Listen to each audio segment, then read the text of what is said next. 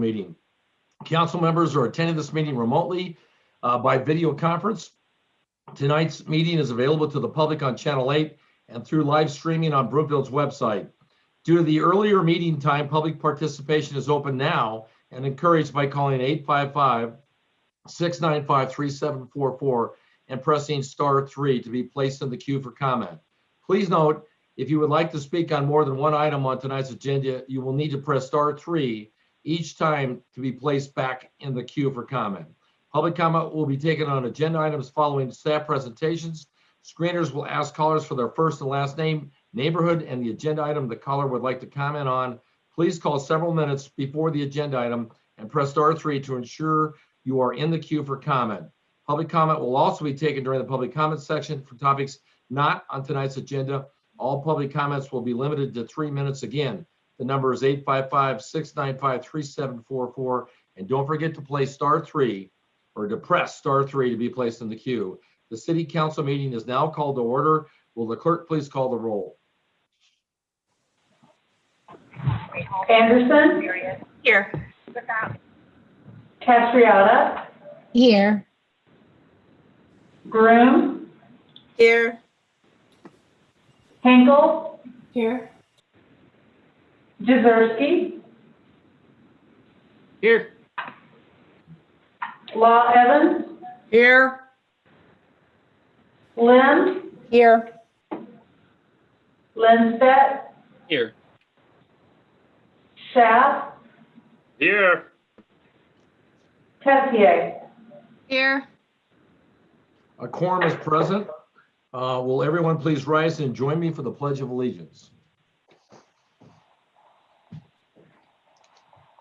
I I pledge pledge allegiance Allegiance to the flag of the United States of America America and and to to the the republic republic for for which it which it stands, stands, one one nation, nation, under under God, God, indivisible, indivisible, with with liberty liberty and and justice justice for all. for all.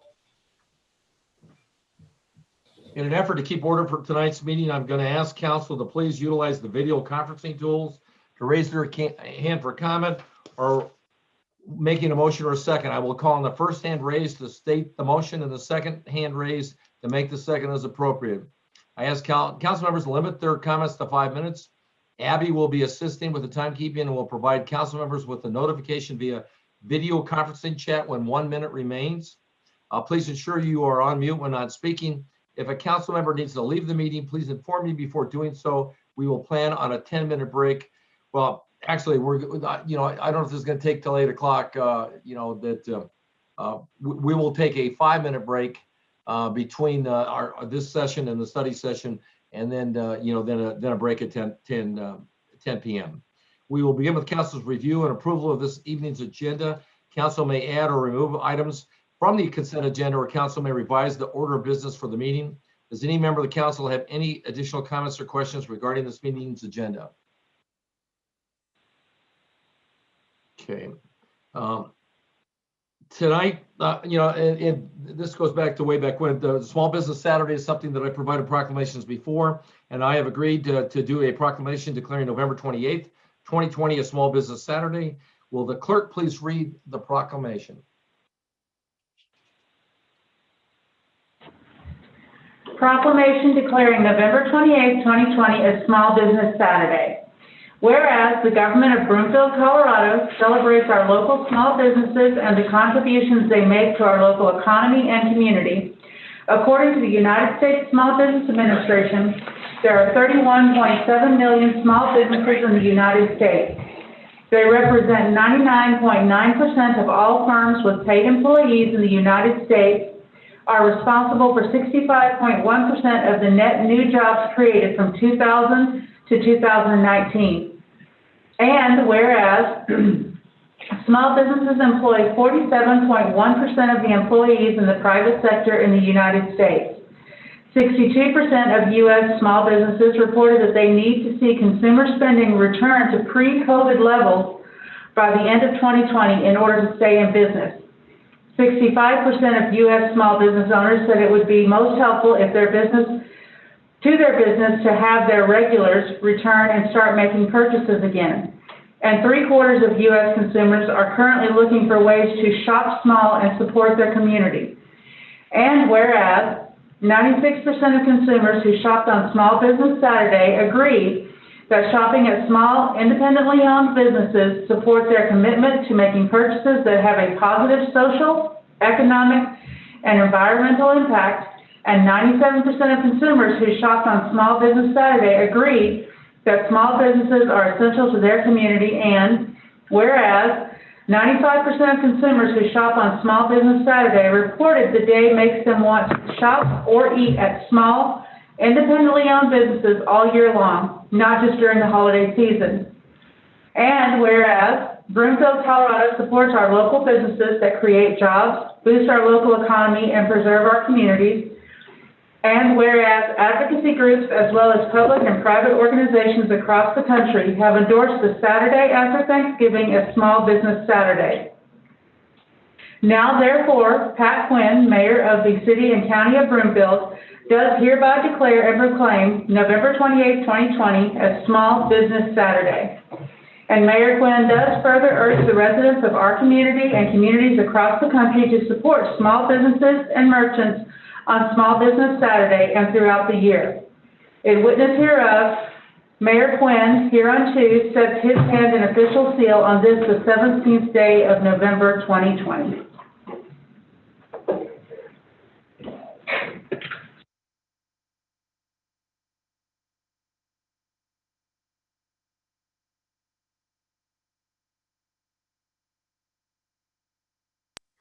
Unmute. So I think it's safe to say that that during COVID, that our support of small businesses is even more critical. And so, anyway, thank you for the proclamation. I don't see anybody from the public, in the queue. Mayor, there was a technical issue. People said they were hung up on. There was about 4 people. Yeah, I saw that. Now they're calling back because they said it was choppy and then they were disconnected. So they're calling back in. I saw them get dropped off, and so I was surprised. I'm going to assume that they weren't here for the, for the proclamation. And so, are there any comments or questions from City Council on my proclamation? If not, we can move on to our next item. I think it's safe to say we all support small businesses every chance we get, and particularly Broomfield small businesses. So I'll say that. I did want to stop for a minute, before we proceed with tonight's agenda, and I wanted to take a moment to recognize Kevin Stambridge for his selfless service and commitment to the City and County of Broomfield. On Friday, Kevin will retire after 24 years of service. 24 years. A lot has happened in Broomfield in 24 years. Kevin currently serves as the Deputy City and County Manager and has led the organization on many key initiatives, including Broomfield Town Square, Northwest Parkway, the Broomfield Community Center reconstruction, to name just a few. His legacy will be his consistent advocacy for preserving open space and trails, Bruner Farmhouse, affordable housing, transportation, and a meticulous balance of honoring history while paving the way for future development. While his presence at City Hall will be missed, his contribution to this community will outlast all of us. It's been an honor to serve with Kevin, and as I've said several times before, or a couple times before I've been allowed to talk about Kevin. Kevin truly embodies the phrase that there's no limit to what you can achieve if you don't mind who gets the credit. Kevin has no ego. He's a selfless person. I've worked with him more than anybody else the last 24 years. I'm going to miss him severely. So we are going to have, Jennifer's going to before Jennifer makes her comments, we would like to share some photos of Kevin over the years. It'll be brief.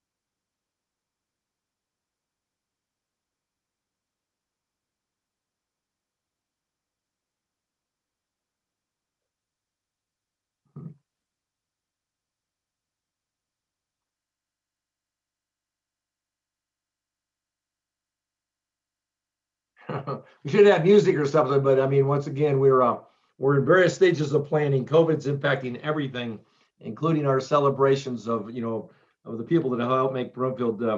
Jennifer, would you like to make some comments? So it's hysterical seeing Kevin cringe telling Jake to speed up the photos, that he was just going way too slow with those photos.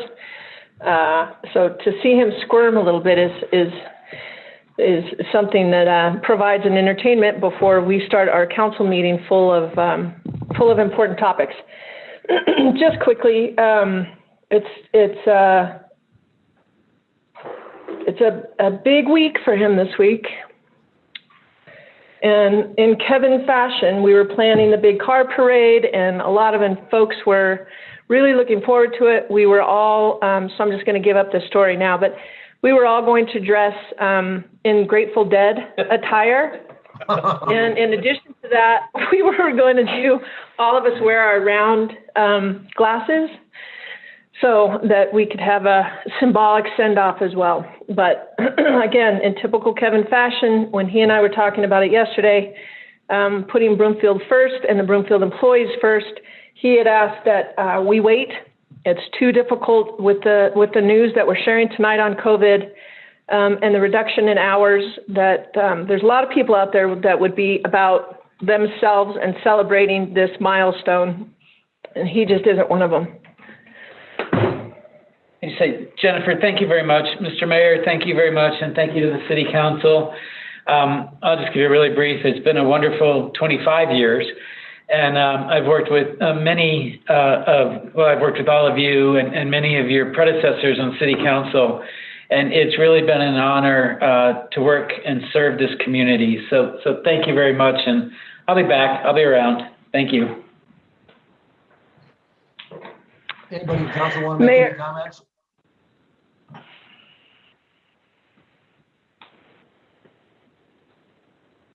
Councilmember Law Evans. I just want to be brief and say, Kevin, thank you. Councilmember Groom. A deep, heartfelt honor to work by your side and be able to learn from you this last 3 years. And I respect you a great deal. Thank you for serving Broomfield. Councilmember Henkel. Thank you, Mayor. Kevin, I remember one of the first times we had to talk, it was about Jefferson Parkway, and I think I gave you a heart attack with our first meeting on that board. And I just really appreciate you, rolling with the punches, we'll just put it that way. And I just really appreciate you introducing me as well. When we went and we were able to go to public functions, you made sure that I knew everyone in the room that you knew. And I was just very grateful of that. You just have a welcoming personality, and you're a connector, and I appreciate that about you. Well, Kevin, the comments are brief, given the fact that we don't seem to have short meetings at all, but it does mean that once again, that everybody doesn't feel something special for you. As you know, I do. Kevin and I had a chance to talk last week, and I'm hoping I'll get to play golf with him, because I've golfed with him a couple of times, and I think I can make some money off him. So we'll go on to the next agenda item, which is public comments. This is an opportunity for the public to comment on matters. Mayor? Yes.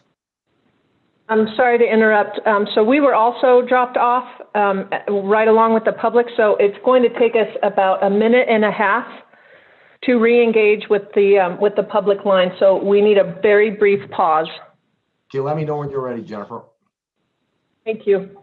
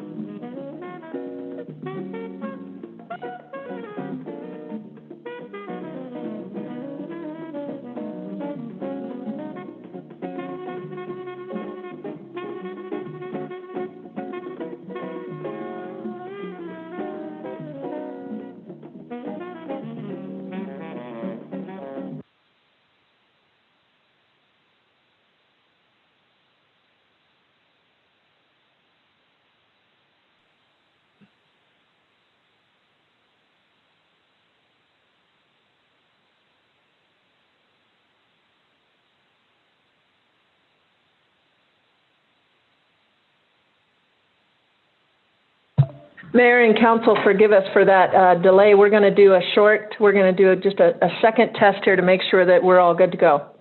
Okay, thank you, Jennifer.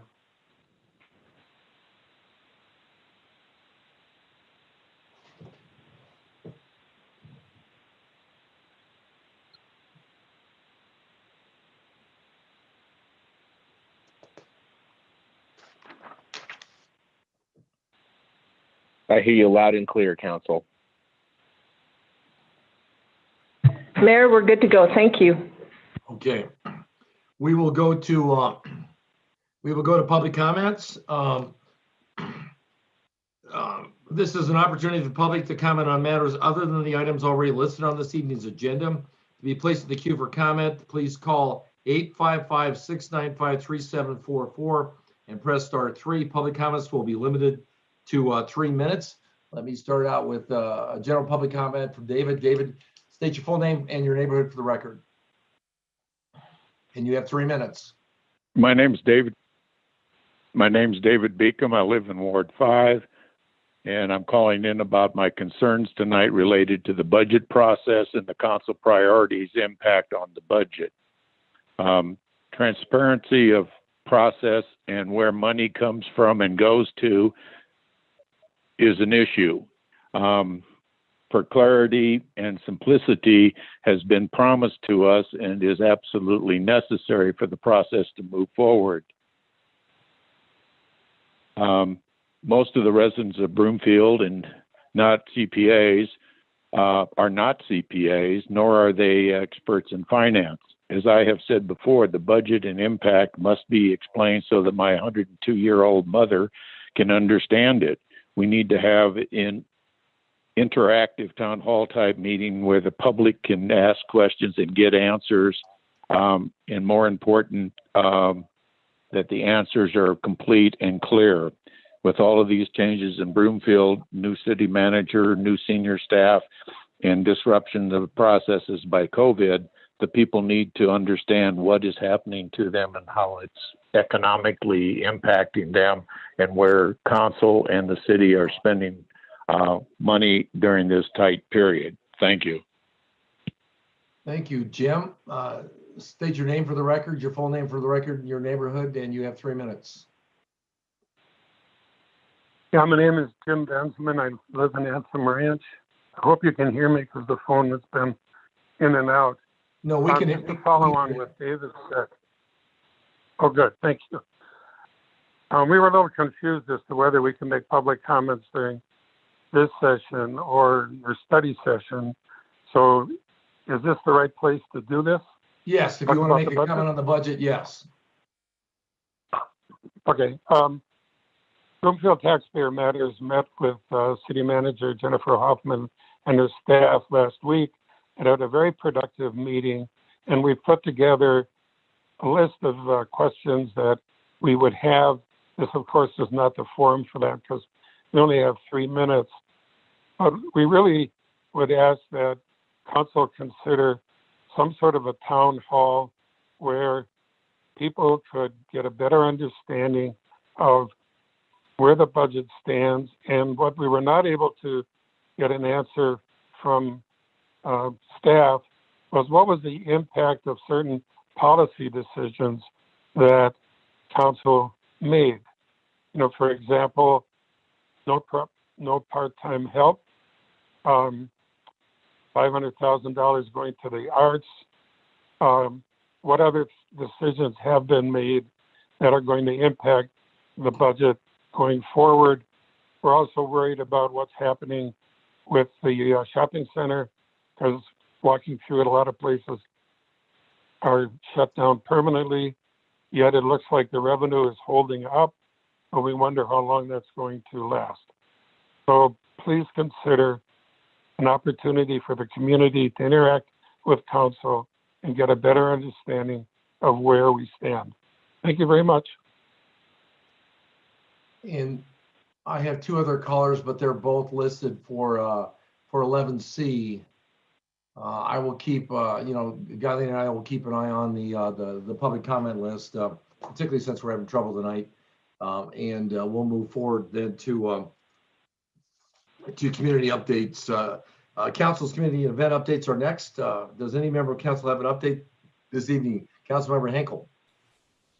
Thank you, Mayor. Let me get to my notes here for a second. I appreciate this. I'm going to go through fairly quickly what CC4CA, and for those in the public, that's Colorado Communities for Climate Action.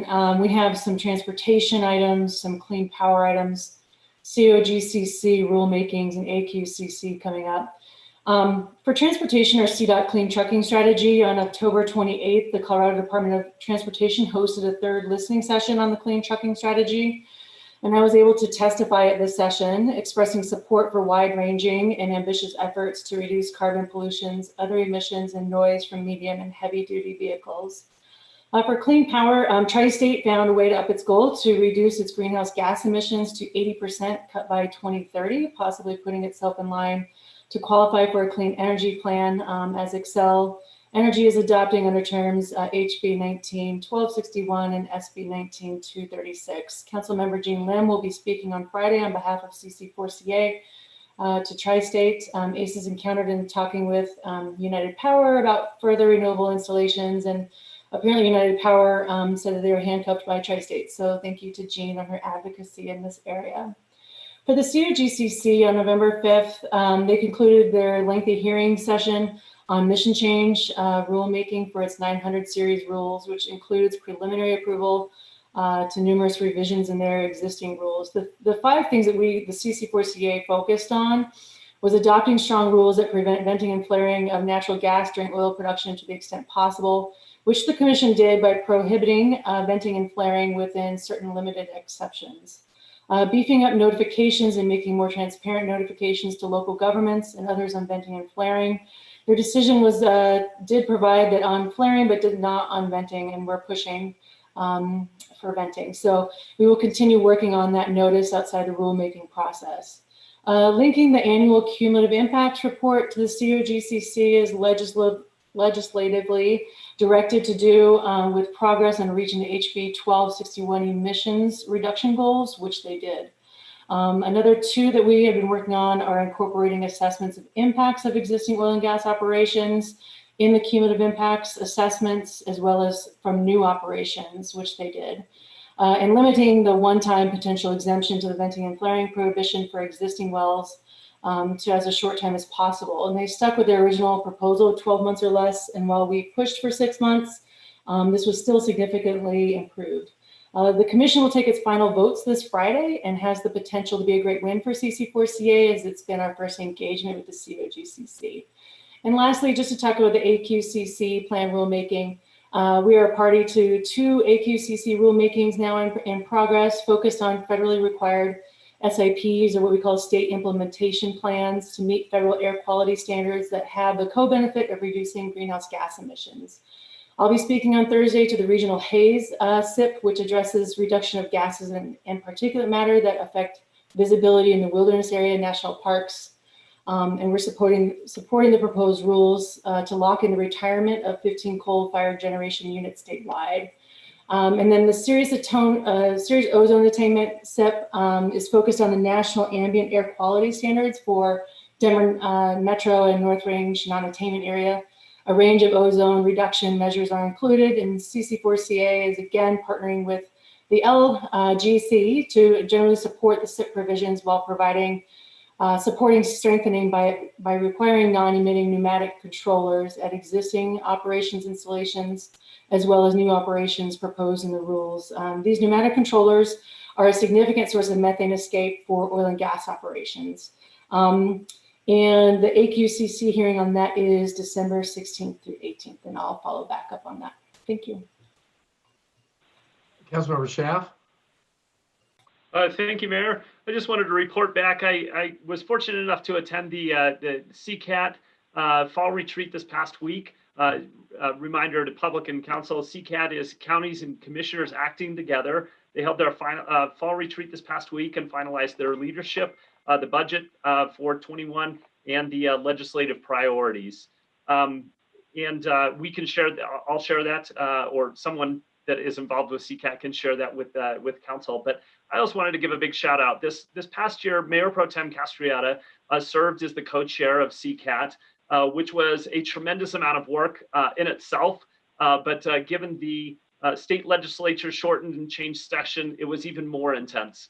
But also in this year, we've experienced the COVID-19 pandemic, the state and local budget issues, and the wildfires threatening the state as well. So her job was that much more demanding. And just wanted to let council know that the members of CCAT praised Guyleen for her leadership. She served both CCAT and Broomfield very well this last year. So my thanks to you. Thank you. We'll move on to the consent agenda. Council consideration of the consent agenda is next. Following the clerk's reading of proposed of consent agenda item 7A, we will ask for public comment. Will the clerk please read agenda item 7A by title?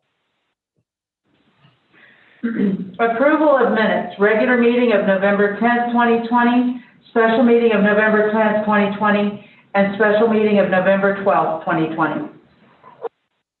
Okay, we'll proceed with public comments. You know, Jennifer, I am going to make a comment that I see people coming on and off.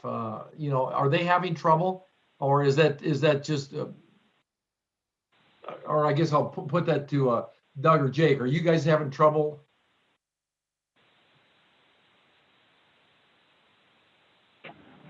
Mayor, I think we're all good now. We were having some problems before, but I was able to redial in, so we should be all good on the public line.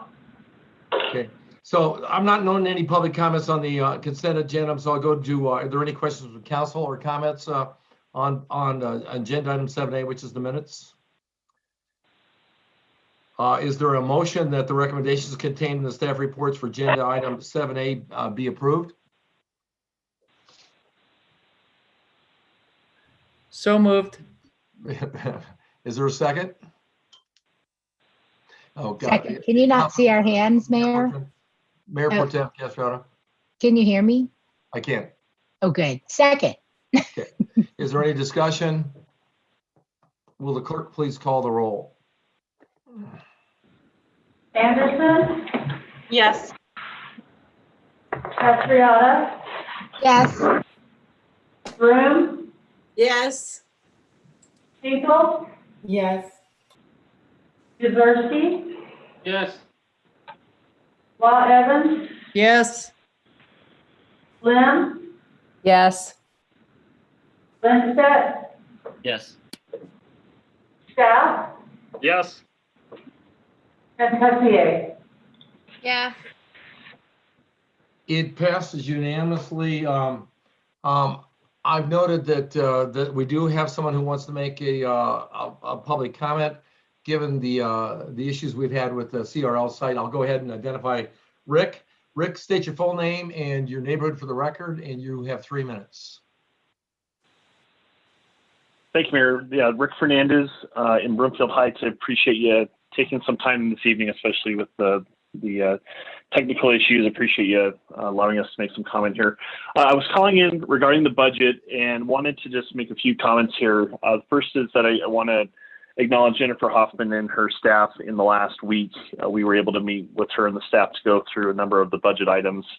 And I really appreciate the time and effort that she and the staff had taken with us to sit down and go through that discussion. Also appreciate the amount of time and effort that does go into defining the annual budget and realizing it's a very lengthy document, 200 pages long, and you can see the effort that goes into that, and I definitely appreciate that. The city staff also indicated that they're committed to providing transparency on the budget and the areas where they can be improved in that regard as it's communicated out to the public. So as an example, being able to show year-over-year actuals and proposed budget figures and how those can be reviewed and compared. I really appreciate the staff looking at that as an area that can be improved in terms of things being, again, communicated to the public. The city staff also indicated that fiscally conservative approaches to the budget is a top priority, making sure that the city's budget is put together and it reflects how our tax dollars are put to work. And at the same time, the city staff also made it clear that they need to provide support of city council priorities, policies, and directions. And this is an area of concern that we do have from a certain point of view on the community side. Over the last few years, there's been a number of decisions that have been provided policy-wise by the city council, and that puts a significant strain on what the city has to manage in terms of the budget. So in the spirit of transparency and fiscal responsibility, I would request that you and the council have the city staff prepare a cost and revenue-based view on the impacts of the policy decisions that go into the 2021 budget. And that could be COVID-19 response, energy litigation, affordable housing, diversity direction, urban renewal.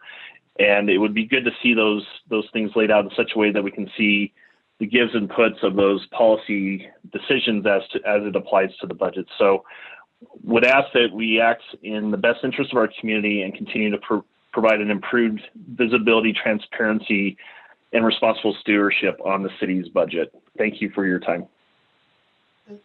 Thank you, Rick. And so we'll move on to,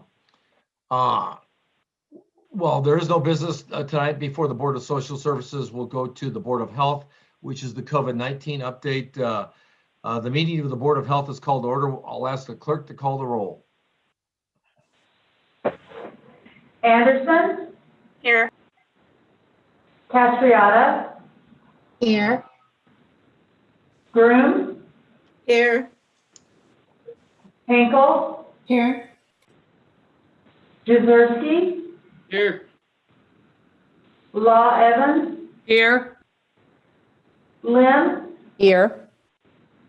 Lindstedt, Here. Schaaf, Here. and Tessier. Here. Quorum is present. Board members have a copy of the agenda memorandum, which staff will summarize. Good evening, Mayor and Council. Not unlike the email that was sent to you all today, Jason is going to do a brief presentation. Some of it will be reiterative of what you all received today, and then open for additional Q&A with regards to timing and how the state dial works. Jason? Yeah, thank you, Ms. Hoffman, and thank you, Mayor Pro Tem, and council members. I would like to say it's a pleasure to be in front of you today, but that definitely is not the case. I've been losing a lot of sleep along with a lot of our county leadership over the past couple of days. If we can move to the next slide.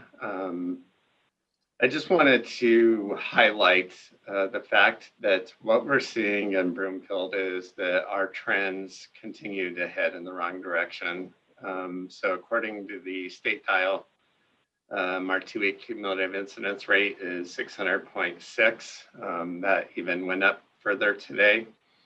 Our Broomfield community 2-week average positivity is 9.1%.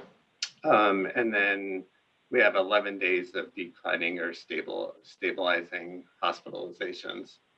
2 key points I want to really highlight with this as we move forward is, as you will recall, our North Star throughout all of this was to try and mitigate and keep the virus transmission level low enough to a point that we would not overwhelm our hospital capacity, and that was called flattening the curve in the beginning. What we're seeing both statewide and in our north central region is we are getting to a pretty dire place, looking not only at hospital beds and hospital capacity, but specifically staffing to staff up those beds. And it was included in our scorecard that 14 of the 30 hospitals in our north central region are reporting current or anticipated staffing shortages. And this is up from 7 facilities last week. Projections indicate that the staffing at most, if not all facilities, will hit a critical level in the coming weeks as census numbers and hospitalizations increase. So again, you'll recall that that is our North Star and ultimately what we're trying to achieve. The second thing I just want to really emphasize is while we're doing our best in Broomfield County. There's two things impacting us. There is definitely metro-wide community transmission taking place, which is not only impacting our rates, but impacting rates across the entire metro region. The second thing is we're all part of a hospital ecosystem.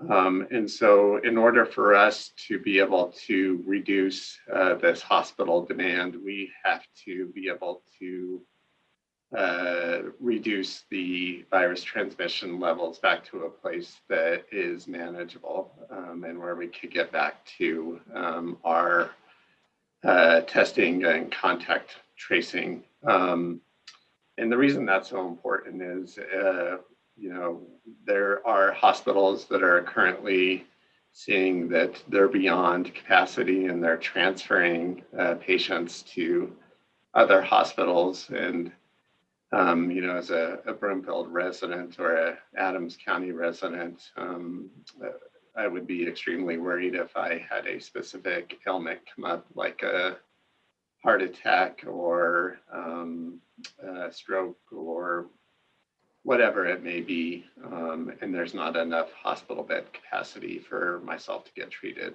So we're trying to avert that as the best as possible. Next slide. So the state today, and I just want to really emphasize, we were alerted last night, along with many of our neighboring and statewide counties, that the governor's office would be revising the public health dial. The idea was to take more of a surgical approach when it came to that level red, severe risk. So what you'll see is they've added a level purple, extreme risk. In my opinion, this means that we are at the very point of no return with hospital breach, and really need to enact strict stay-at-home measures.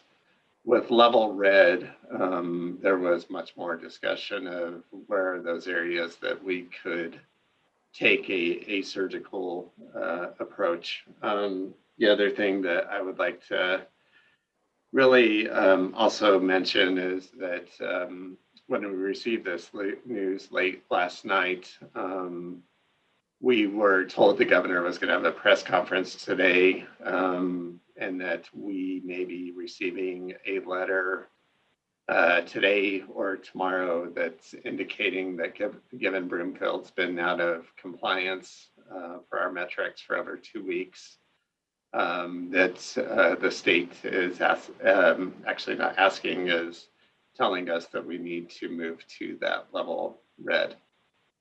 Next slide. So what does it mean? And the most important thing, I think, as we go through this, and there's multiple capacity limits we could talk about, but these are the ones that are the most important.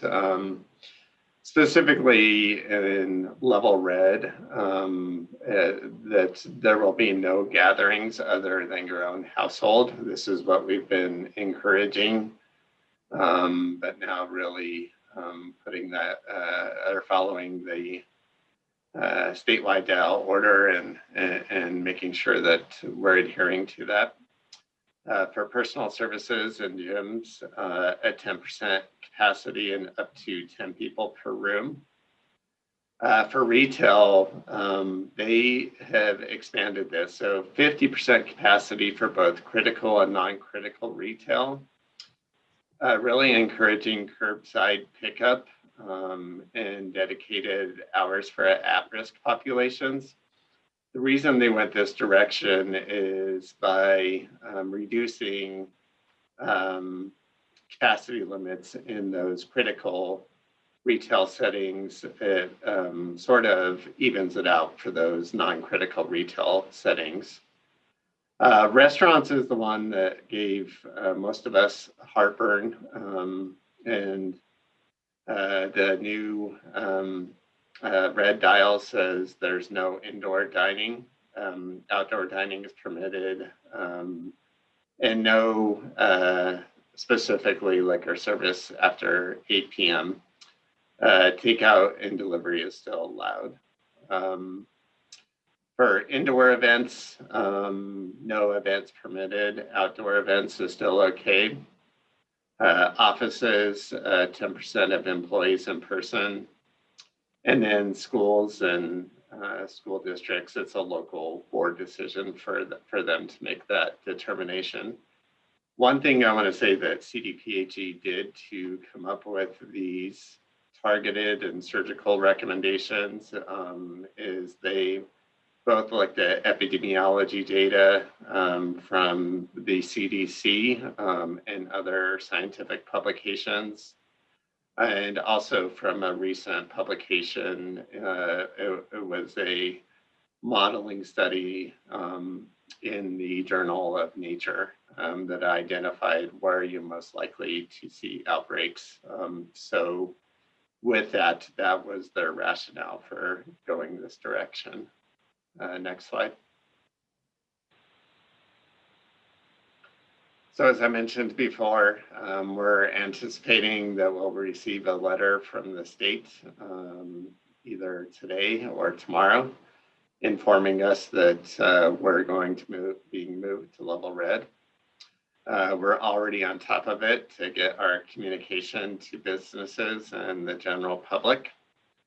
11/20 is what we understand when this goes into effect, but we haven't seen the final public health order and we haven't seen the final letter. So until I see those two pieces, I can't say that's definitively what the day will be. And then on December 20th, we will, it's a 30-day period, meet with the state to revisit our trends, our current status. And with that, if Broomfield does get back to level orange metrics at any point in 30 days and maintain them for 2 weeks, we can apply to move back to level orange operating capacity. Next slide. Jason, I want to interrupt just really quickly. So Jill just sent the letter. Oh, okay. So just for council and the public notice that it is effective on November 20th at 5, that we need to work on informing the residents, businesses, and other stakeholders. Excuse me, and that any life right activities that are already scheduled, right being RITE, that are already scheduled for November 28th through the 22nd, such as weddings or memorial services, may proceed as planned. Any future activities must conform to the new requirements. Thanks, Jen. I'm not checking emails, so I'm glad that you're on top of that. Even though that we will be required to go this direction, we're going to definitely continue our mitigation strategies to enhance what we're doing in this red category with reduced capacity limits. So that definitely, everything that we've talked about in the past, we're going to continue to deploy and really get out to the community. Next slide. So the key takeaways and recommendations, as we shared about last week, but it really hasn't changed, is the epidemic nationwide here in Colorado, and specifically in the metro region in Broomfield, has significantly worsened the past few weeks. Our hospital systems, as we mentioned, are nearing capacity. The School of Public Health modeling says we could reach ICU bed capacity and hospital capacity in either late December or early December, depending on what we see over Thanksgiving.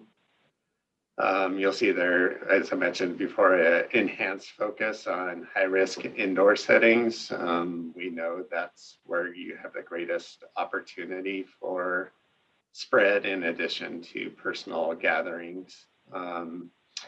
CDPHE has requested that we move to this level red restrictions based on our metrics, based on where we're at in the hospital data. I recommend that we comply with this request, and we'll be able to reevaluate in 30 days. And then next slide.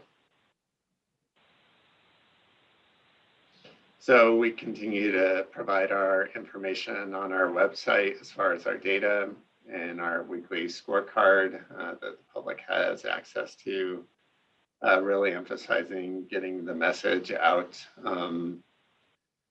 to the public about this phone-based app that could help us in contact tracing and hopefully reducing the spread.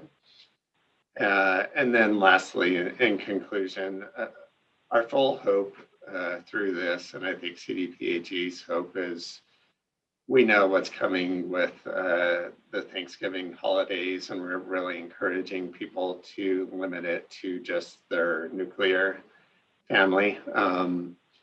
But dependent on what we see over the Thanksgiving holidays, in addition to where we're currently at, we want to be able to take these proactive preventative measures to hopefully get us to a place that the virus is mitigated and in a much better place leading up to the December holidays.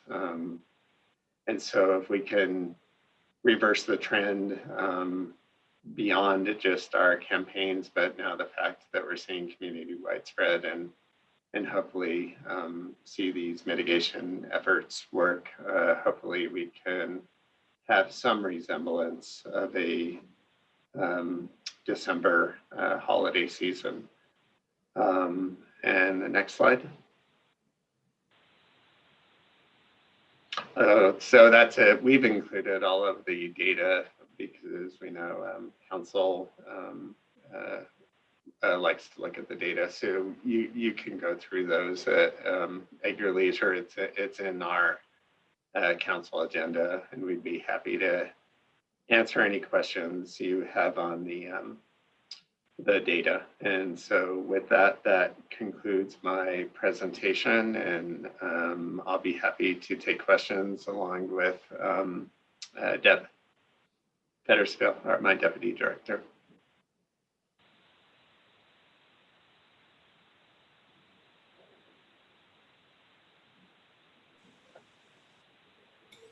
Mary, you're muted.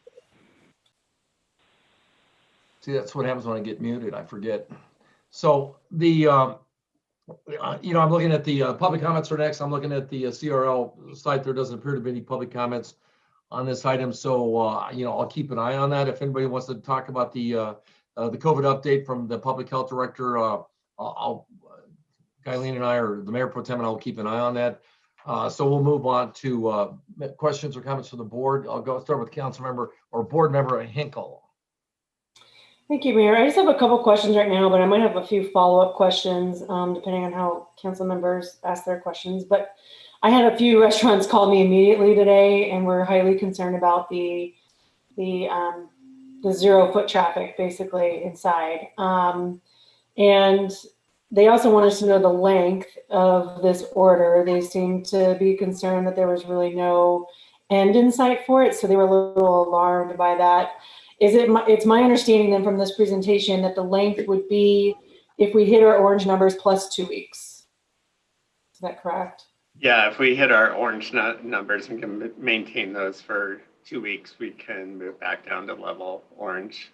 And then secondly, Councilmember Hinkle, that the order is for 30 days. So we get a chance to meet with CDPHE and revisit our metrics at that point in time.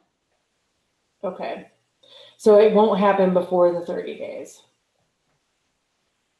What, excuse me? So there's no expiration date possible before 30 days. Is that correct? Unless we were able to significantly reduce our trends quickly. But unfortunately, based on what I'm seeing with current trends, that doesn't look like that may happen. Yeah, it's disheartening.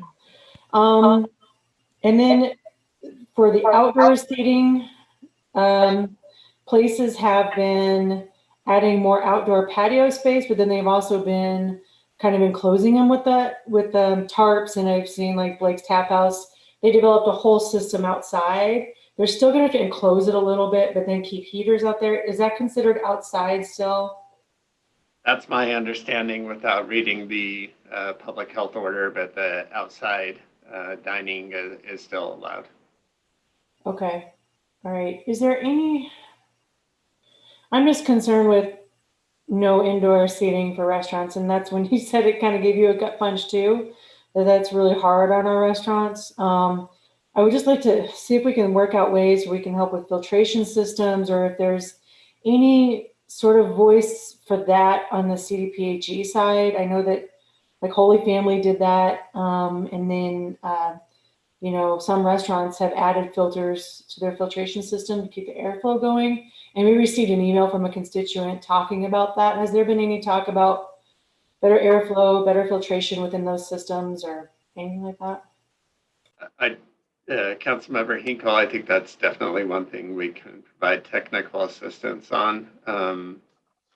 The second area that I would like to just highlight, and I'll let Ms. Hoffman also respond to this, is as we were going through the process, I strongly advocated to the state that those counties that are being moved into level red, and specifically those businesses that are being the most impacted, i.e. our restaurant businesses, as they roll out these small business loans and supports that they're working on at the state, that hopefully those could be targeted to the counties that are most impacted, that had to move in the level red. And I hope that could come to fruition and help offset some of the economic impact to our restaurants. Okay, great. Jennifer, did you have anything to add to that, or? Thank you, Councilmember Hinkle. The special session that the governor is calling will be specifically around these issues. There is 110 million to 150 million that the governor and his staff are working with the Joint Budget Committee right now to identify and secure, specifically for the biggest impacted businesses. Additionally, the conversations that we've had, as Jason had said, really surrounding and prioritizing the counties that are in the red. So rather than having kind of a blanket wide distribution, those counties that are most impacted because they are in the red, we will continue to fight for a prioritization for those funds to provide some immediate relief. What the categories or criteria is to receive that funding, I don't know. But certainly common sense, if common sense prevails, not only with the restaurants with regards to unemployment assistance for their staff in order to get them paid, that there'd also be some technical equipment that would be able to provide them the coverage or awnings, if you will. So we'll keep you posted on that.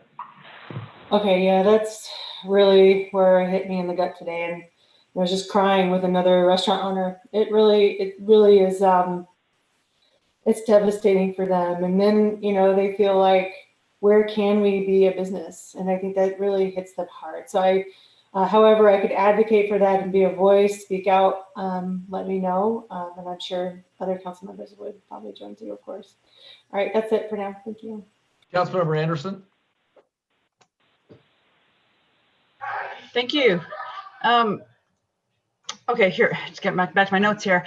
Okay, so I have a few questions here. The restaurants, the note that they were closed after 8 p.m., is that drive-throughs everything, or was that, what was the 8 p.m. referring to, and was there reason why the drive-throughs wouldn't be open after 8 p.m.? Yeah, so Deb and I are tag teaming that. You want to take it, Deb? Yeah, the way that it's written Councilmember Anderson, is that it applies, the 8 o'clock applies to on-premises consumption.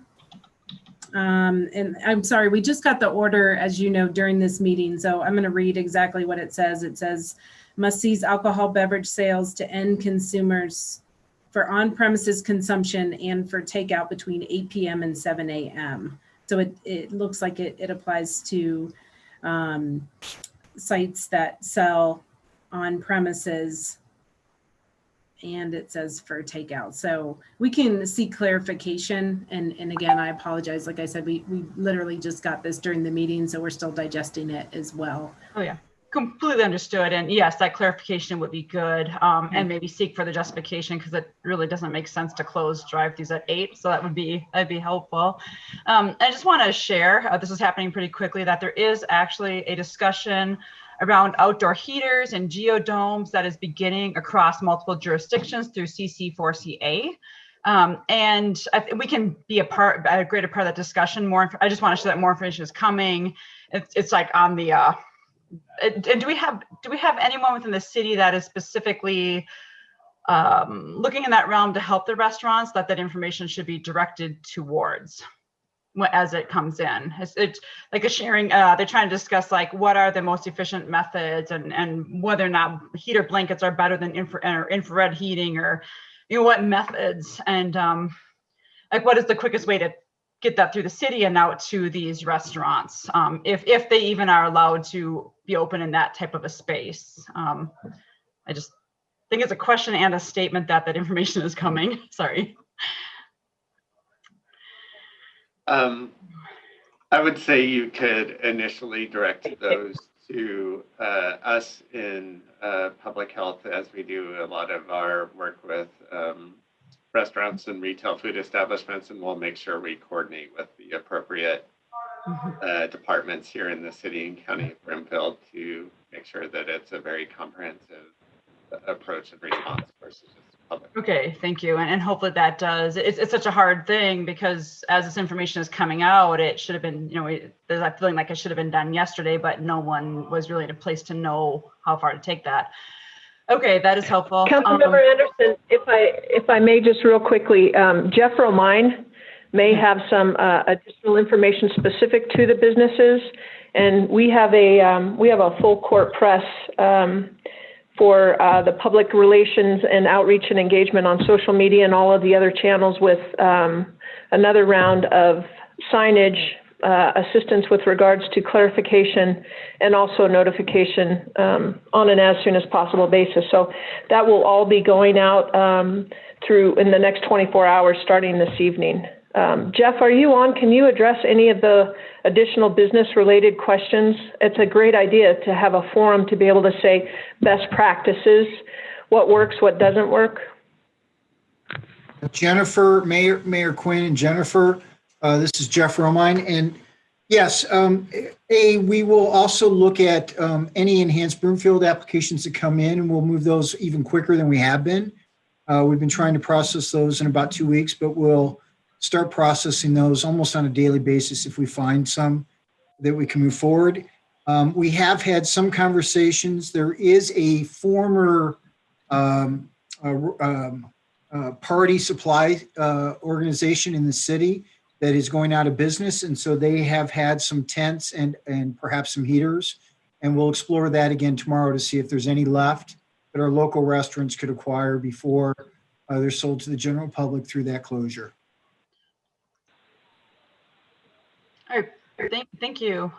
Deb in Public Health, and I just want to clarify, just in case it wasn't clear, I'm sorry for interrupting, but the section I was reading from the order, I just want to make sure it's clear that 8 p.m. only applies to alcohol sales, not to restaurant services. So I'm sorry if that was unclear. Restaurants can continue to provide outdoor dining, takeout, and delivery services after 8 p.m. It's just the alcohol sales is what that 8 p.m. applies to. So if anything I said earlier was unclear, I just want to make sure I said that. Thank you. Okay, thank you. That is helpful and does make more sense. So appreciate that additional information.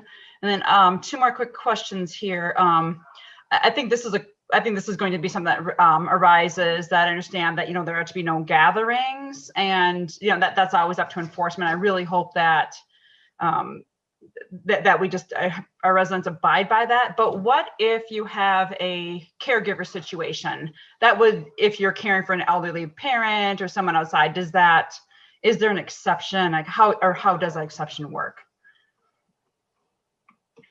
I would need to go back to the specific order, but as I understood it, that caregiving situation would be allowed. So if I find out that's not the case, I'll make sure we follow up with you, Councilmember Anderson. Okay, thank you. And then the final question I had was Adams 12 and Boulder School Districts, I believe, have now returned to full remote. I know we're in Adams 12 and we are K-5 and on up, we're all full remote. And but it looked like based on that model that I don't foresee this happening between Thanksgiving and Christmas, but they are free to return to in-person learning for K-5 anytime they felt like they were in the place to do that, correct? Yes, correct, Councilmember Anderson, and both those districts made the decision not based on the risk transmission within the schools for K-5. It was more the issue of operations with the current quarantine guidance that they couldn't sustain enough staffing and having enough disruption in the school to effectively keep school running. Okay, that's what I was thinking. Okay, thank you.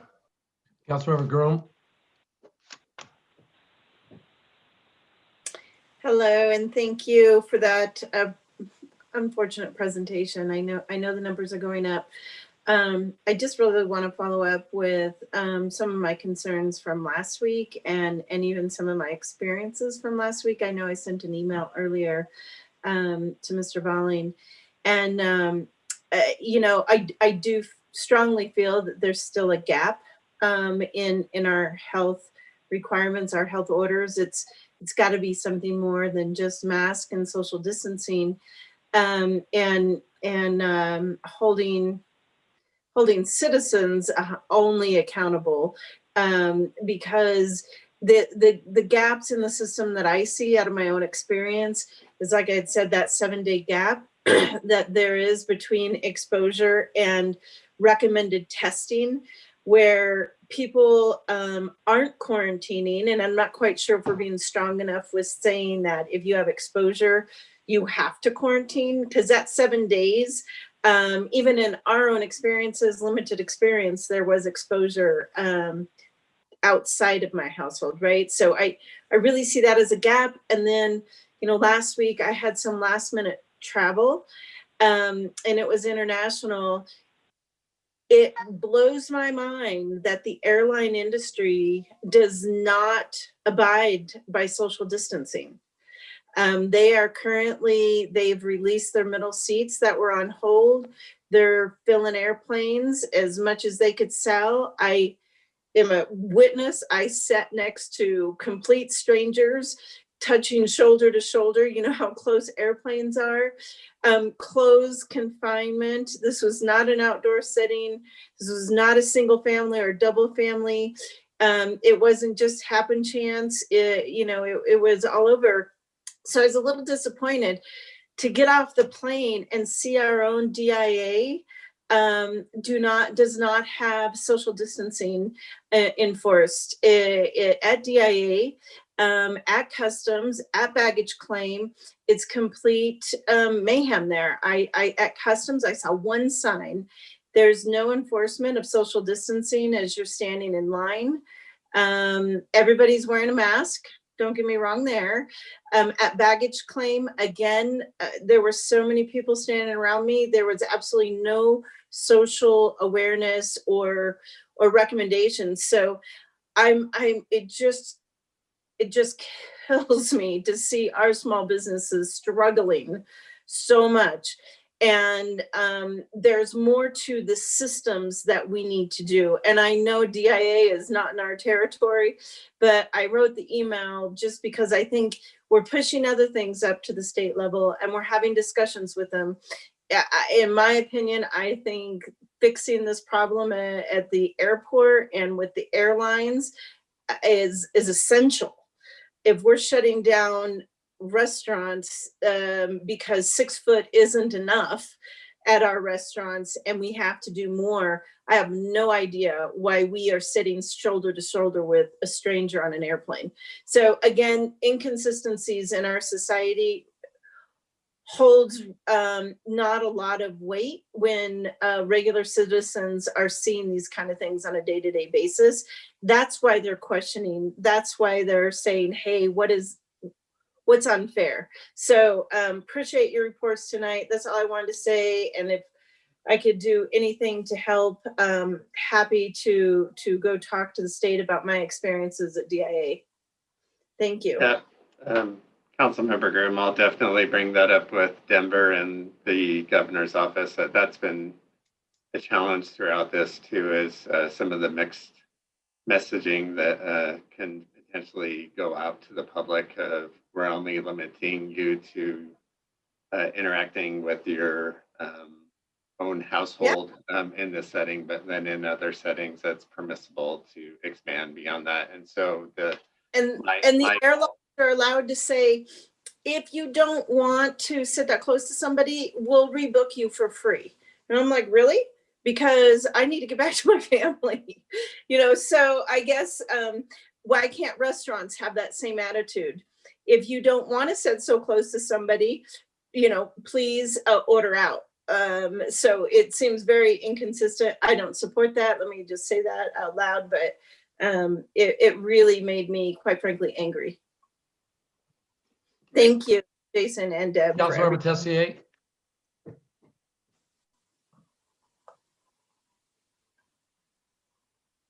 Thank you. So thanks for the report. Great questions and comments by fellow council members. It makes me wonder too, like what kind of empowerment is given to our small businesses and larger businesses. I can't help but feel the inconsistency that Councilmember Groom was talking about. And it also made me question too our grocery stores where, food is a necessity and I get it. And then, so something coming up for me is when I go to a grocery store, I see how full the parking lot is. If it's too full, I'll just turn back around. I'll go inside. And if it's there are some areas that are so crowded, it freaks me out. So I'm wondering what kind of, and maybe it goes back to the business roundtable or discussion around, how can we empower our businesses? And I want to say something before you respond, is that I think human beings are so freaking resilient and look for ways to adapt, right? So this is also providing us an opportunity to kind of think outside of our normal ways of being.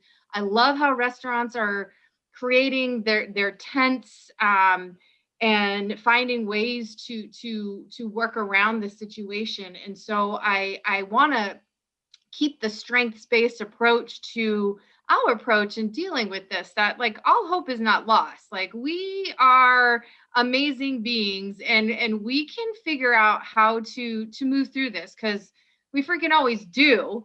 But I do worry a little bit about grocery stores here in Broomfield. And I'm wondering if you could talk a little bit about that and how we can empower and keep a consistency throughout. Yeah.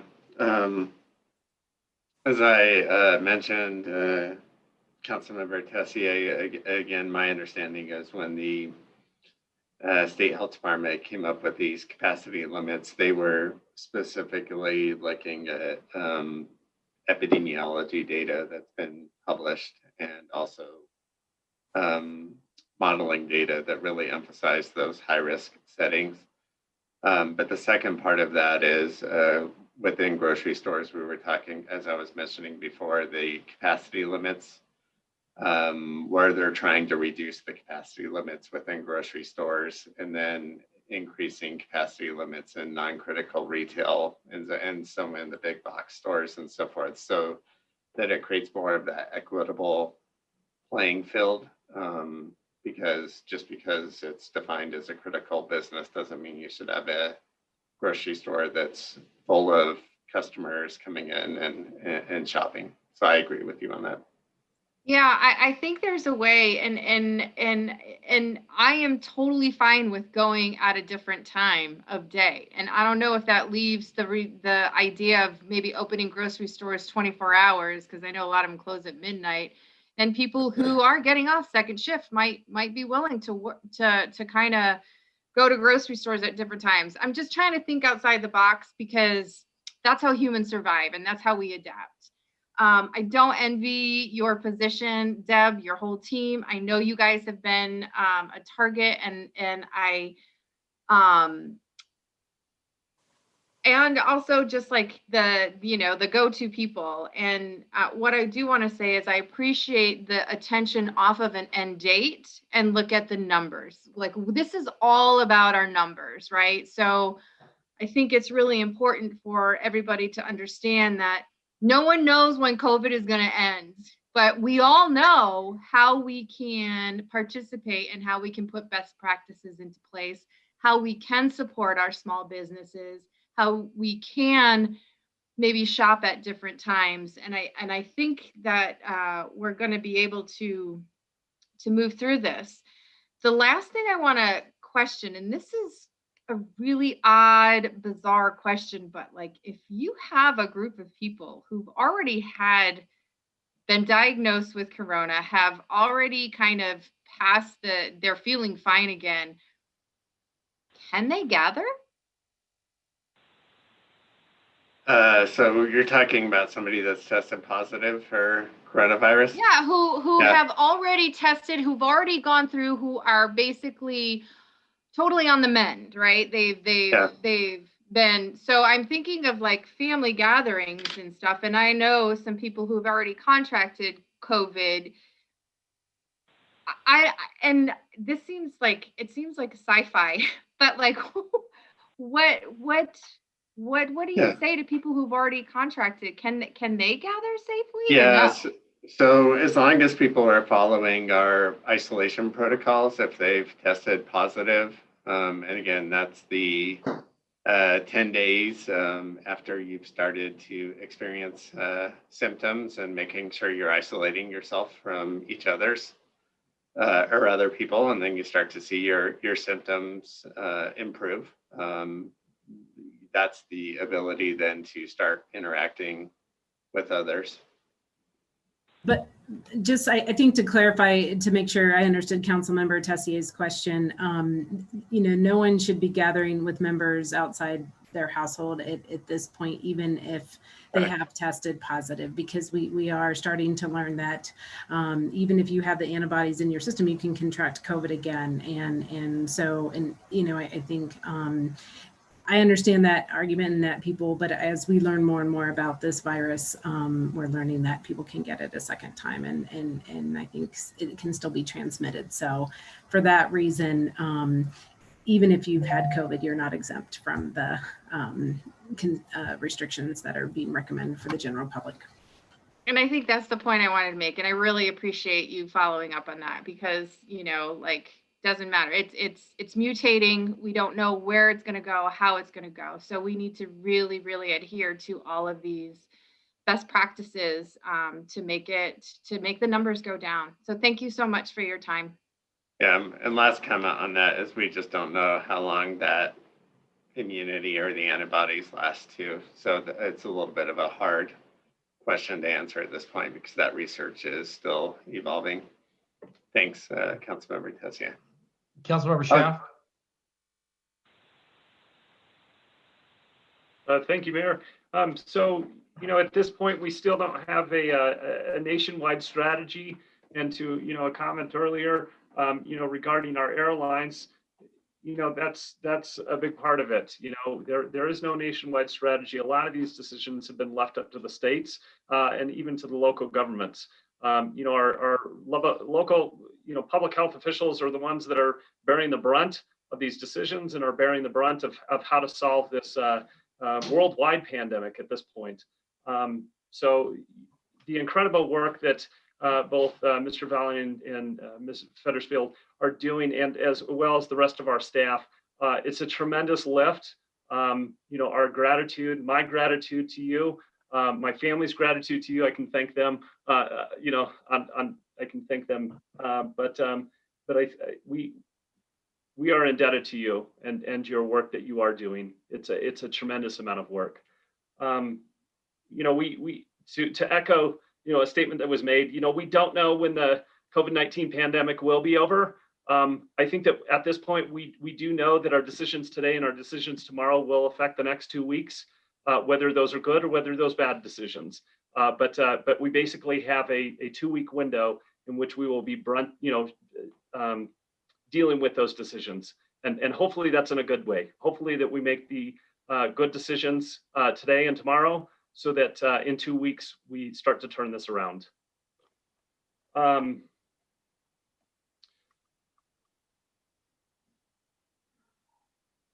So one thing that some other states have enacted is a mandatory quarantine for people that are returning from out-of-state travel. Is this something that the state of Colorado has discussed, and is that something that's on the horizon at this point? I'm sure that people that are traveling to Colorado at this point from other states are probably quarantining in their own state for 2 weeks, but is this a conversation for Colorado at this point? Honestly, we continually push the governor's office on that, and the governor's office has decided not to go that route. So, okay, it's the governor's decision. Yeah, I think I mean it would be interesting to hear his rationale why. I haven't heard him address that in the last few weeks, at least. In his rationale why. I don't know if any media has asked him, or any journalists, any media have asked him about that. I haven't heard in his press conferences, but that would be something interesting to get his take on why, at this entire time we haven't enacted something like that, and now that our numbers are really going up, it is concerning. It seems like a lot of other counties are also being moved to red as well. Much of the metro area, as well as some of our mountain towns as well. Do you know the number at this point of the number of counties that are going to be being moved to red this week or maybe next week? I didn't get a final list from CDPHE. When I do get the final list in those specific counties, I'll make sure I share that out. The governor didn't share it today during the press conference, but I assume that they will follow up due to the press inquiries of which those counties are. So as soon as I get that, council member staff, I'll make sure I share it. I'm sure they wanted to send out those letters before the governor announced it at the press conference, right? And while we were meeting, this is Deb in Public Health again, and Jason's been presenting, so he may not have had it because it's all these emails coming in like during this meeting. There was a press release that came out of the governor's office just a short time ago that listed all the counties that we can send out. There was about 15 that moved to red, and then I think another handful that moved to orange. So that information is now available. Much of the metro area, though, at that point, so it now is a regional issue as well as a strategy. So that's good to know. Thank you for addressing the schools. That is what I continue to hear, is that it's not so much the transmission within the schools, but because of the community spread, it's affecting staffing and affecting the operations of those schools. So again, for those members of the public that have sent in emails and that have expressed concerns about why we can't keep schools open, it seems like this is really falling back onto that community spread and the ability to have staffing to adequately run those schools. That's true, isn't that? Correct. And the other thing was, that's really, I think that it was at one of these last meetings that I spoke of, September, the end of September 22nd, I wrote down the date. We were on the verge of moving to level 1. A month later, we were going in the wrong direction and we moved to level 3 or level orange. And now 2 months later, or under 2 months later from September 22nd, we are now at the opposite end of the dial. We are not to level purple just because they added a new level purple today. But you know, we're going in such the wrong direction after so many great months of hard work and diligent work by our community. And in 2 months' time, we've really kind of dashed all of that, and we're back in the same spot that we were at the beginning of this pandemic, which is. And Councilmember Chef, just to respond to that, because I think you're right on, is as we saw through the summer months with more people outdoors and some of the protective measures we had in place in Broomfield and the Broomfield community really stepping up, we were able to keep our community transmission levels low. The challenge is this virus grows so exponentially. I think our current reproductive effective rate is up to 1.7 to 2, and you're supposed to be down below 1 to not have sustained community transmission. So it just shows you that as you start to expand that quickly, how quickly the cases can go up. And I think that's exactly what we not only saw in Broomfield, but in the Denver metro region and other areas across the state. Right. And I just wanted to finish up on that, my statement and then go into my last question, which is, so with the dial framework, they did add this purple level, which is now being called extreme risk. With that change in dial work, they also removed those categories. So it was safe out or stay at home and the safe outdoors or something like that. Then we had the safer at home level, and then we had the stay at home order, which was, or stay at home level, which was the lowest level. We kind of have lost all of that terminology. So with red, is of the essence, is this the stay at home phase now? This is the stay at home phase, the way I understand it, unless we get to the level purple, which is we've breached hospital capacity, and that will then take very drastic measures beyond these surgical approaches to reduce that spread. And I think the full intent of everybody in public health and the governor's office is with a desire not to immediately go there, because we know how devastating it is to the businesses, to our residents, and to others. And again, this is really trying to balance the health impacts and managing the spread at the same time of balancing the economic impacts and the social impacts, and they're not mutually exclusive. I think they go hand in hand in a symbiotic relationship. So as much as we can avoid going there is my hope. Well, thank you to you and the entire public health team. Mayor, that's all I have. Mayor Pro Tem. Thank you, Mayor. And I'll start with a thank you, guys. I know these are some challenging times for our health professionals. And I just want to say thank you. I do have just a couple of questions. First, with childcare, I know some schools are not providing that, but in the case that a school like Ball Swan is providing special needs childcare, would they be allowed to stay open as essential? Okay. That's my understanding. Good. Yes. Okay, because we definitely need that.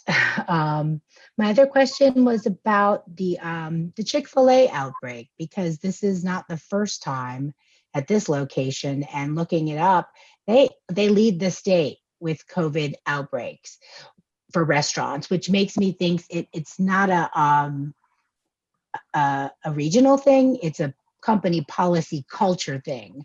And I see that they send their staff members out to the drive-thrus to interface with cars to take orders, to expedite ordering, but the people in the cars aren't wearing masks. So what is being done to stop this chain from spreading a lot more than chicken? Yeah. That's our compliance team. So I'll let Deb talk about how we address those issues and make sure we're getting out and assessing what's going on. And then secondly, providing that direct technical assistance. And sometimes if it has to be not just technical assistance, but more of a direct message that we get that across to these business owners. At least give them a full face mask. Thanks, Deb. Sorry, go on.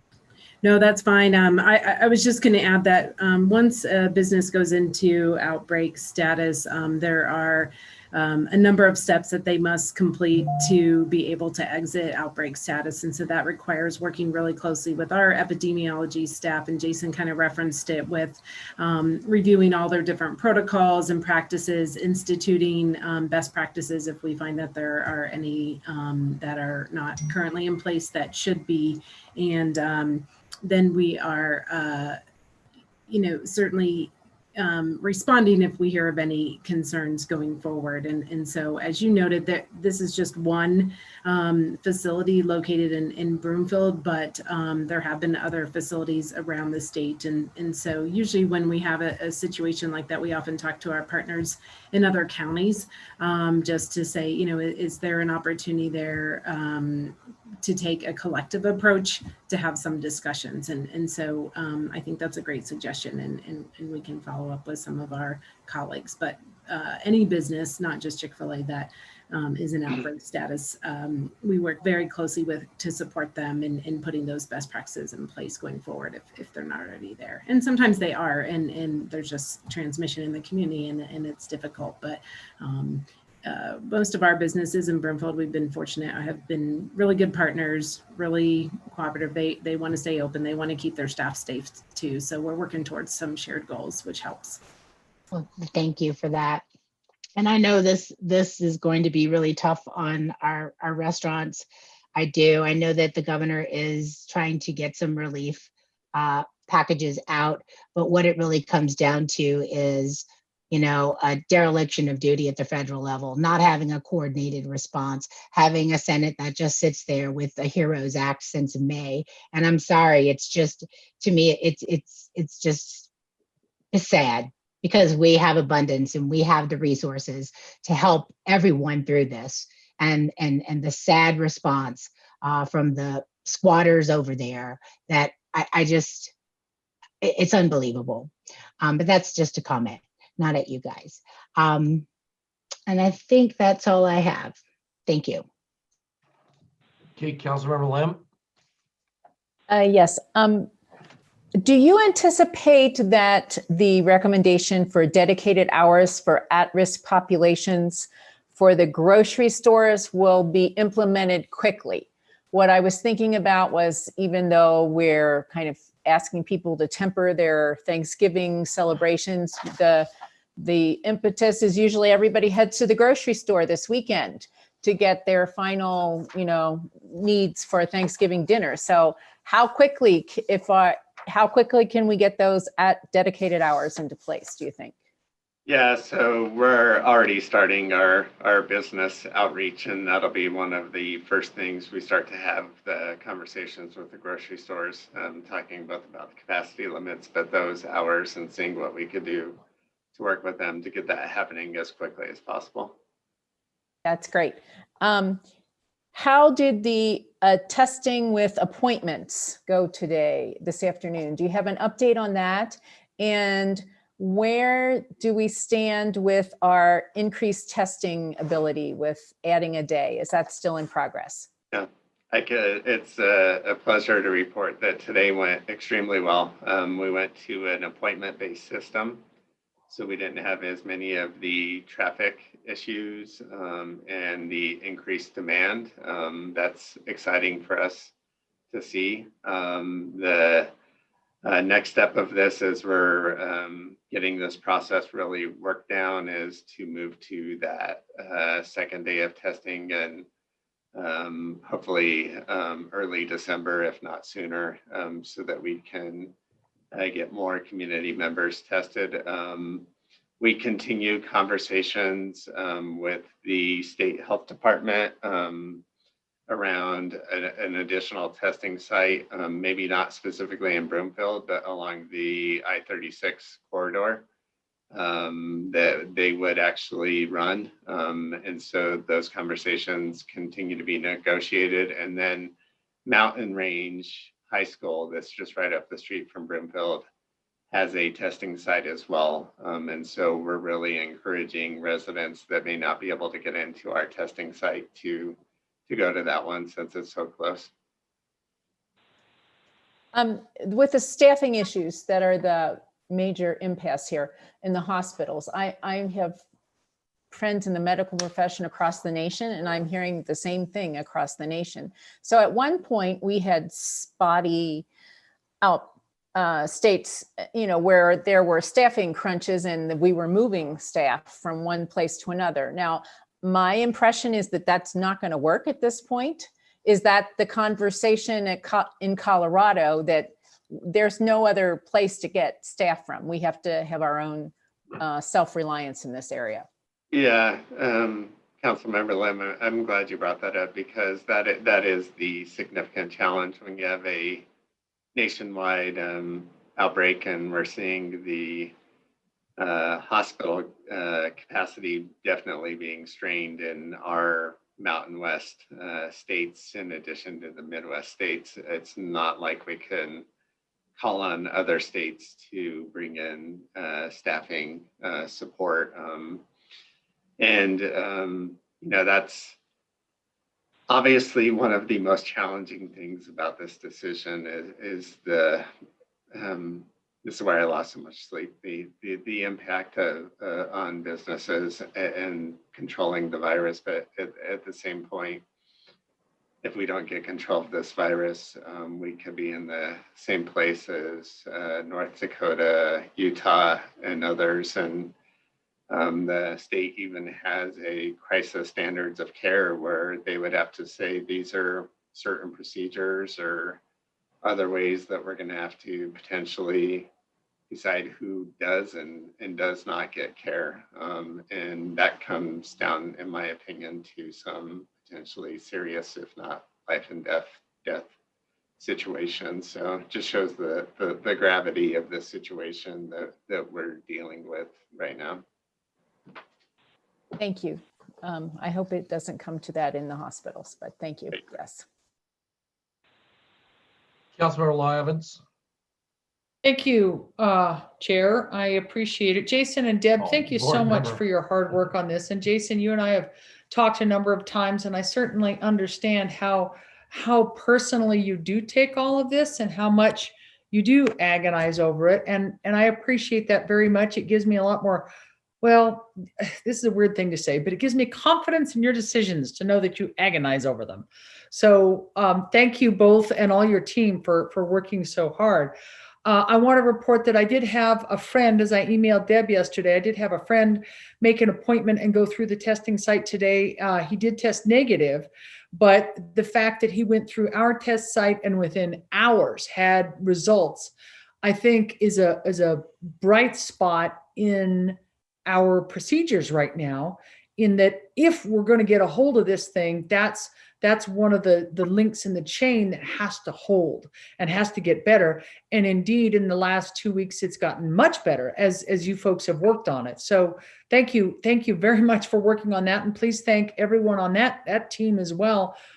It's noticed and it shows that it's working better. So I really appreciate that. I do have this sense, though, Jason, that I get really confused because everyone I know, and admittedly my life is very boring and I interact with very boring people overall, but no one that I know has changed how they're doing things. Everyone is still wearing masks. Everyone is still social distancing. Everyone is still staying away and being careful at the grocery store and things like that. So I guess I get really confused when I hear, it's not that I don't doubt the community spread is happening, but my little boring life, I don't see it. Are you confident that there's not something else we're missing about this virus, in that, as Councilmember Schaaf noted a few minutes ago, 2 months ago we were doing great. This was under control, and then all of a sudden, pretty much at the same time, worldwide, this thing has exploded again. Are you personally confident that we're not missing something in this? Yeah, I could tell you in extensive conversations with my EPI team, there was a point where we were able to get a better sense of source exposure as we're doing more and more of our contact tracing. It's extremely difficult to pinpoint and identify where that source exposure is coming from. And I think quite a few people are obviously following the guidelines, and we know that. But as I mentioned before, when you get to a place of a 1.7 reproductive rate, any community, you think about it, they say 1 in 100 community members that you're in contact with could potentially have COVID. And sometimes what we hear, it's those, all it takes is a small situation where you let your guard down. And I'll give you the best example of what I deal with in my household is that my wife is a assistant principal in a school district. She's in there, she's interacting with kids, and she's coming home. And I don't know if she's asymptomatic or if she is symptomatic. They get tested quite often, but that being said, there are really strict precautions I'm taking in my own household as far as sleeping in different bedrooms, and when we're in the same room, wearing masks. And those are like the above and beyond that's really hard to do when you're in a nuclear family. Wow. Okay. All right. Well, I just wanted to ask that because I have, like I say, what you're telling us is not matching what I'm seeing in my little circle. So I appreciate that, that you're confident on that. I did want to comment on the Chick-fil-A outbreak. We actually just ate at Chick-fil-A the other day, and we were so interested to see, we actually counted that every single person we saw in a car was wearing a mask. So again, that's the kind of observation where I don't get it, but it certainly is happening. I would appreciate following up as has already been discussed with the discussions with the grocery stores. And I would note again that there are, I try to look for the bright spots and whatnot, and there are grocery delivery services that are, they're not free, but some of them are quite realistically priced. And again, I think, I'm not positive, but if anybody has an American Express credit card, I think that the membership that they have now included with at least some of those cards, I believe also includes grocery delivery, just as an FYI. And that the notice I got for my card was free, that it was all free. So, or I shouldn't say that, nothing's free, is it? It's all paid for by American Express. So there you go. Lastly, I think it was Councilmember Schaaf who brought up talking about the schools, and we have gotten quite a few emails this past week about people voicing their frustration. And it's plain to hear parents' frustration in not being able to send the kids to school, not being able to get them out of the house and whatnot. And the thought that my husband and I had this morning was basically every school kid in the world right now, more or less, is in the same situation of having to make adjustments on this. And if there's any silver lining, it's that every kid on the planet, every school kid on the planet is, this is a weird thing to say, so forgive me, is falling behind at the same rate. But there are silver linings. This morning, I was taking an aquatics exercise class with former council member Betty Erickson. And we noticed that over in the lap lanes at BCC, those beautiful brand new lap lanes, was a man and his maybe 10-year-old son swimming laps together. And in a normal school year, that dad and that kid would never have the opportunity to do that. And maybe that's a silver lining, a moment that young man will remember for his whole life. My dad, on a random Tuesday morning in November, my dad and I went and swam laps together. He spent time with me. So again, just trying to look for the silver linings, trying to find the hidden gems in this rotten situation. Let's all get through 2020 as healthfully and quickly as we can. Thank you all for your hard work. Thank you, Councilmember Evans. And we did present to both the Adams 12 School Board and to Boulder Valley School Board, and shared with them the research that you don't see as much transmission between the K through 5 age grade levels. And also all of the protective measures they have in place. It really does come down to the quarantines, and we're having discussions with CDPHE. Our ultimate goal through this community transmission reduction is how can we get our schools back in place and operating, hopefully, if not late December. Well, we won't know it won't be late December, but in January, so that we can get kids back in school. One of the most important things for us. Very good. Thank you so much. Board Member Jezierski. Thank you, Mayor. As Councilmember Evans, to sort of go further on your comments, over the last few weeks, I have had my oldest son come into my office with me every day. He goes online and does school, gets him out of the house, and I do my work. So although it's a little probably odd for him, I'm sure at some point, years from now, I will look back on that fondly, and I've had this chance to have him here with me every day. So it's been. He probably doesn't enjoy it as much as I, do, or will remember finally in the, in the future. So, I know we're hearing a lot of doom and gloom. So I just want to make sure. Now we talked about this a little bit last week that there's still a light at the end of the tunnel here, right, Jason? I mean, we've heard good news last week from I think it was Pfizer, and then from Moderna this week. So there are vaccines that are out there. They seem to be highly effective, and our governor said, I think it was last week, that expecting to start receiving stuff here at the end of December, maybe early January. So that light is still shining, right? Definitely, yeah. And we've heard Dr. Fauci and others weigh in that they see the initial data that's been presented to be very promising. It still has to go through FDA emergency use authorization. Once it goes through both of them, that process, then we can start to see vaccines allocated out to the states.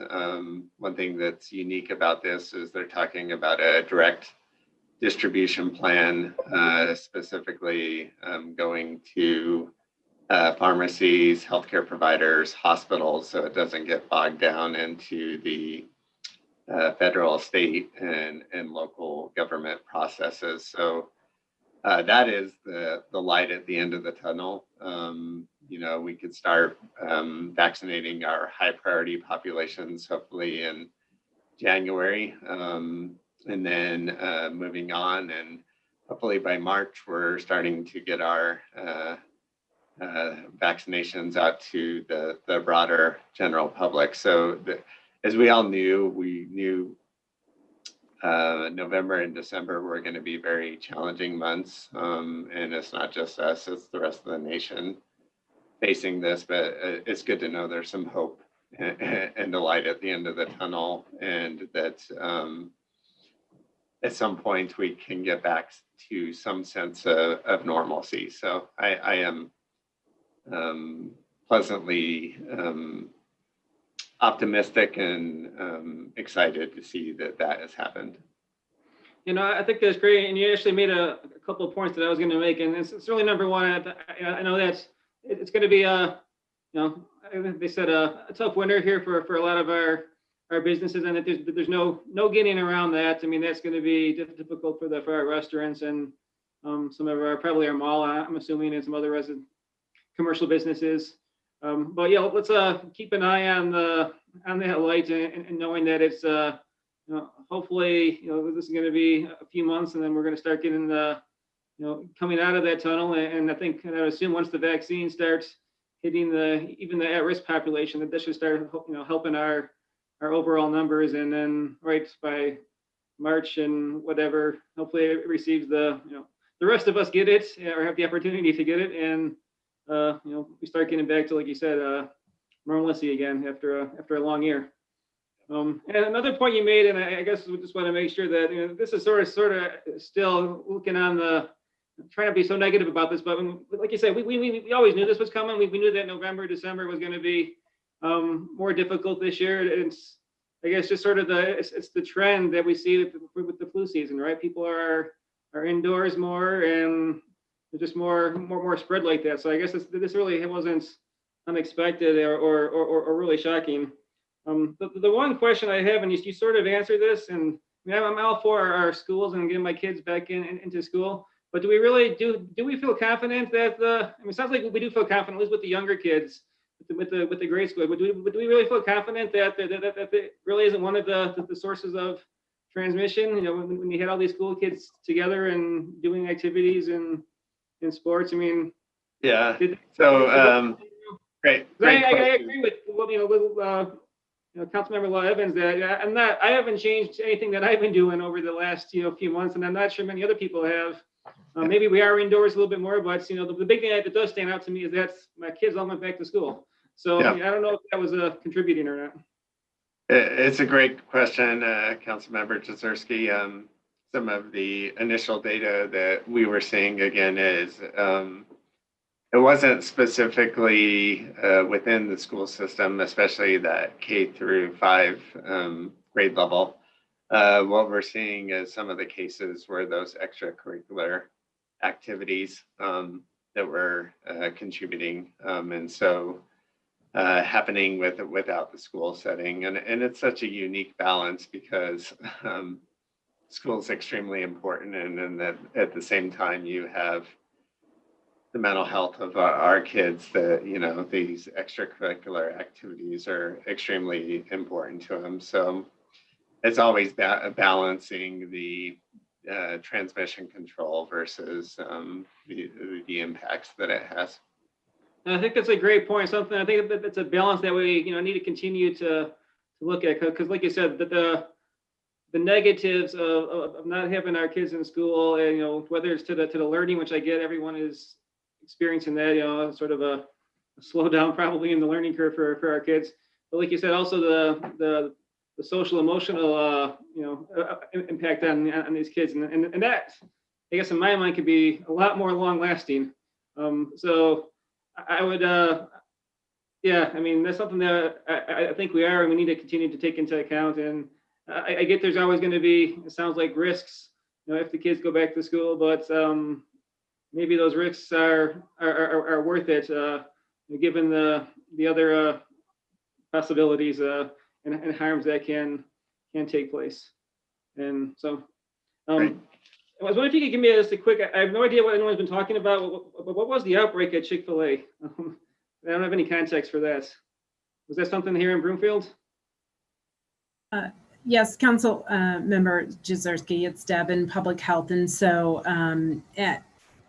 every Wednesday, the state updates the list of outbreaks across the state. And so if there are 2 or more epidemiologically linked cases in a 14-day period, and the state's actually been working to update their criteria for outbreak, but that's what it's previously been based upon. The state is notified, and then they go into this mitigation phase that generally lasts for several weeks. And so at any given time, it's not out of the question that we would have a couple of facilities in outbreak status. So when we wrote the council memo last week, I think we had 5 facilities in outbreak status, and now that number's down to 4. So we have 1 long-term care facility. Last week we had 2, but 1 has since gone out of outbreak status. A couple of other businesses that were noted in the council memo. So okay, I did a quick look. Yeah, certainly any outbreaks aren't good. So I know we want to make sure we address them. It sounds like we are, but not to pick on Chick-fil-A. I think I was just reading a Westward article, and I think McDonald's had just as many outbreaks as they've had, and so does Home Depot, and King Soopers looks like they have a whole bunch of outbreaks. This is all statewide. So yeah, it sounds like it's happening at a lot of places, and not that any of that's acceptable, but Yeah, and I think Also gotta definitely think of those the- facilities that have a large presence throughout the state, Yeah, number of makes outlays, they're going to show up on that list more frequently, just based on. So I wouldn't be surprised by King Supers by any means. No, I'm just going to close by saying I get the sort of the equity argument on the limiting the number of folks inside the critical businesses such as a grocery store. I will say that's concerns me a little bit, and it's just because I saw what happened in the spring when Costco started limiting folks in there, and you get these long lines, and then people start to panic buy and go crazy. Next thing you know, there's no toilet paper, disinfectant, or rice apparently. So that's what I really worry about when I saw that and I hear that, is that we start forming lines outside all of our King Supers. That's the same thing, whether it's rational or not, is going to start happening again. I need to it may be wrap up happening now soon. for all I know. I'll check when I leave my office tonight. But so I mean, that's why I get the equities, but on the other hand, I'm afraid by doing this that we're going to sort of create this panic that's, I mean, I'm hoping it's not rational. Stan, I need you to wrap up. I'm done, Mayor. Thank you. The first round, we'll go to Councilmember Lindstedt, then I had a question, and then there are three people that want to follow up. So Councilmember Lindstedt. Thank you, Mayor. I'll start by just saying thank you to our incredible public health team here in Broomfield, and to all those medical professionals working across the state to keep people alive, and who are risking their own safety to keep people alive during this pandemic. It's really difficult on a lot of people, and there's folks on the front line who are working every day to try to make the situation better. So thank you guys, and thank you to all those medical professionals in Broomfield and across Colorado. I did have a couple questions in regards to hospital capacity. I saw on the news the other day that some of the Dakotas, some of the other states that are at capacity in their hospitals are sending COVID patients to other states. Is Colorado and our local hospitals specifically, are they receiving patients from out of state where they just don't have hospital capacity?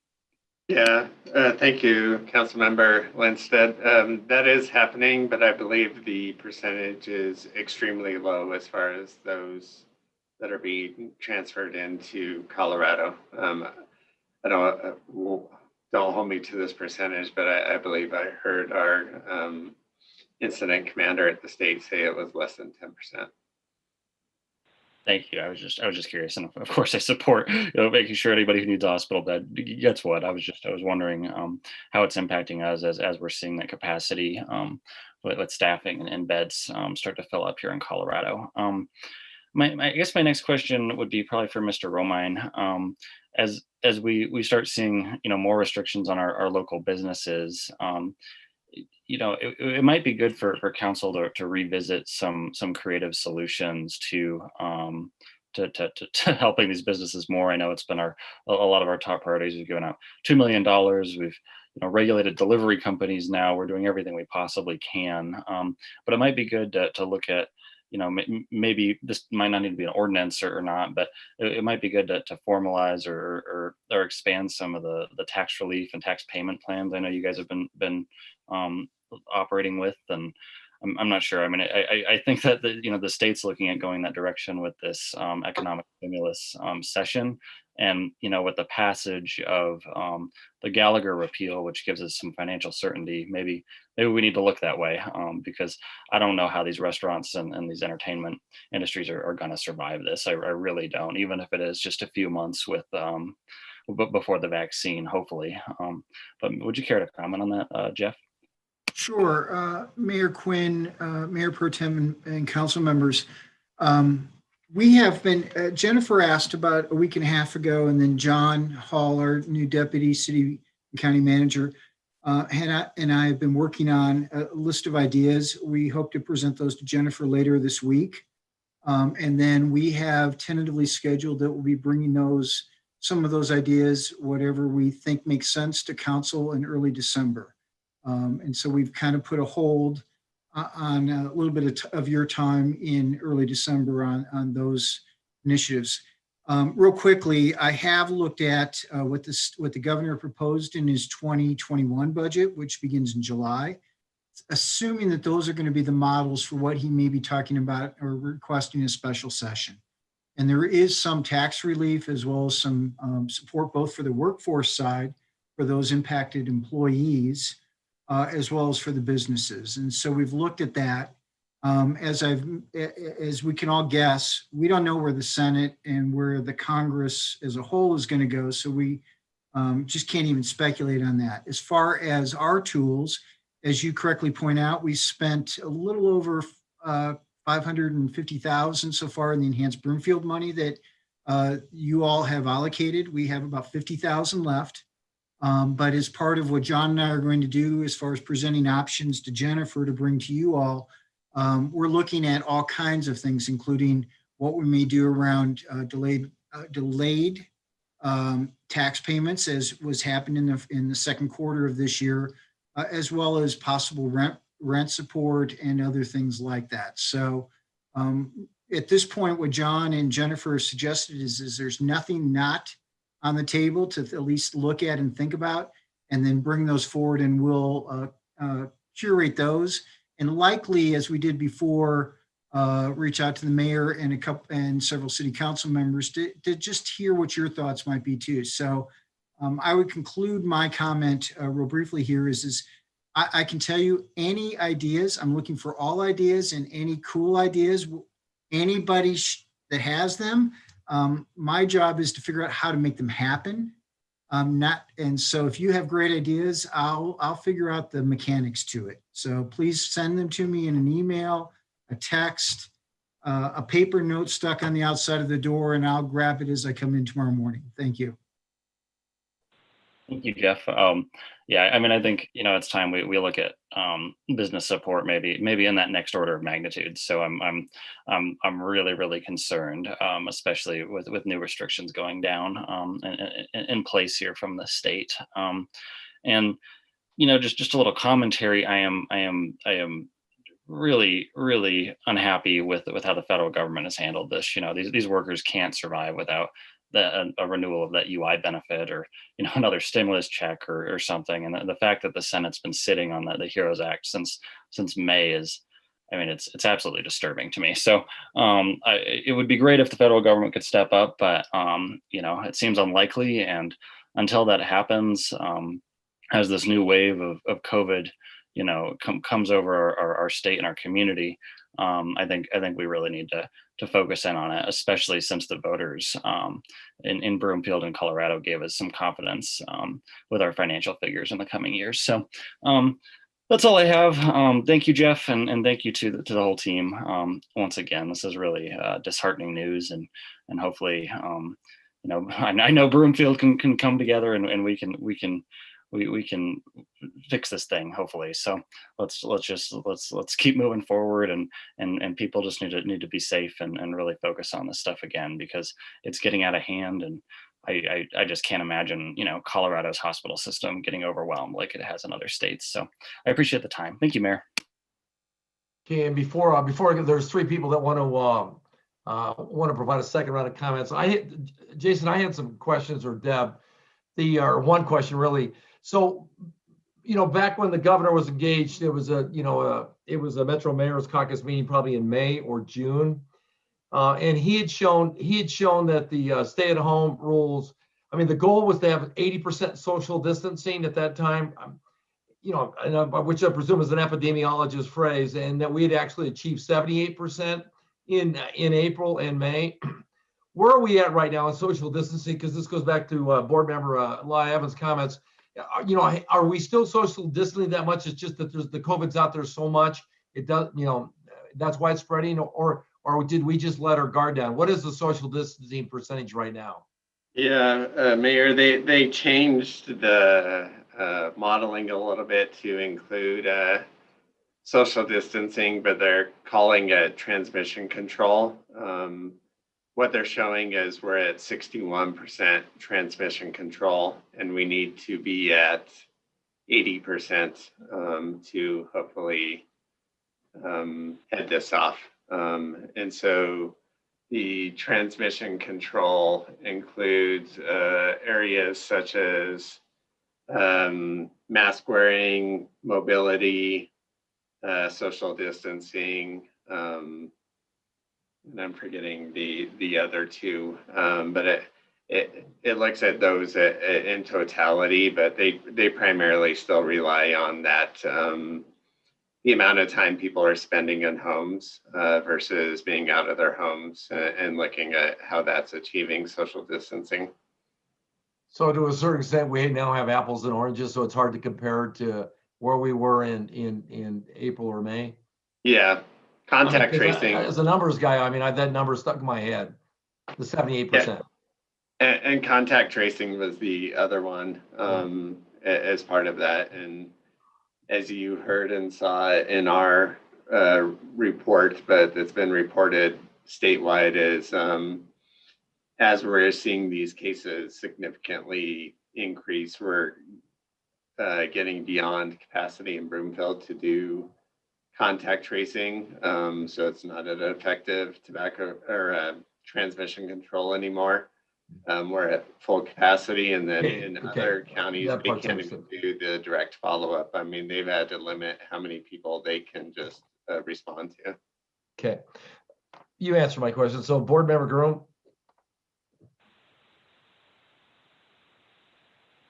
Thank you, Mayor. I'll make this super quick. I've had some people texting me about the life events, and I skipped that part. I was kind of thinking red. I think I heard if a life event is already scheduled, it can be held. Does that mean within the next 30 days or 2 weeks? That's a good question.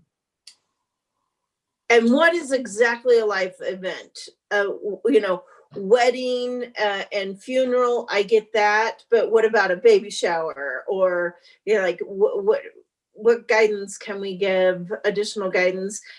And if the answer is we'll get back to you, that's fine. I can post something later. The council member Groom, this is Deb in Public Health, and the letter that we received, all of us this evening, did state, as City Manager Hoffman shared, that Life Right activities already scheduled for this coming weekend, the weekend of November 20th through 22nd, such as weddings or memorial services, can proceed as planned. And then any future Life Right activities must follow the guidance in the new public health order. And so under level red in the public health order that was just released today, Life Rights can operate at 25% of posted occupancy limits up to 50 people, and that excludes staff. So that in terms of your second question about what all are defined as life rights, we know that it are those significant milestones in life that do include weddings and memorial services. Okay. I would say baby showers. Yeah, I don't know about baby showers and birthdays. I think that feels more in that personal gathering space, but happy to try to get some clarification on interpretation, and we can add that to our FAQs that we're putting out as we get that clarification. But I think we can feel confident that that applies to memorial and wedding services, and then some of those others we may have to kind of draw a line somewhere of what's a personal gathering versus a life right. But and that's after this weekend. So any questions after the weekend, we'll get more guidance. Okay, thank you. That's correct. Thanks. Yeah. Thanks for and so that was the question that I had for some folks that are texting me.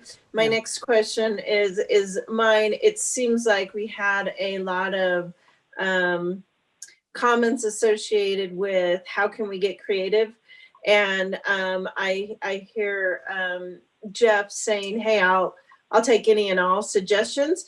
Here's one. Can we get some group of restaurant owners together, you know, on a Zoom call, of course, get their input? I mean, this is their life's work.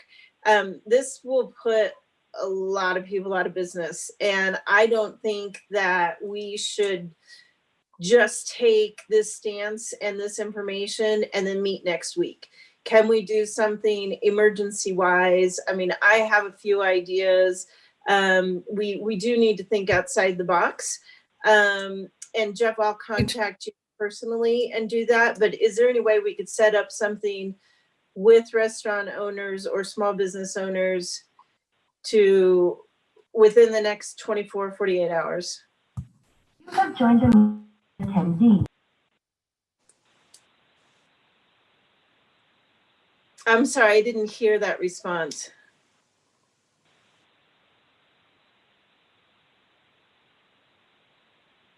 I believe Jennifer's trying to respond while she's getting connected. I will tell you that as Jason has pointed out, and maybe this is part of what Jennifer is going to respond to, we'll be communicating with our businesses tomorrow as quickly as possible. One of the things is we actually send out one of our emails related to these public health orders is sent directly to the restaurants.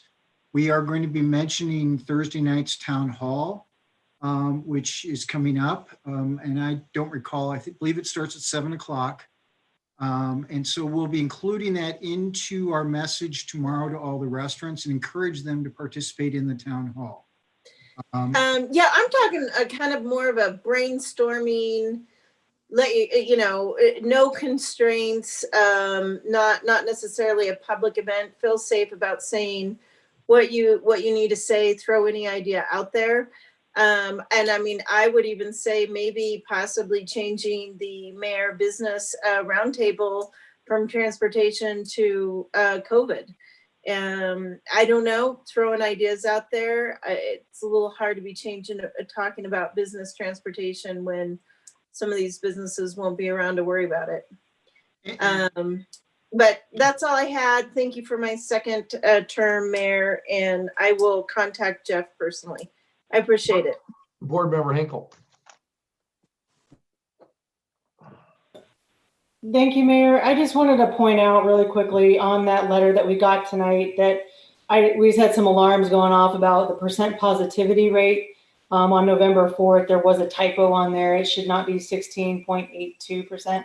It should be 6.82%. So if we have people seeing that letter that the percent positivity number is incorrect. And then also just really quickly with this too, is there going to be, I didn't get any code red the last time. We had to kind of hunker down and say, hey, we need to put our masks on and kind of buckle up, Buttercup.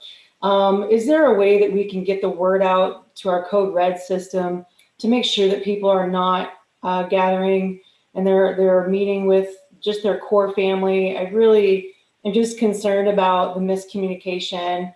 I just had someone say, hey, it sounds like we can still meet with people outside of our house. And I said, no, I had to repeat myself basically. So people are not understanding that Thanksgiving, you're going to spend it with your family and it's going to be in your house where you might have some shut-ins, but I just wanted to get some communication out there.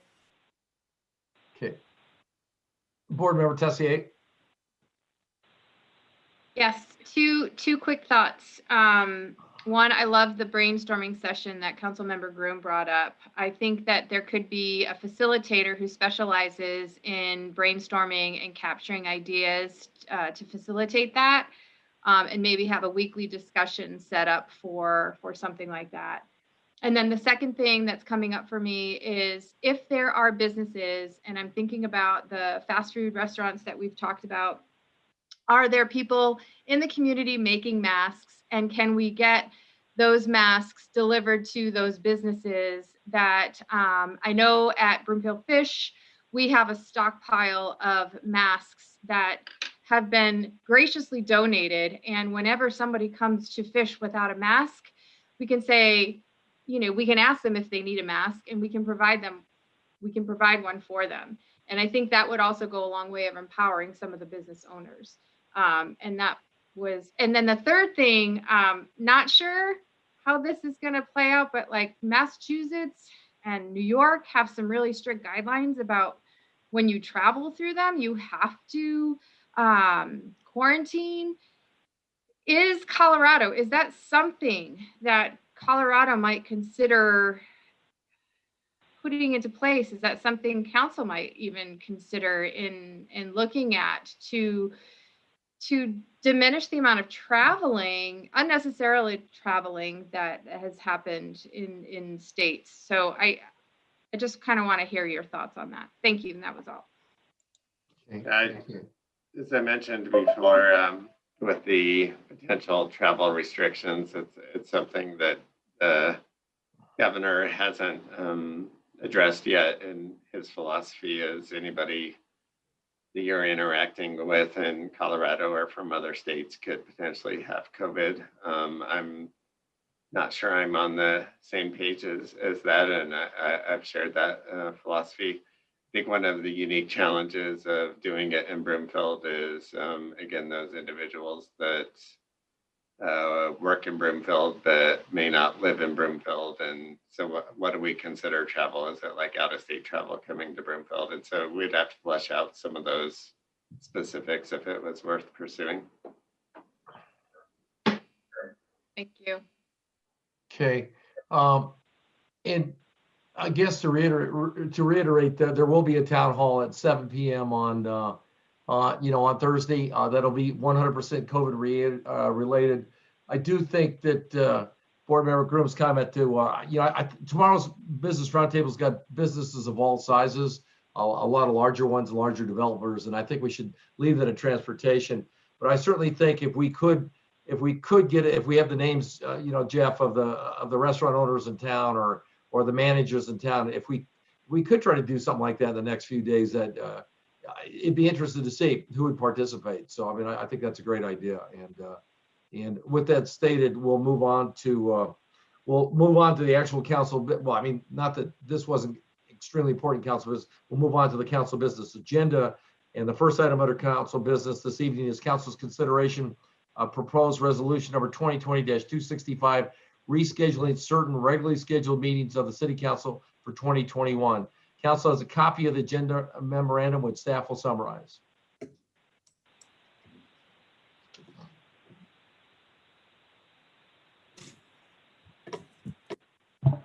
Thank you, Mayor and Council.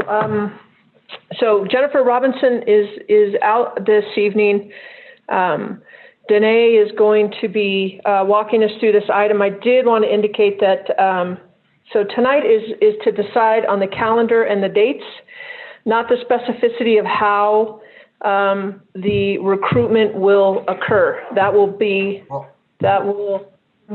talking about the regularly scheduled meetings tonight, so I think you've jumped 11B. Oh, I certainly did. Well, okay. So I did want to let everybody know that Kevin and I were both tested, and so we have a lot of folks here this evening that we're both negative in the midst of all these positives. So Danae is going to join us. Please walk us through this item, and then we'll clarify the boards and commissions when that item arises. Danae? Hello, good evening, Mayor Pro Tem and council members. Danae Brilliard, City Manager's Office.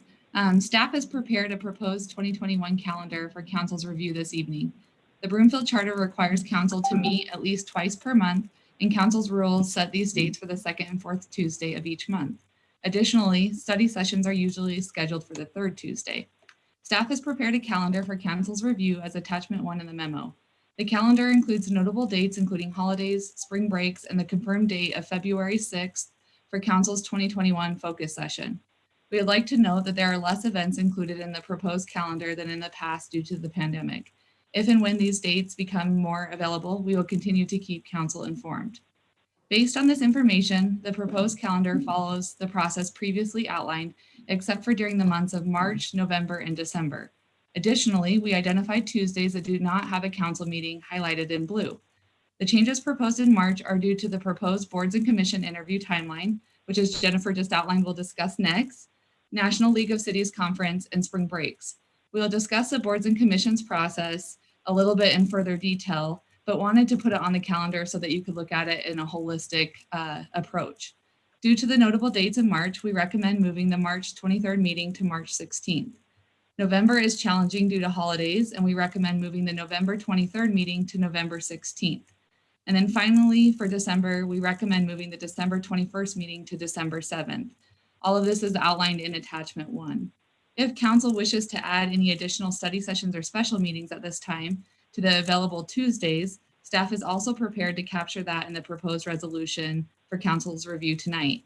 It is important to note that if council does not want to add any additional meetings at this time, the mayor and 4 council members may request additional meetings in the future as permitted in the charter and council rules. It is recommended that council adopt resolution number 2020-265 with revisions based on the conversation and direction this evening. And that concludes the staff report. We'll go to public comment. If there's anybody for the public that wants to comment on our meeting schedule for 2021, now's the time to press star 3 and state your first and last name and neighborhood for the record. I'm not noting anybody, so we'll go to questions from city council members. Councilmember Groom. Yeah, I was gonna suggest in the month of November, would it make sense for us to switch the 23rd and the 30th? So plan for a study session on Tuesday, the 30th, with our open date being that holiday week. A lot of people have that week off, or kids hopefully will by then. And then that way we wouldn't be juggling with a study session. And that's the only recommendation that I have, is in the month of November. Okay. Councilmember Schaaf. Thank you, member. Thank you, Mayor. I like that suggestion of moving the dates in November. In addition to that, one of the first dates that's on this calendar is January 5th. And right now there isn't a meeting scheduled on that date. I think that given our current crisis that we have and the fact that we're going to have some, I believe, 2 weeks off at the end of December, that it may be necessary that we do have some type of check-in there at the beginning of January, for council, even if it is just a COVID update after the holidays have passed. So I would like to make that recommendation that we do make that an official council meeting on January 5th. And then the other thing that isn't really on this calendar are the town halls. And I didn't know if those were planned at this point. And I don't even know if those need to necessarily go on this council calendar, but I do think that has been a great addition to our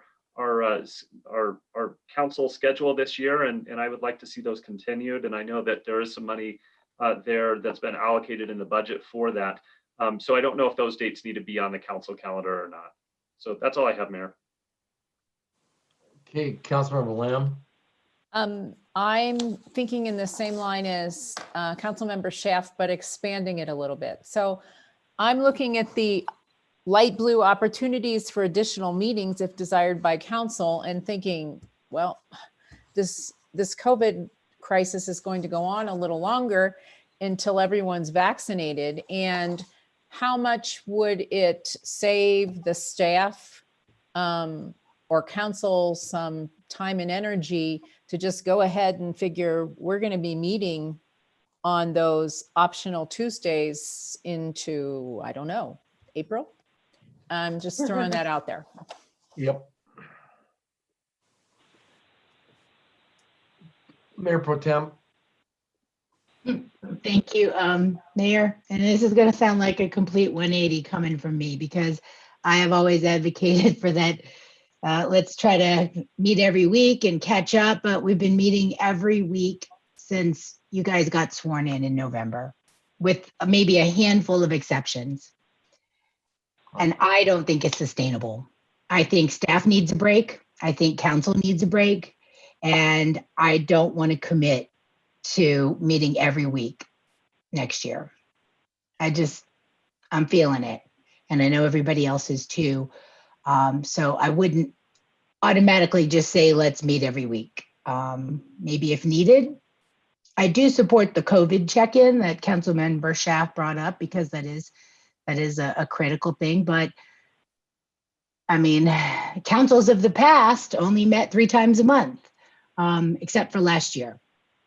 So if it's now a requirement for us to be able to do the job, because the work has gotten so much bigger, well, then that's a larger conversation.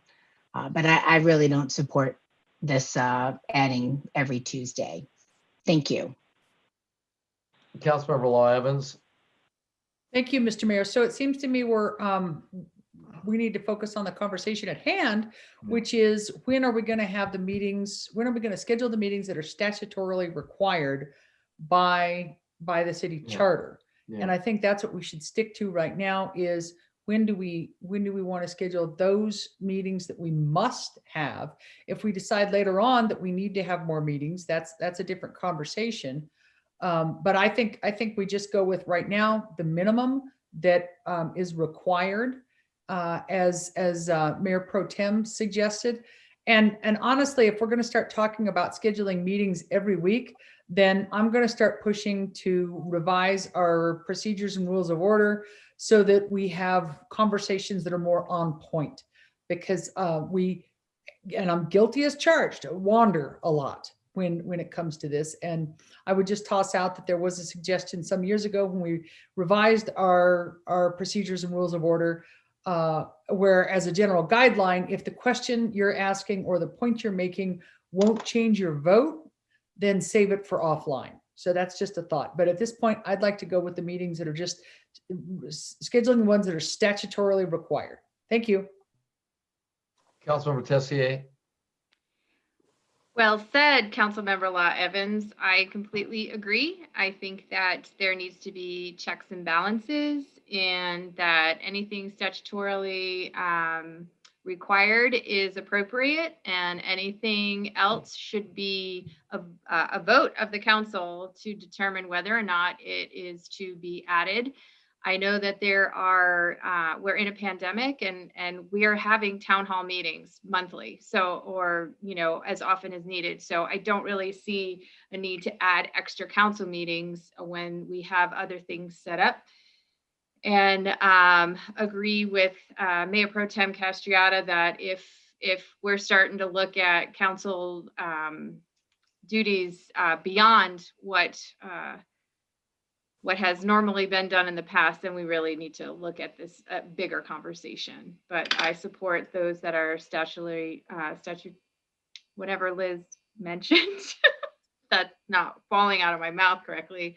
But yeah, I think that we really need to be aware of everyone's time and energy, and burnout is a real thing. And if we're not taking care of ourselves and we don't have the time, if there are people who are working full time in addition to this, we really need to be mindful of making sure that we are have the opportunities to take real good care of ourselves.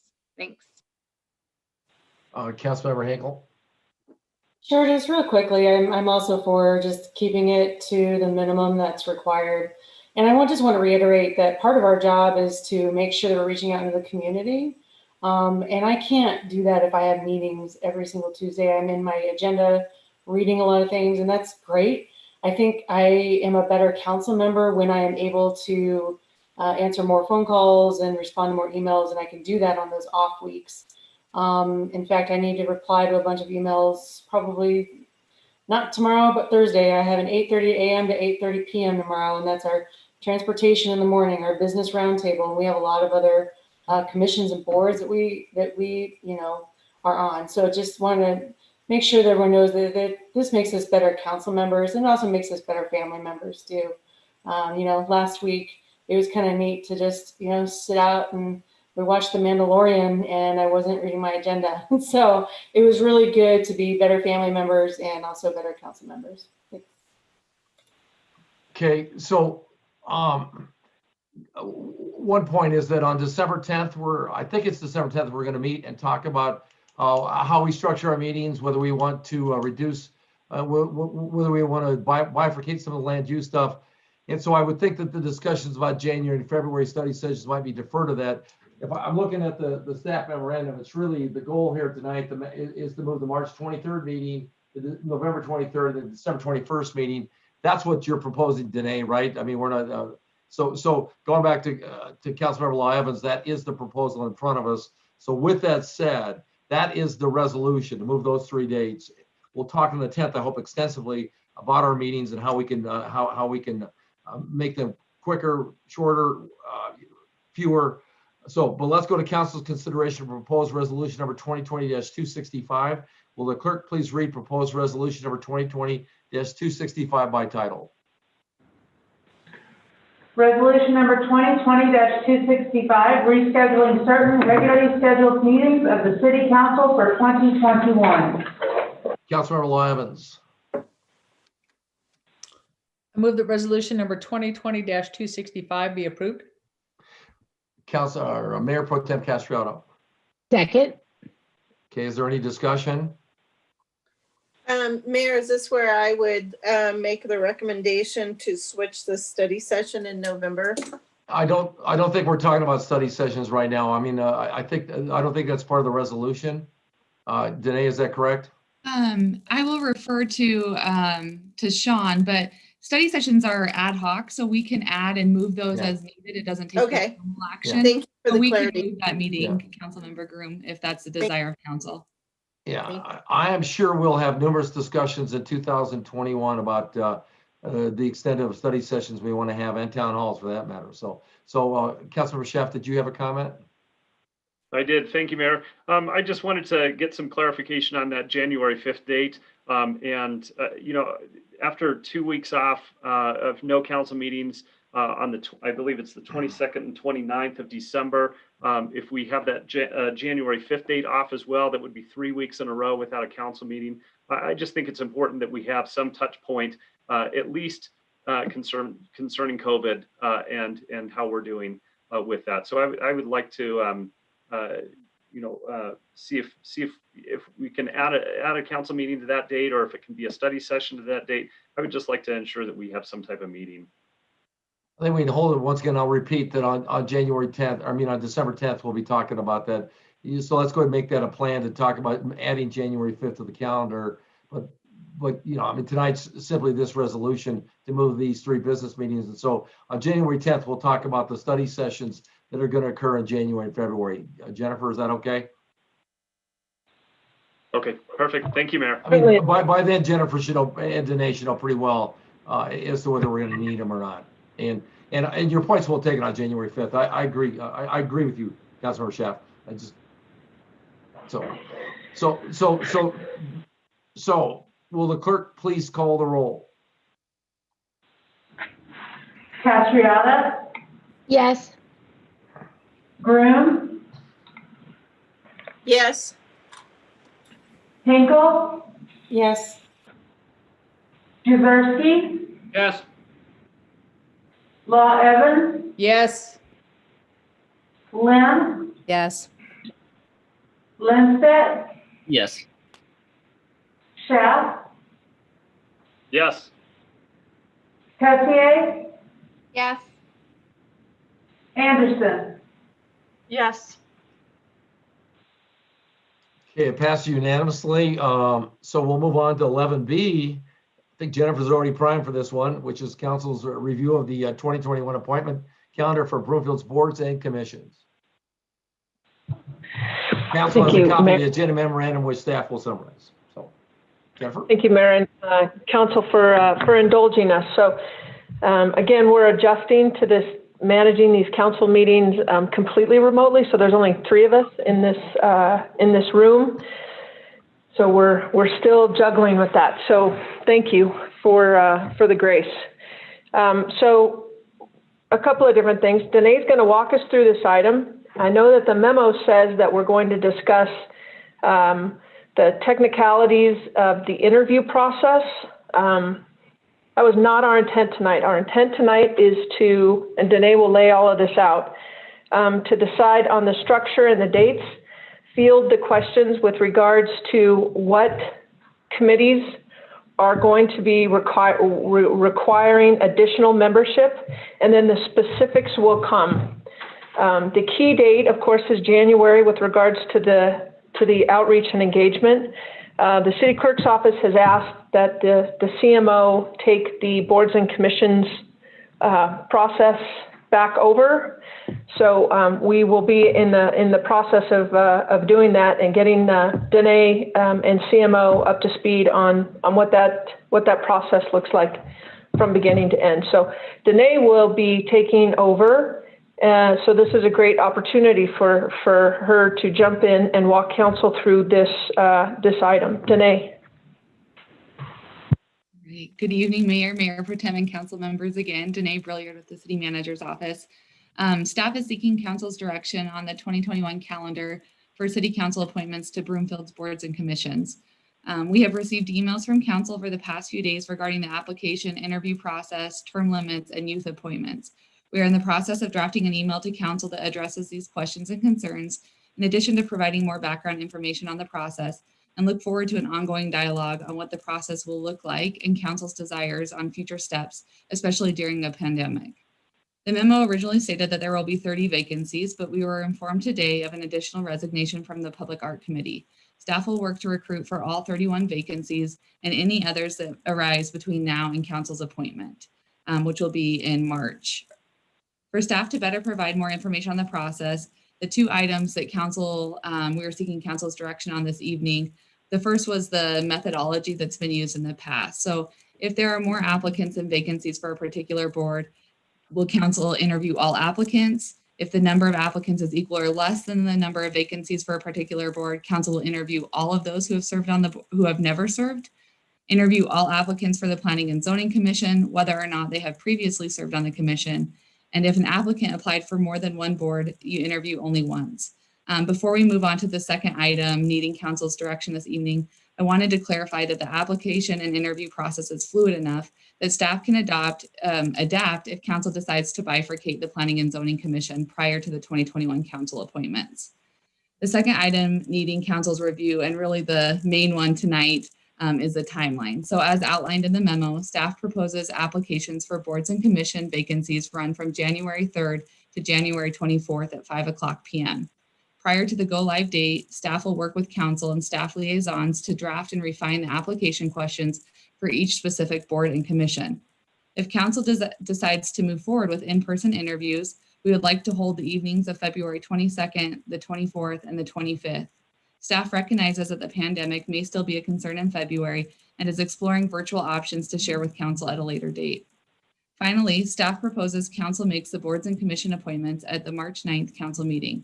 This timeline provides adequate time for staff liaisons to provide orientation and onboarding for newly appointed members. The appointment process will follow the process outlined in council's rules, and staff will work carefully with council and liaisons regarding the two youth appointments as well. We look forward to hearing council's discussion this evening on the timeline. Once we have clear direction on the basic foundation for this process, we will continue the conversation, starting with the follow-up email to council to ensure the application and interview process align with council's vision. And that concludes the staff report. Thank you. We'll go to public comments next. If there's any member of the public that, if you're not in the queue yet, press star 3. State your first and last name and neighborhood for the record. I'm not noting any public comments, so we'll go to question from council members next. Councilmember Hinkle. Sure, thank you, Mayor. I'm going to keep this as quickly as possible. I support both of these, so the methodology and the application dates for sure. I am just curious are we going to revisit any of this subject before applications go out in January? Councilmember Hinkle, just to clarify, are you asking that if you'll be able to review the questions on the application? The questions on the applications, and I sent a question in either today or yesterday. I forget when I did that. It's COVID times, right? But yeah, I was just suggesting that it'd be nice if when on the application, if they could kind of have a heads up on one of those two dates that we have for interviews. My idea was just that when I graded papers as a teacher, for instance, I graded my tests all together, and then I graded all my quizzes all together separately. I didn't grade 10 tests and 10 quizzes and then went to my labs and so on. The reason why I'm saying that is because if we interview someone for the cemetery committee, and then right after that when we interview someone for the ACEs, I would prefer, if we can, and not make a mandate, but to direct them on one night so we can compare them a little bit better. I felt like last time we did this, it was just really spaced out. But I was just curious if we are going to visit that at all or not.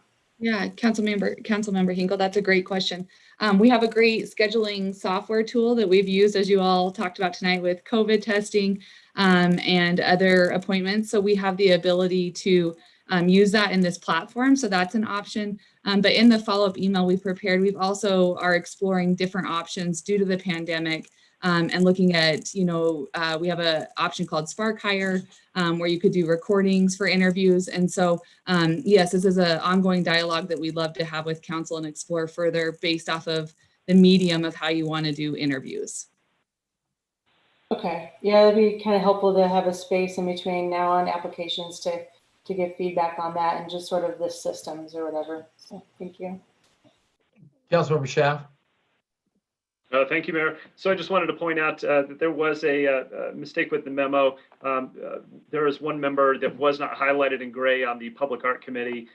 So that will be a vacancy that needs to be filled, and I'm pretty sure that staff knows that. The one thing that I did notice was in terms of the interview criteria, I do think that it's important that we interview all the applicants that are applying. Whether they've been on a board and commission previously or not, or obviously they've been on a board and commission previously. I do think it's important because we do have new council members that are in place that haven't had the interactions with those members of the boards and commissions. And I do think that is valuable on one hand to ensure that they know who they're voting for, but they also get to know leaders in our community. And I do think that that's very important, even in an 8-minute interaction. Face-to-face is important. So I would prefer that we do interview all applicants. Okay. Councilmember Tessier. Thank you. I wanted to just share that I love the idea of the Spark Hire. I think that we could allow for every applicant to have that Spark Hire interview, and then council can kind of narrow down from there. I think that would save a lot of. I think it would be an important process to consider, and then to urge council to make sure that we have all of our questions together before the applications even go out. So that's something that maybe staff can help us herd us to do. And I think that would go a long way to creating organization for both the council and for the interview process. Love the Spark Hire idea. Thank you. Okay, Councilmember Groom. Okay, so I wanted to clarify bullet 3, sub-bullet 3, the interview all applicants for the planning and zoning, whether or not they previously served on the commission. That's the ones that are coming back for the vacant positions, not all of them that are still termed, right? Okay. Councilmember, that's correct. There are 2 that their term is expiring, so they would be reapplying. They're not term limited. But yeah, if they're already on there and their term's not expiring, they are exempt. Okay. I just got confused with why we called that bullet out, because we kind of already stated it in the previous bullet. So I didn't know if I was reading it wrong. Okay, and then I'm fine with all the dates and the rest of the memo. Thank you very much. Okay, Mayor Pro Tem. Thank you, Mayor. Yes, I support this. And I'm pretty sure we're going to need to do the Spark interviews. I really don't see us huddling in a conference room together anytime soon. So thanks. Okay, so we're voting really on the timetable tonight with an understanding that the interview process is going to be further refined as we go on for the next month or 2, correct? So staff seeks direction from council. If council would like to proceed with the suggested timetable, we would need a motion. Councilmember Groom, did you have a question? Or did you want to make the motion? Can't hear you. Yeah, I might have raised my hand too quickly. I'll make the motion. Okay, go ahead and make the motion. Okay. I move that agenda item 11B be adopted as written. Yeah, I think the motion is that the staff be directed to proceed with the Yeah, there it timetable. is. Sorry. The staff be directed to proceed with the timetable for 2021 boards and commissions interview and appointment process as recommended. Councilmember Henkel? Okay. Okay, is there any further discussion? Will the clerk please call the roll? Groom, Yes. Hinkle, Yes. Jaworski, Yes.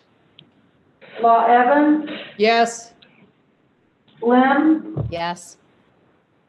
Lindstedt, Yes. Schaff, Yes. Tessier, Yes. Anderson, Yes. Castriot. What's next, Kev? Yes. Attorney. Is that the end of the roll call? I got a little bit distracted there. So so it passed unanimously. So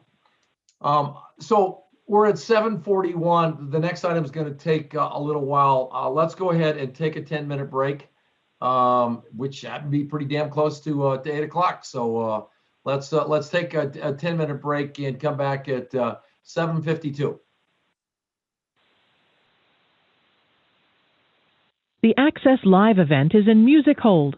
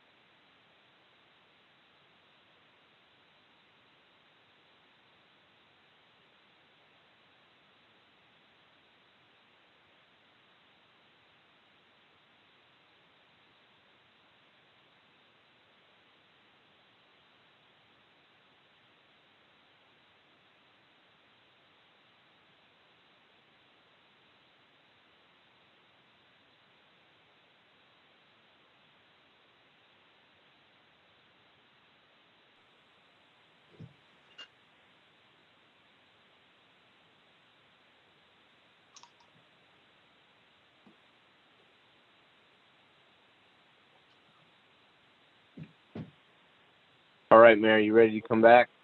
I am. All right. Coming off the music hold in 5, 4, 3, 2, 1. Music hold ended. Okay, our final item under council business this evening is council's consideration of proposed resolution number 2020-273, appointing Nancy Rogers as city and county attorney and authorizing and approving the employment agreement. Council has a copy of the agenda memorandum, which staff will summarize. Thank you, Mayor and Council. Amy Collins, Acting HR Director, and Sean Sullivan, current and soon departing City County Attorney, will fill in the gaps and support Ms. Collins. Amy?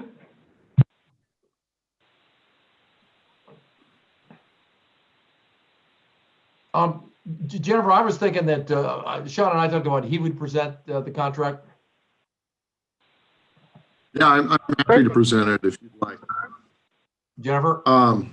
Yeah, so go ahead, Sean. Mayor and City Council, the purpose of this resolution is to appoint Nancy Rogers as the City and County Attorney and to approve an employment agreement by and between the City and County of Broomfield and Ms. Rogers. The key employment provisions in the proposed employment agreement are that she will begin her employment with Broomfield on December 30th, 2020, be paid an annual salary of $204,999.86. She'll be credited with 80 hours of annual leave at the beginning of her time of employment. She'll receive a monthly vehicle allowance of $500. She'll receive the standard benefits comparable to other full-time exempt city employees. In the case that she would be terminated without cause by the City Council, Ms. Rogers will receive compensation based upon her length of employment with Broomfield.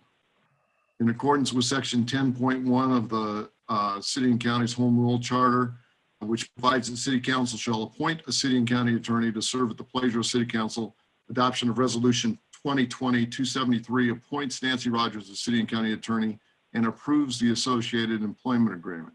In addition, since there's going to be a short gap between my retirement and when Ms. Rogers begins, the resolution also appoints Deputy City and County Attorney Pat Gilbert as Acting City and County Attorney beginning December 1st until December 30th, 2020. That, Mayor and Council, is the staff presentation. Thank you.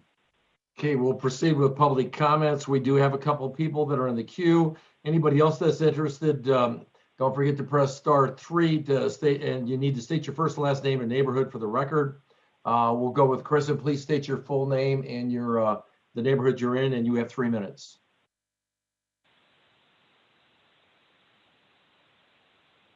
Hi, this is Kristen Logan. I'm in Anthem Highlands. I really don't have much more to say about this issue. I think a lot has been said. I just wanted to take the time to call in and thank Guyleen and Devin and Jean, Lori, William.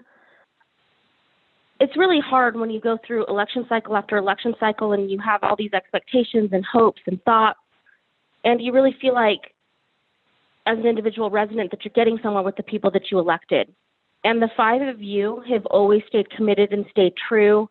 And I don't know if you really recognize or understand how much your support means to the community that put so much into putting you guys into office. And I just wanted to call in and personally say that I'm grateful for all of you. Thank you so much. And I hope you take the time to acknowledge the comments, the thoughts that so many people have been sharing around, and really just transparency is key, and giving us the ability to engage when it matters, not after the fact. Those are the kind of things that are going to keep this community successful, that's going to keep our democracy successful. So thank you for your time. Thank you for your efforts. And I hope you all have a lovely evening. Elizabeth, state your full name and your neighborhood, and you have 3 minutes. Great, thank you. Elizabeth, great, thank you. It's Elizabeth Mora in Northmore, and I actually am calling to urge you to please vote no on signing this contract, mainly because the residents of Broomfield were never informed of one of her roles as the Chief Police Legal Advisor, and I think that is critical information for the residents of Broomfield to have. And also, if I'm kind of disappointed that we actually had to find that on our own, which is, I can't tell you how disappointing that is. And I think if you ask any of our residents if they want the chief police legal advisor as our next city attorney, the answer would be absolutely no. Most people know of Ms. Rogers' involvement now with the racial injustices in Aurora. Aurora is known for the racial injustices, and this is who we're going to have as our city attorney. This is so, I can't even express how sad I am for the community that this is who we will have as our city attorney. So I strongly urge you to please vote no on this.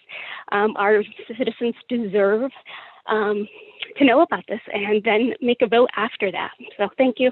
Have a great night. Thank you. That I think believes it ends public comments. I will point out that Nancy Rogers is on the phone tonight. So if council members want to, because we're going to go to council member comments and questions next, and so if council members wants to direct questions to Nancy Rogers, she is available. Councilmember Schaaf. Thank you, Mayor. So I got the opportunity to speak with Nancy today, and I appreciate her time. We had set that up just a couple, I think it was last week, without knowing that she was going to be available tonight. So I just want to thank Nancy, Ms. Rogers, for that conversation earlier today, as well as being with us tonight. In your application, you stated that you were excited by the prospect of working for a community focused on creative solutions to address change. And with that in mind, I've heard from a lot of Broomfield residents wondering about the solutions for the community in Aurora during the last 5 years, especially the last 2 years. In the last 2 years, the Aurora Police Department has been a focus of the nation and state for the brutal treatment of a young man at the hands of multiple police officers. This is Elijah McClain. However, this wasn't the start of the troubles for the police department, as there was a long pattern of bad behavior by this department. With you joining the attorney's department and most likely aware of this trend, what policies and operational changes did you help implement after you first arrived?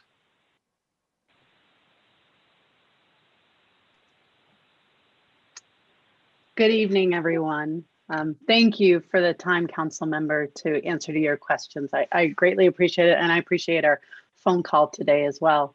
I joined the city of Aurora in the summer of 2015, which was following Ferguson and very shortly after Chief Metz was hired in the Aurora Police Department from Seattle. Working with Chief Metz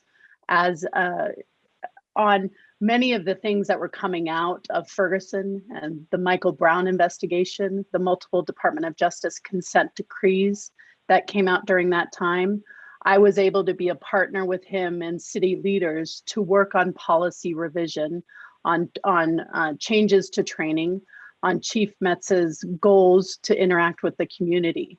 And I will tell you, there was a lot of work that was done.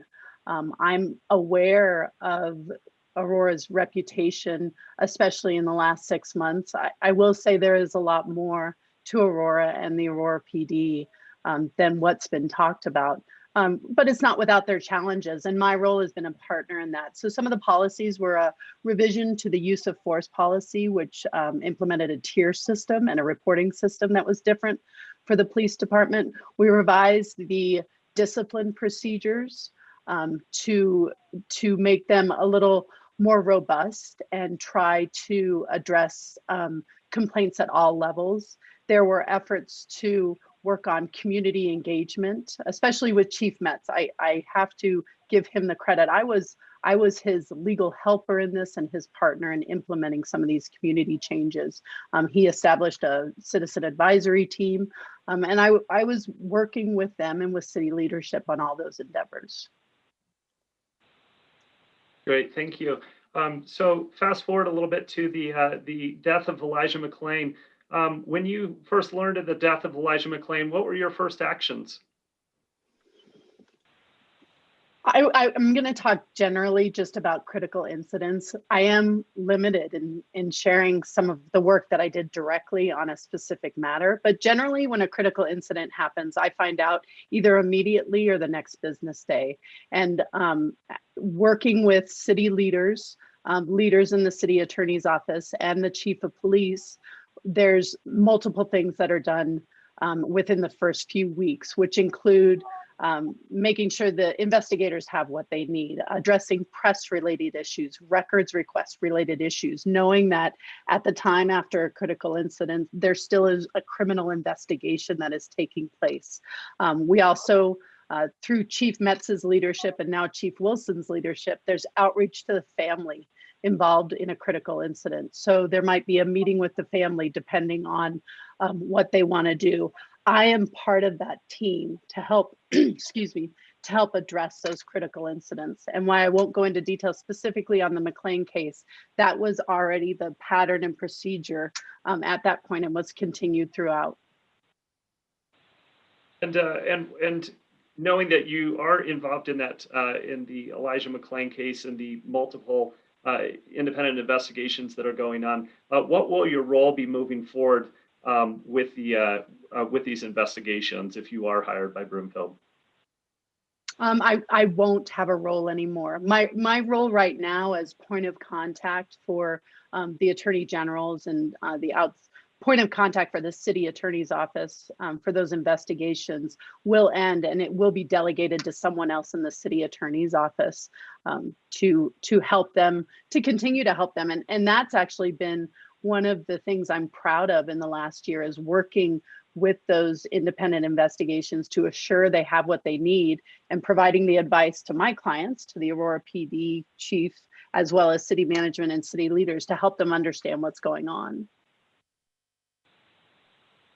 And then one of my last questions, when the decision was first made to open an independent investigation concerning the death of Elijah McClain, an initial investigator was hired who was a former police officer and specialized in defending police officers from the liability claims. When the city council learned of this contract, they dropped that client and hired a civil rights attorney. What was your role in securing the initial contract with Eric Deigel? And what was your role in the subsequent contract with Jonathan Smith? And can you talk a little bit about how that transition happened?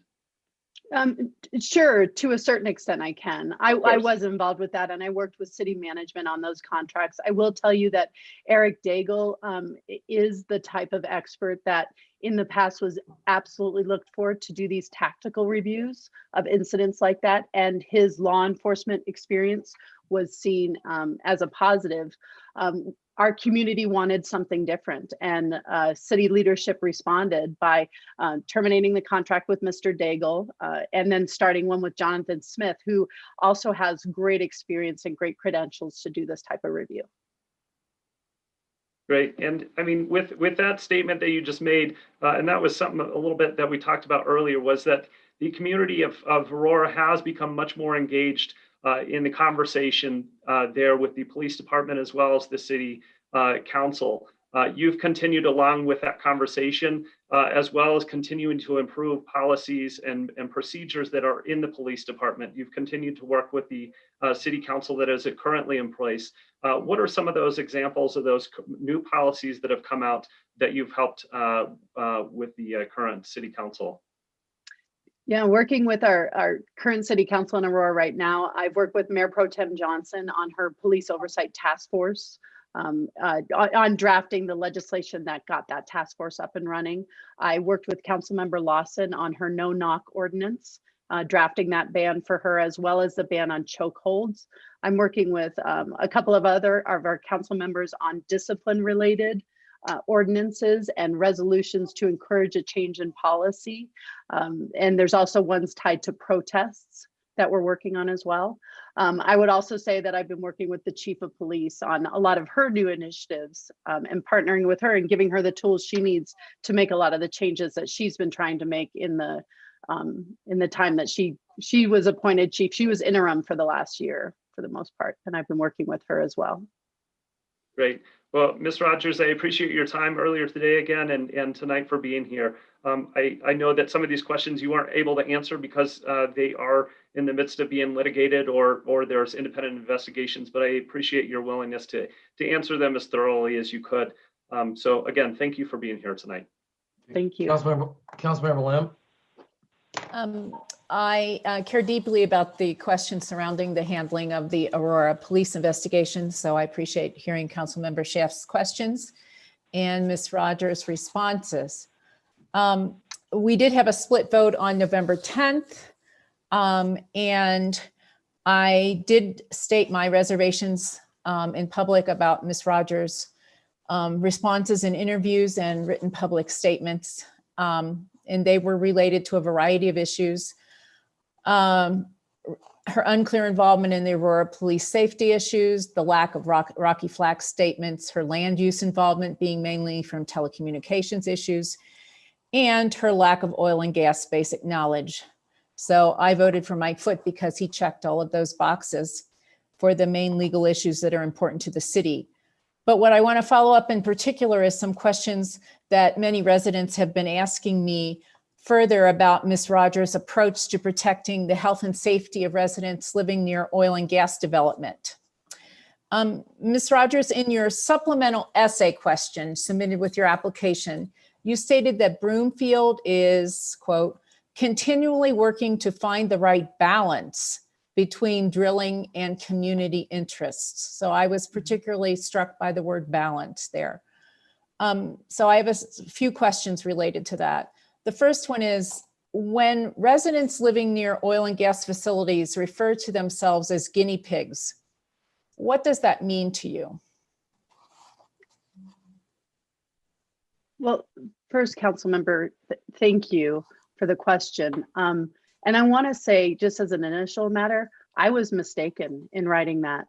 When I submitted the essay questions, I had done some preliminary work on Broomfield, but now I understand Broomfield's position and the strong, much better, I understand the strong stance that the city council has taken. So I will take ownership of that statement and say that it was a mistake. I understand that because its residents feel like a guinea pig and that they have been subjected to the consequences of drilling that were based on promises that didn't really have experience behind them. So when you say guinea pigs, I feel like the citizens are saying, you told us this wouldn't harm us, but you really didn't know, did you? And now you're seeing it. And we feel like guinea pigs in your test. That's how I would take that statement. Okay. And then regarding balance, would there ever be a point at which residents' health impacts would weigh the balance of the scale in favor of legal action to protect their health and safety?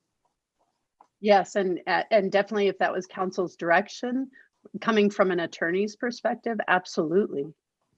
Okay. Is Broomfield required to balance drilling and community interest in future local regulations? Not balance. I think your legislation is clear now that it's predominant. Okay. Did you follow any of the COGCC rulemaking, or did Aurora or take any position on the 2,000-foot setbacks? My work doesn't involve oil and gas in Aurora, so no, I did not monitor that. And the work from Aurora's point of view, from the city attorney's office, is done by a different group of attorneys. Okay. A resident asked me about this statement that was posted on social media by someone who could be seen as having some knowledge of the Broomfield legal situation. The statement was, there's literally zero wiggle room in this Broomfield attorney's role to veer off the very obvious path we are on. Mm-hmm. Do you share the opinion that the legal path forward to all oil and gas issues in Broomfield is clear? Yes, in that, and although we haven't had conversations as attorney and client about that, what I've seen and in the conversations I've had the direction from the client, from city council elected by the community, is clear. Okay. Okay. Thank you for your responses. You know, I mean, I will express that my concern is that the person coming into this role understands that there are a lot of complexities. As much as I would like to think the legal path forward is clear, there are many legal decisions that have to be made going forward. There's in the legal process. So that's, you know, that was part of my concern with the oil and gas issues and the attorney coming into Broomfield. So I appreciate the fact that you acknowledged that your statement about balance was not in line with what Broomfield was interested in. I do appreciate that. So thank you very much. Thank you. Councilmember Anderson. Thank you. I have two sets of questions, a little statement I want to make, two sets of questions, one for Ms. Rogers and one for our own city manager. And I might need a second round. I will try to get through this quickly. I appreciate Councilmember Lim's comments and want to reiterate that back on November 10th, we voted to negotiate an employment agreement with Nancy Rogers, and that this was a split vote in which 5 of us voted for Ms. Rogers and 5 voted against, and the mayor did break that tie. So this was something where we weren't all exactly on the same page. And we as a council have 3 positions: our city manager, our city attorney, and our judge. And these positions are critical to the work we do. So this is a big decision we're facing here tonight. The greatest challenges facing Broomfield remain oil and gas, water rights, Rocky Flats related issues, and potentially issues related to police reform. The choice was clear to me that since Mike Foote had the most experience and expertise in these areas, however, as a council, we act as a body, and the decision of the body was to extend the offer to Ms. Rogers. And therefore, I have been working diligently to get to the place where I can confidently state that this decision is going to work for my constituents and for Broomfield. And I would have hoped that those on the prevailing side of the vote would have helped us all get to a place of confidence. But instead, a series of misinformation went out to members of the community from someone who voted for Ms. Rogers that only raised more concerns. This type of counterproductive effort is quite unfortunate, especially at a time when our resources must be focused on the challenges our community is actually facing right now. Some of the misleading information appeared to indicate that we could have the best of both worlds. However, the reality is that the city attorney is the only attorney that reports to council. So if we appoint Ms. Rogers tonight, we know without a doubt that she will hear the very real and pressing concerns that we will undoubtedly bring before her, and that she is ready for this challenge. I thank you for this opportunity to ask questions. And somebody's give you a little background information before the actual question. And this is just kind of how in-depth is how I operate, so I'm apologizing for this already. Oil and gas from the standpoint of protection is one of our Broomfield foundational values. Broomfield has an operator agreement for 84 wells in which half the pads are on hold with extraction facing bankruptcy. There are multiple ongoing legal challenges with cases at various levels in district court, Colorado Court of Appeals, and federal court. We have a methane pocket in Anthem Highlands from a well that has been recapped or homes have already been platted. And surely the developer is going to want to get some building permits for those in the near future. There is a spacing unit in the northeast section that will likely be pursued, and we are in the process of updating our oil and gas regulations, among other oil and gas related concerns. Oil and gas related issues remain a top concern for many of my constituents. And I think you answered one of these questions already. So what approach will you take to ensure that the protection of public health, safety, welfare, and the environmental resources is a top priority? And do you have any thoughts on hiring outside legal counsel? And would you even entertain the idea of hiring Mike Foote to review our oil and gas regulations to advise on other oil and gas matters, or on other oil and gas matters? And you did state, I did have a question, what role did you play in the approval of the 300 well MOU in Aurora? And I think you answered that you did not get involved in oil and gas issues. Yes, I'll start with that last one. Councilmember, you're right. My work in Aurora does not cross over with our land use and oil and gas work. You know, how will I make that a top priority? And I want to go back to the previous question about being clear. The way you keep health and safety a top priority is that clear instruction from council. And litigation can be very complex, and there are going to be a lot of different legal challenges that will come in the next year, 2 years, even further down the line, that have to be addressed. But the way that you keep health and safety a top priority is remembering those clear instructions from council, which are based on the clear instruction from the community to its elected officials. And it's just that when you're in the weeds on litigation, it's looking to that clear instruction. That is our end goal, and it's our primary objective. And how do we deal with the legal wrangling to hit that end goal and that primary objective?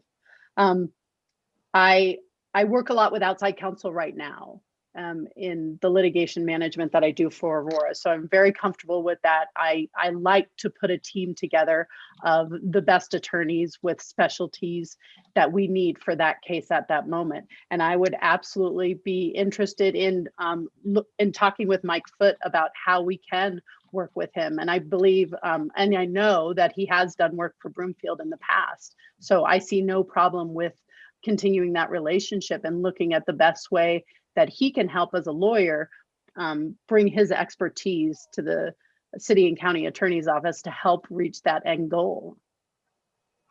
Okay, thank you. I'm not sure if this next question makes sense based on the answer so far, but you indicate that you will learn and utilize team members who are experts. Do you have experience with protection of health and safety as it relates to oil and gas? And I think we've already covered that that has not been your area of focus, but that you are more than open to it.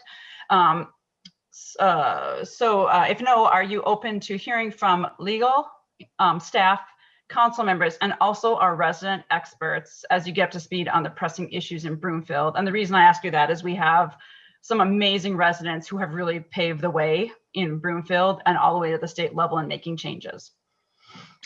Yes, I'm absolutely open to it. And I think if you talk to the folks at Aurora, that's the model and the practice that I have in Aurora, to include community members and attending. We have an Aurora Key community response team and talking to our local leaders in Aurora about the community issues, going back to city leadership and council and the chief of police to discuss that. I would take that model and absolutely apply it to the legal issues that Broomfield's facing, definitely to include oil and gas.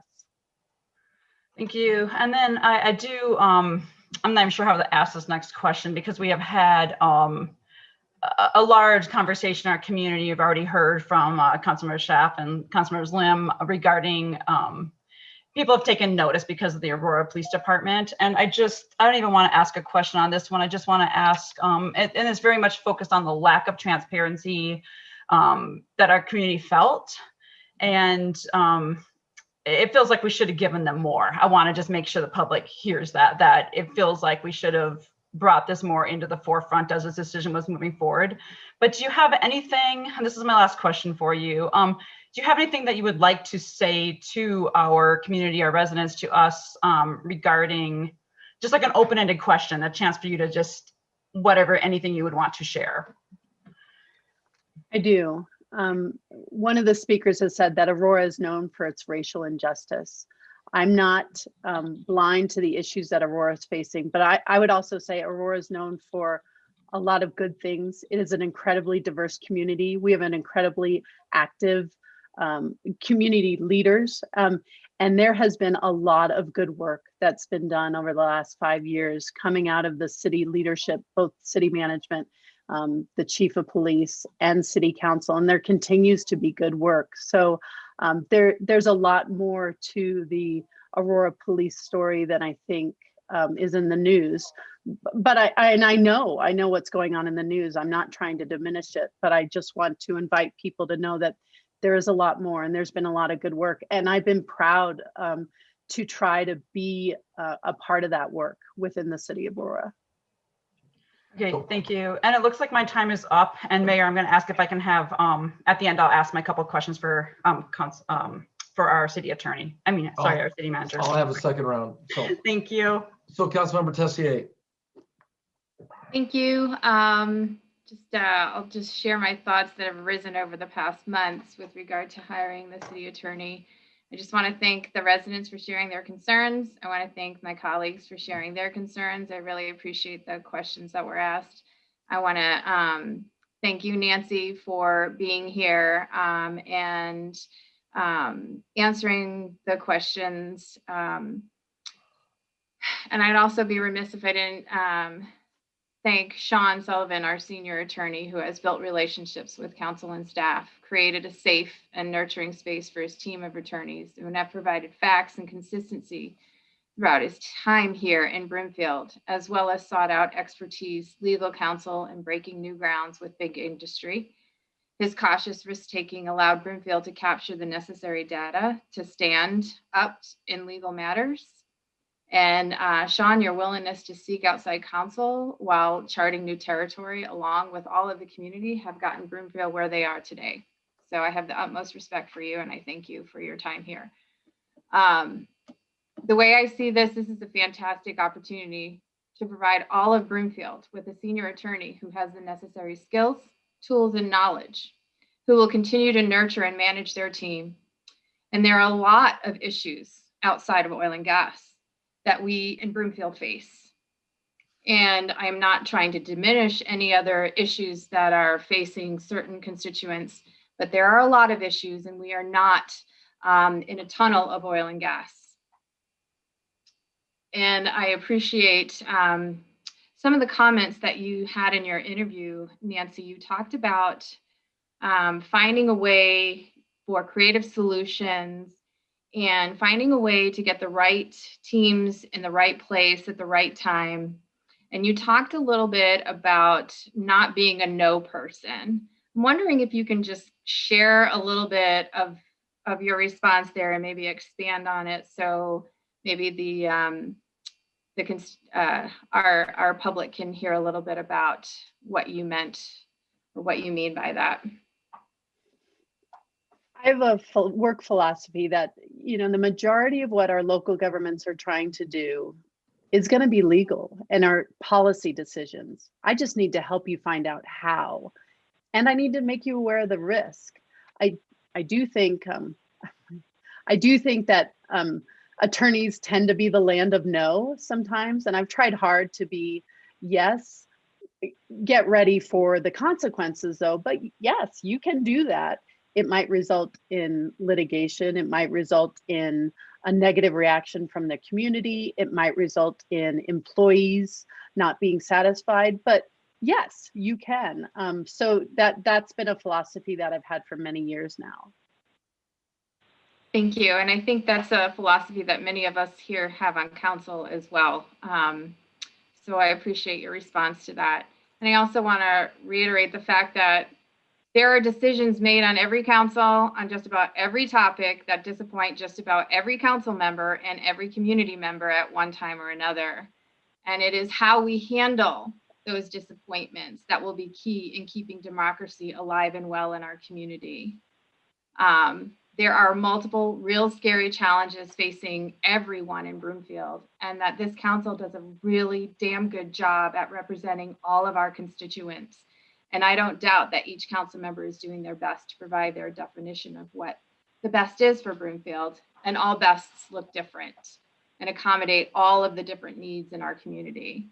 So, and I also believe that Broomfield has the collective wisdom, grace, and grit to ensure that all issues are addressed and that our special interests and priorities are equitably addressed. So for me, this is a holistic decision that is intended for all of Broomfield. It's intended to embrace and encompass everything. So I commend and respect my colleagues for their comments. I believe that they are acting in alignment with their constituents, just as I am with mine. If this were a hire for a oil and gas litigator, it would be a whole different conversation. This is a senior attorney, and it's nothing personal. It is strictly professional. And I have always will continue to put Broomfield first, all of Broomfield. And I firmly believe that political and social disagreement is important in a free society. And we obviously don't have to share all the same beliefs and opinions. But when those differences of opinions turn into threats and defamation of one's character, when a vote doesn't go someone's way, simply cannot continue to be the normal way of expressing ourselves. This is a type of behavior that threatens our democracy and mirrors what is happening at the White House right now. So I intend to support Nancy Rogers as our attorney and believe that she has the expertise and the skills to do the job with excellence. And I appreciate your time. Thank you. Councilmember Henkel. Thank you. I think I'm crying now. Councilmember Tessier, I appreciate your words and your, words of wisdom, and that we can be constructive with each other and not destructive. And that's super important to me, and certainly important to respect each other on city council and in the community for sure. I wanted to just sort of make some public comments, and then I actually wanted to ask Sean a question, and then I'll ask Nancy a question. Sean's like, you're going to ask me a question? Just because I would like for you to explain to the community here in a minute. I'll just give you a heads up, as far as the infrastructure that has been built already, that we have been fighting oil and gas. So our litigators who are in the courtrooms and things like that. But I just want to make sort of a public thought here is that when I go back to the ACES group, when it was called a long acronym that I cannot remember, ESAF, we won't even name it. Yeah. When I applied for that, I thought for sure, I came to council, I really wanted this, I felt like I deserved it. Like I deserved to be on here. And then I look at that group right now, and as the body who voted for that ACES group, they are a kick butt group, and I had no business being there, to be honest with you. I'm glad it wasn't a popularity contest. I'm glad that it was guided by a body, and I just really appreciate that. And I would like to humbly say that I'm very thankful of our prior council who voted those experts in, and they're super smart.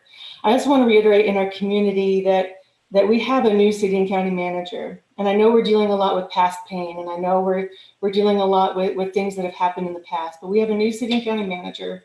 We have a whole new council, and I would like to explain to the community how we have set up sort of an infrastructure internally that we have fought oil and gas, and who has been on that team. Sean, do you mind explaining a little bit about what sort of infrastructure we have built in our systems on staff for fighting oil and gas?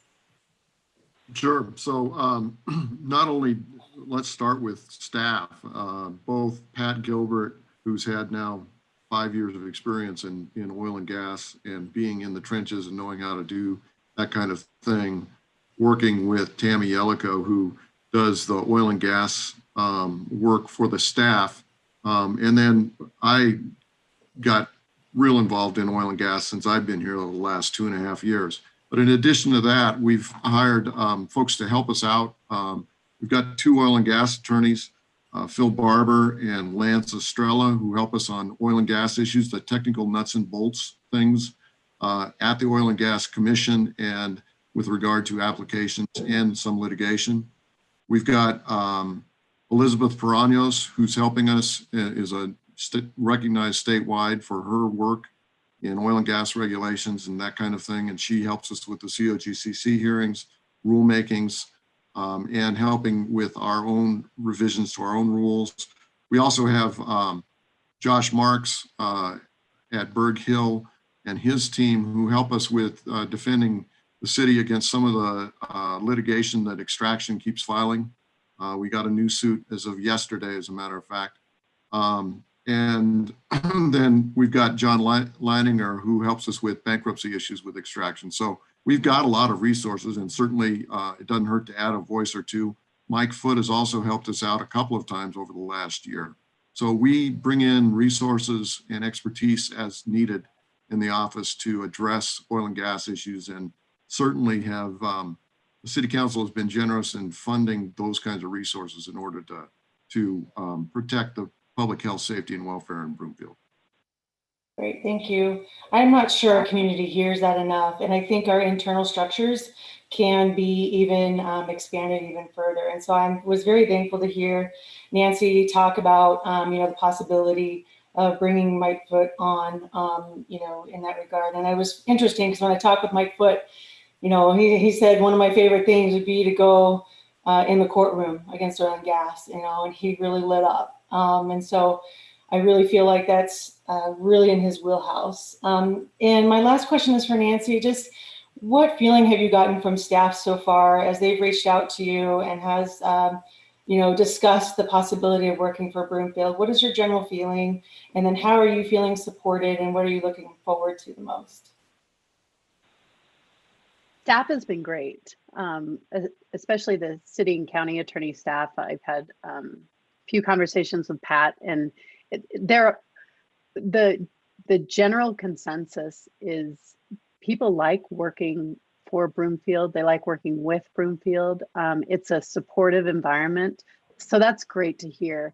One of the reasons that Broomfield was really attractive for me was the high quality work that is coming out of the Broomfield City and County Attorney's Office and the reputation that that team already has, that they're hitting the ground running. And with the outside counsel teams that are built on oil and gas and other issues, they do really great work. And I think I talked about this in my interview. Broomfield is seen as a leader, and that's great to know that there's people here that are willing to work hard.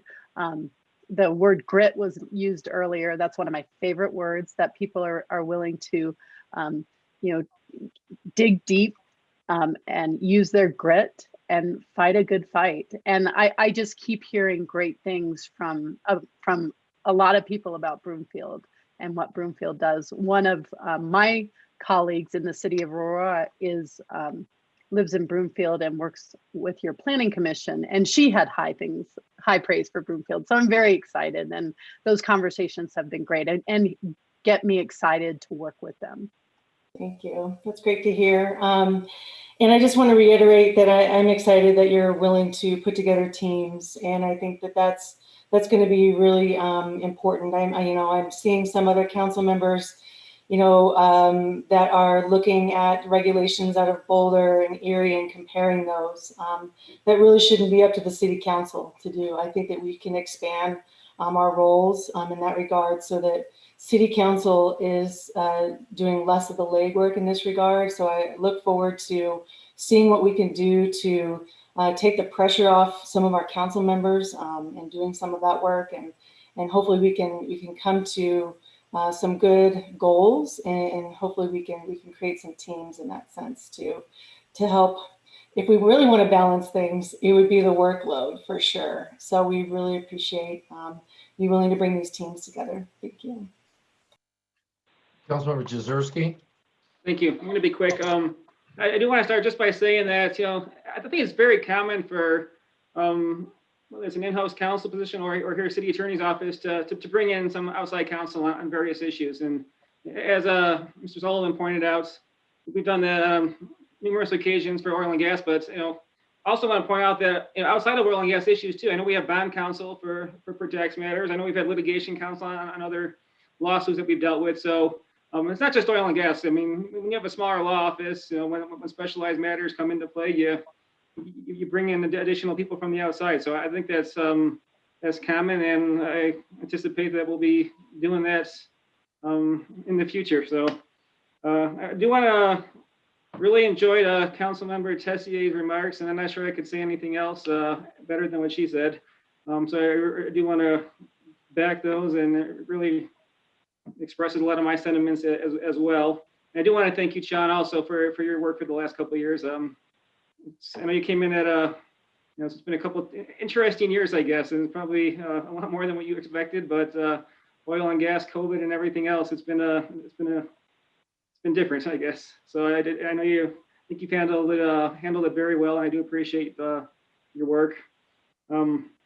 I will say, originally here, and I've been listening to some of the questions from my colleagues. I was a little, I don't want to say a little put off, but I was a little concerned. I don't think this was supposed to be really a job interview, and it's not how we handled this in the past. But saying that, I do understand that there were a lot of significant concerns, in our community from our community members. So those are questions that had to be asked, and I'm glad they were asked. And Nancy, I think you answered them well, and you answered them with grace and composure. So I just want to let you know you were highly recommended by some colleagues of mine that I know. I'm an attorney myself, and I know other city and county attorneys. So you did come highly recommended. I look forward. I'm glad you accepted the job, and I look forward to having you on board here. So welcome. Thank you. Councilmember Law Evans. Thank you. Mr. Mayor, and I really appreciate all the comments by my fellow council members during this discussion, especially Councilmember Tessier. My gosh, you have a way of really slicing to the emotional heart of things, and then reminding all of us that we're talking about people, not cardboard cutouts, but real live people. And that's, I think the COVID trend and Zoom meetings and social media and email have really hastened that terrible trend to dehumanize when we can't sit face to face with one another. So thank you all, but especially Sharon, thank you very much for that reminder.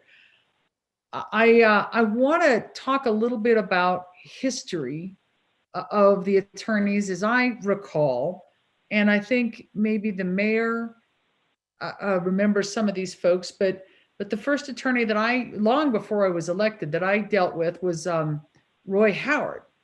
And Roy, as I recall, was an attorney for little town Broomfield, small town Broomfield, before we were a city and county, before we started to deal with, I have old maps that from when we tried to begin doing zoning and planning and things like that.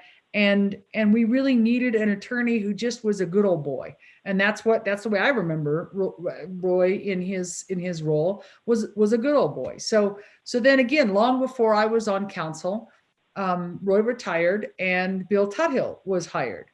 And it's my recollection that Bill was the right attorney at that time as we began to move into a period of explosive growth and really diverse issues as we took on the role of a dual city and county. And Bill was the right attorney at the right time for that. But then oil and gas came, and that kind of coincided with Bill's retirement. And he went off into the sunset and is doing wonderful things at this point in time. And as we interviewed just several years ago for another attorney, Mr. Sullivan applied. And I think that Sean has been, again, the right attorney at the right point in time for Broomfield. He's been thoughtful, put together an incredible team, and nurtured that team along. I think that these folks have all grown as individuals through the last couple of years.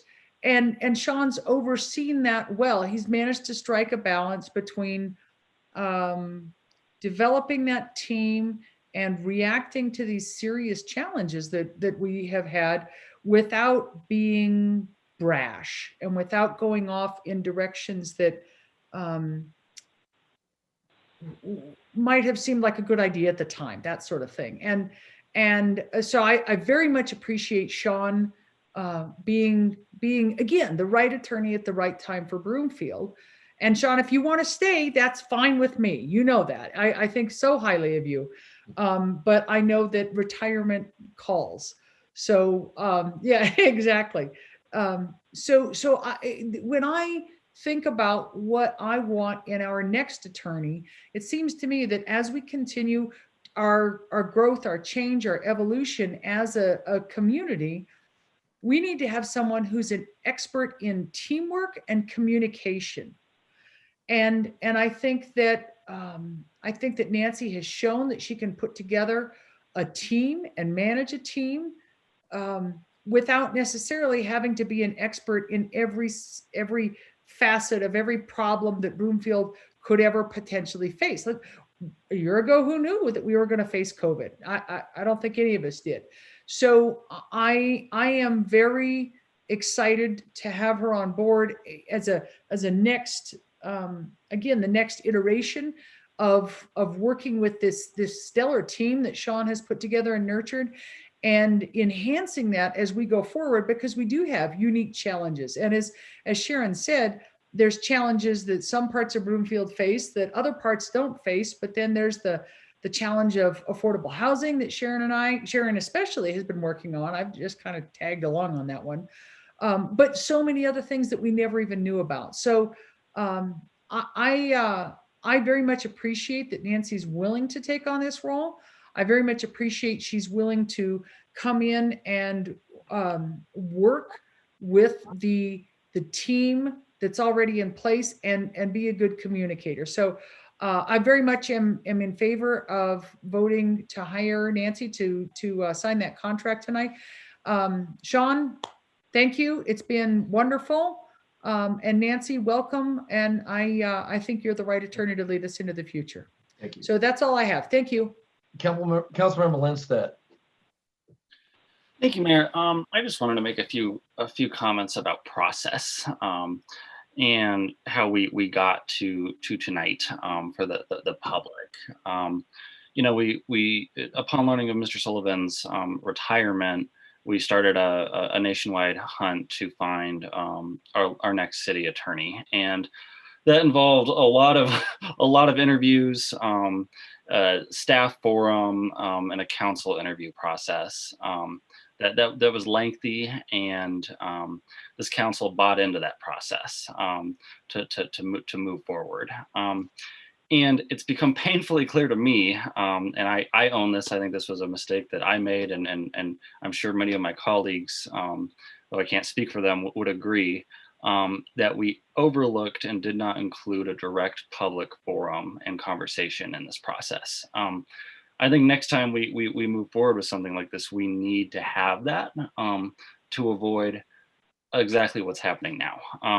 So whatever council hire we have, I think you know, this was Councilmember Schaaf's idea. I was talking with him about earlier, is maybe we just need to automatically incorporate a public forum into those processes to avoid drama and confusion, and you know, to be fully transparent to our constituents, because there's a lot of concerns and a lot of them are valid. And you know, I think tonight I hope those concerns have been you know,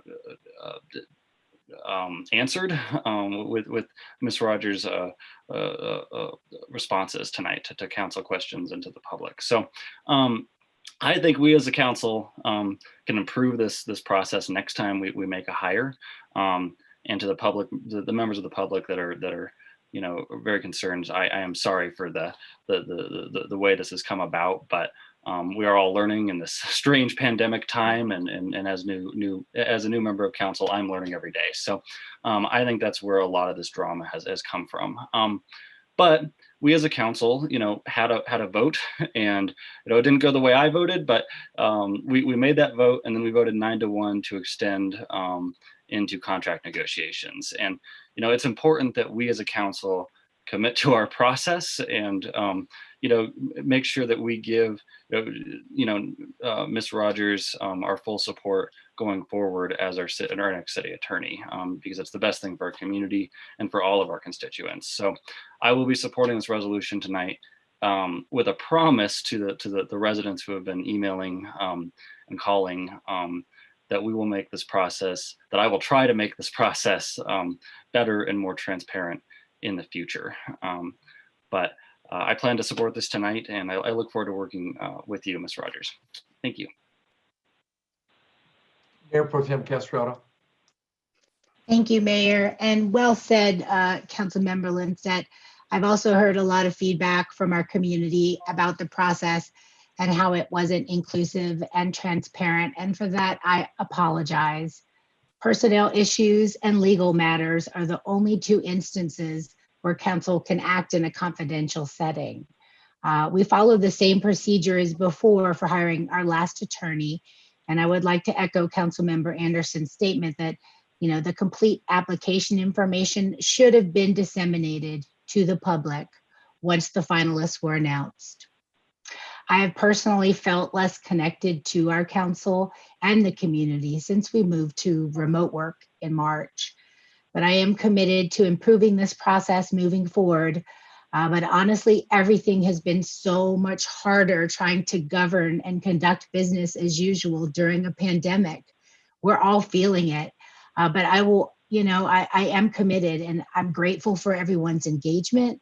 I'll always remember who we work for. And I just followed the process from the last time. We didn't have a public forum because the attorney isn't a direct public serving position. The attorney works for the client, which is the mayor, the city council, and the city and county of Broomfield.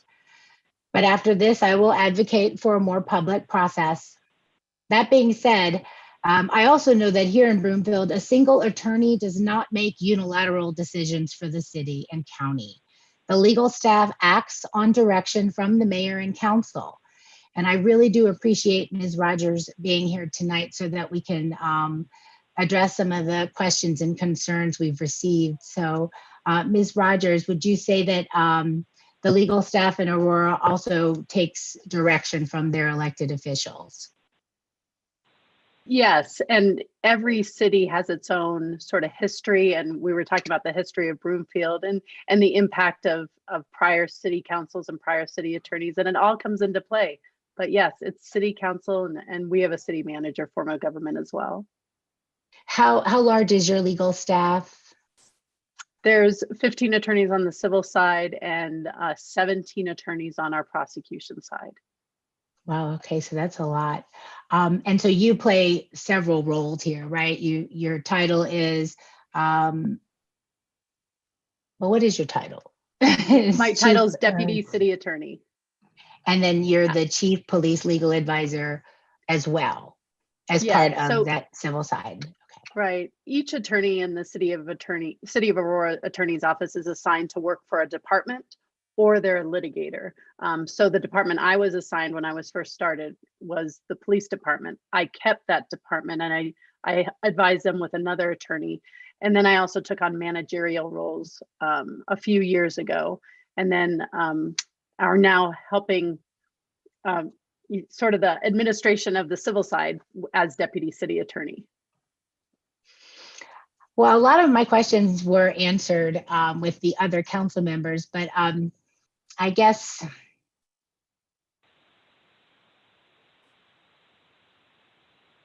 drawing on the experience that you had in Aurora, what can you give us any tangible ideas that would benefit Broomfield in developing policies and procedures for the Broomfield Police Department and City and County of Broomfield, from what you've learned? Yeah, to get the community involved. I think that's key when you're making a policy for police officers who are daily interacting with the community. And one thing I like to say about our frontline employees, to include police officers, is they're the first line of government. They're the first line of constitutional law.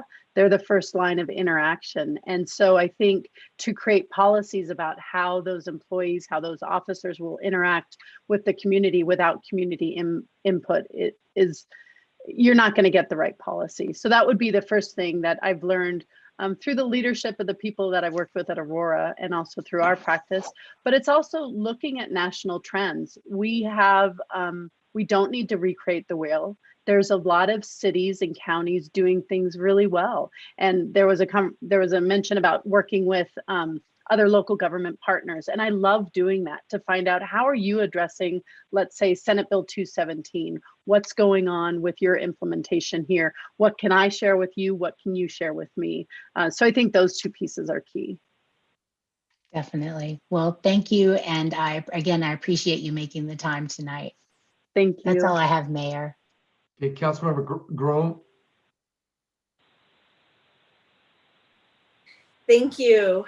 I just wanted to start off with saying, in this interview process, my opinion, Nancy was the most qualified candidate for this role, and I'm excited that she'll fit into our Broomfield culture, as well as be able to provide the oversight and staff management of the legal department. And then would love to have a follow-up question with some of my fellow council members in regards to the public forum.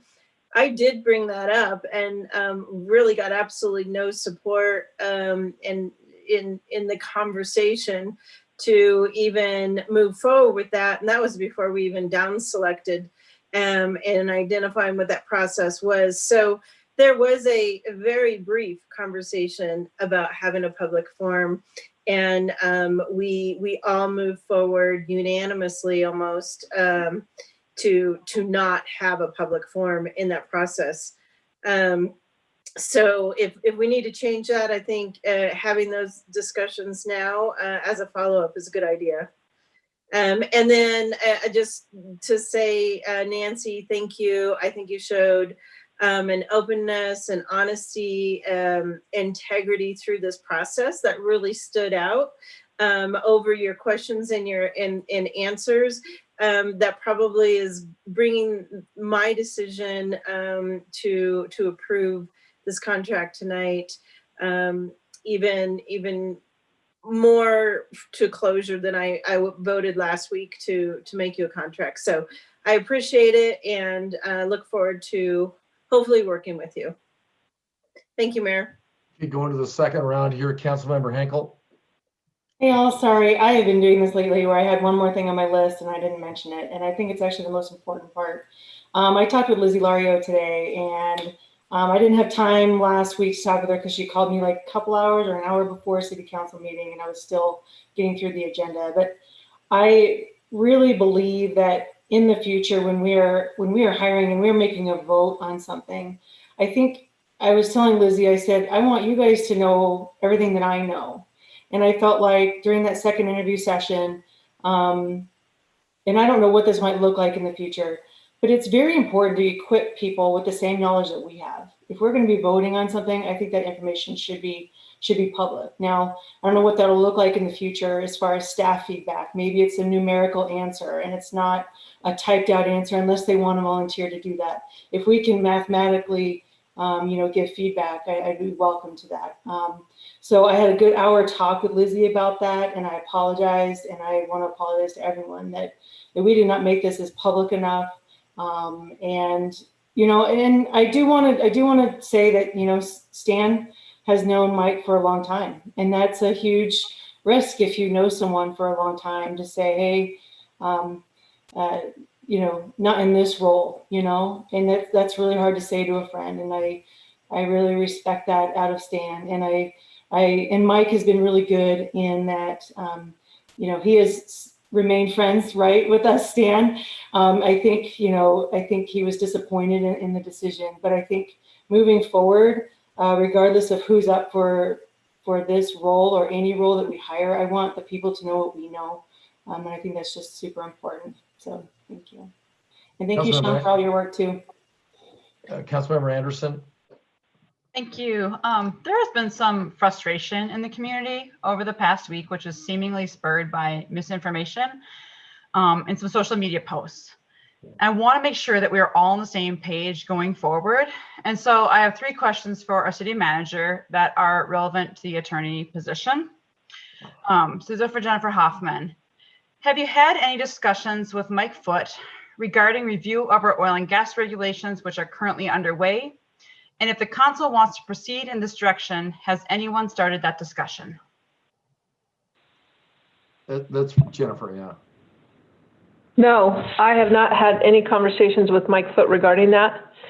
And to the best of my knowledge, Pat, Sean, and I are in communication consistently. So I'll let Sean speak to that, but I certainly haven't, and I'm not aware that the attorneys have either. So we haven't had discussions with Mike about reviewing those. He has provided us some input on it though in the past. I think it was about the time we went into lockdown over COVID, we got some information from him. Okay, and then I think that answers that question. Thank you. And then again for Jennifer, have you had any discussion with Mike Foote about advising council on any of the current ongoing court cases? No, I haven't had any contact with Mike Foote at all. My contact with Mike was during the interviews with he and Nancy and George. Okay, and then has Ms. Rogers made any commitment, such as joining our oil and gas meetings prior to her official start date? I haven't had communication with Nancy. We thought we would let this part play out. Part of staff's idea is for an onboarding section. Once Nancy comes on board, should that be council's direction, Pat Gilbert and I have discussed an onboarding plan that would absolutely include that. Thank you. And I know we had that discussion as well, that would be a really good way to get up to speed on that. So I just want to say that will now clarify where we are at on some of that misinformation, that we're all on the same page. One quick thing I want to end here with was my preference was certainly for Mike Foote, since I've spent such an intense and significant portion of time before my time on council, and also while I've been on council, moving protections of health and safety forward. I think that's a pretty, this goes way back and it has been intense, and I have spent so much time working with our attorneys and some of our experts. And I don't know that all of us have felt that intensity. And I also really need relief. And I don't know that that's been very clear to other people on this council, but this has been very, very challenging with the, and I don't know if Ms. Rogers knows this, but I live in a community very impacted by oil and gas and live near the oil and gas, which changes the perception of this, that this is a high top priority for Broomfield and it's not going away. And it's been so challenging. So I am assuming that Nancy will be appointed as our city attorney tonight. And I will work diligently with her to ensure that we uphold the strongest protections for our residents. I have one last question for Ms. Rogers. I was elected by my residents to uphold health and safety, and my work is sometimes seen as intense. Are you ready for this challenge? Absolutely. Absolutely. And if you talk to anybody that knows me, I'm an incredibly hard worker. And I'm very collaborative, and I will do what needs to get done to get you to where you want to be as my client. Thank you. Councilmember Schaaf. Thank you, Mayor. I just wanted to briefly kind of dive a little bit more into what Councilmember Lindstedt have to say regarding the process. And I think I just want to spend a little bit of time. He had recommended a fabulous, wonderful idea, which was the community forum. And I think that is necessary for all of our hires.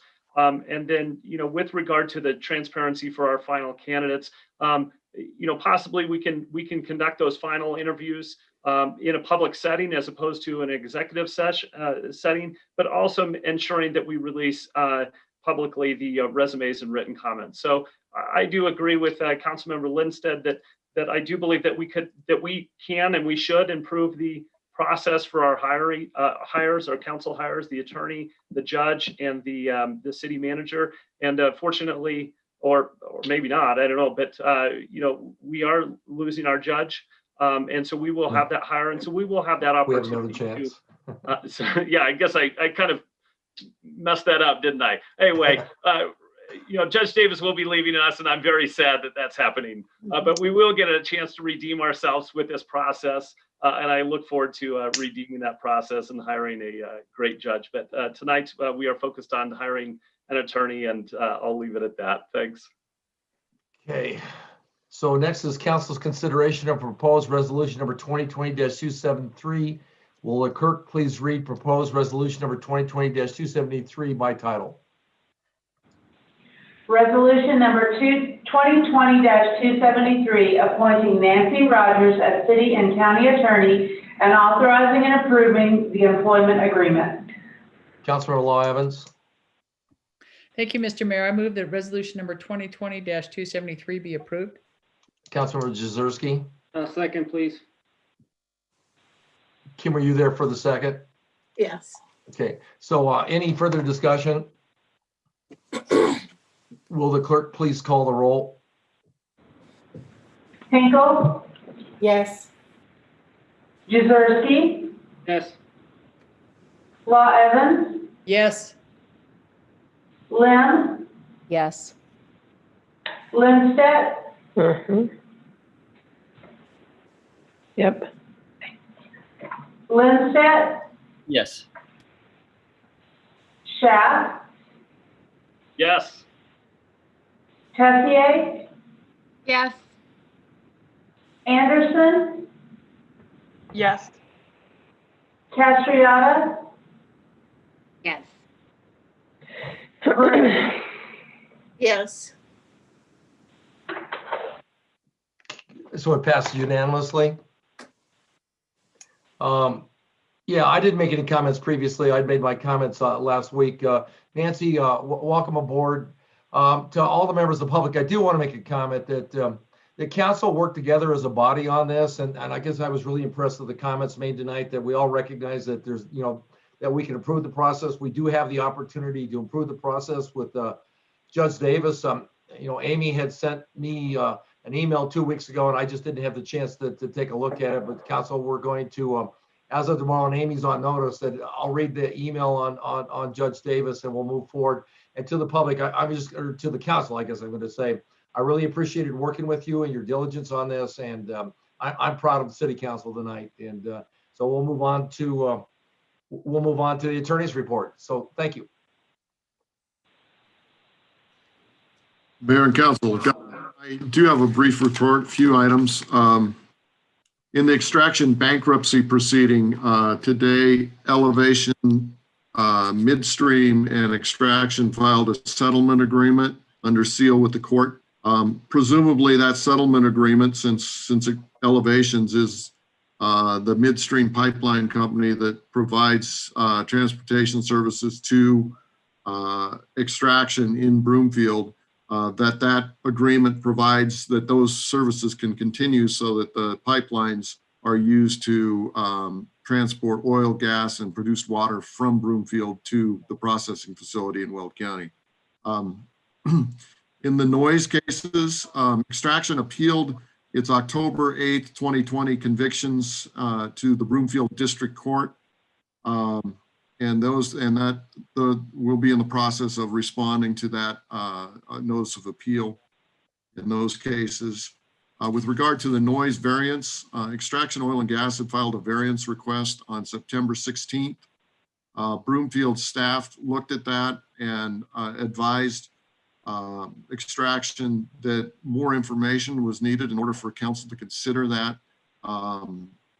variance request. It contained a lot of sort of legal arguments rather than really any justification for the particular variance they're requesting.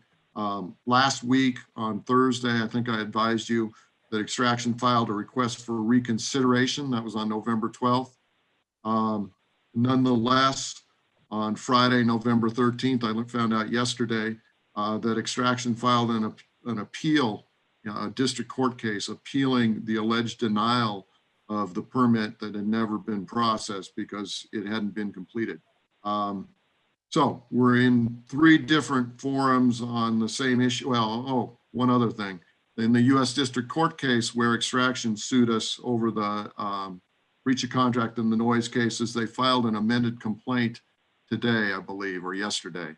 So we're in 3 different courts on essentially the same issues all the way around with Extraction, and we'll be proceeding to defend those cases or prosecute those cases as the case may be. With that, this is my last meeting with you, council, and I wanted to tell you that I'm pleased to have had the opportunity to serve Broomfield, and that I want to wish you, each of you, the best as you continue to try to make the best decisions for the citizens of Broomfield, which you always do. That's what you're keeping in mind, and I appreciate that. Thank you. Okay. Thank you, Sean. I guess Sean, let me make a comment about you. I've worked really closely with you since I came on last November, and we've had a few ups and downs, not mostly ups the last 4 or 5 months. I've enjoyed working with you. I never had a chance to ask Sean a single personal question, which is, I think, the toughest part about COVID.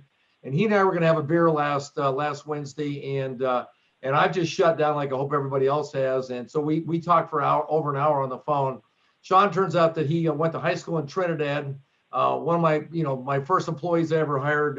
Some people I know from Trinidad. We shared 3 or 4 names from Trinidad that he knows. And so I think that's the tough part about it right now. We don't get to see the human sides of people right now. And Sean, I enjoyed getting to know you, and I don't know how good of a golfer you are, because I suspect I could take money off you too. So I suspect you could. But I just want to thank you. I want to thank you for your service. The last year has been tough. the last 2.5 years has been tough for you, but I've appreciated your professionalism every step of the way. So I just wanted to say that. Thank you. I appreciate that. Okay. And so we'll, because we still have a whole nother meeting. So I'll ask Jennifer if she has a report. No, I do not. Okay. So there is no legislative update this evening, although it sounds like there might be one in a couple of weeks. There is no business before the Broomfield Urban Renewal Authority or the Arista Local Improvement District Board of Directors. Additionally, there are no special reports or requests for future action, concluding the items on this evening's agenda. Is there any other business to come before the council? There being no further business, the council meeting is adjourned. Council will begin this evening's study session after a 5-minute break. So we don't have to re-sign on, do we, Aaron, or whoever's doing this? I mean, we just stay here, right, for 5 minutes. You can stay in this meeting. That's correct, Mayor. Okay, so we will convene in 5 minutes at 9:12, and we'll have our study session. So thank you.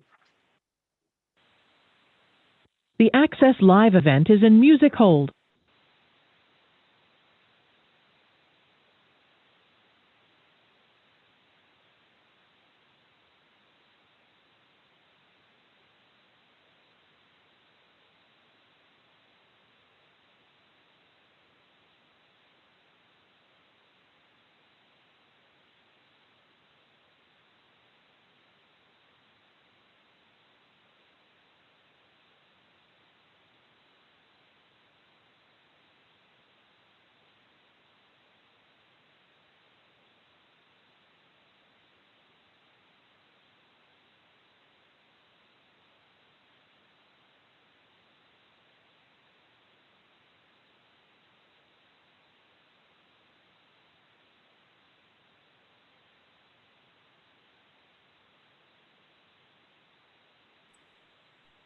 Thanks, Aaron. Just checking audio.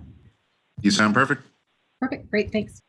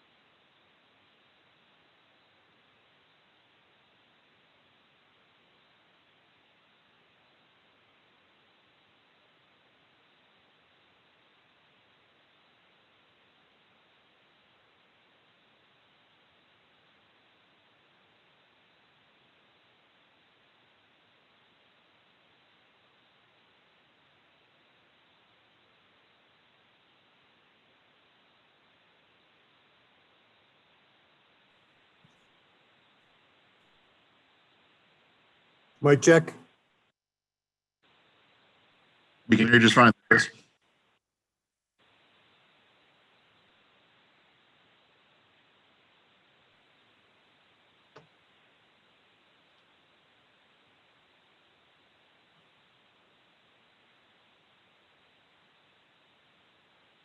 Okay, Mark Stewerman, can you hear me? We can hear you, Mark. Great.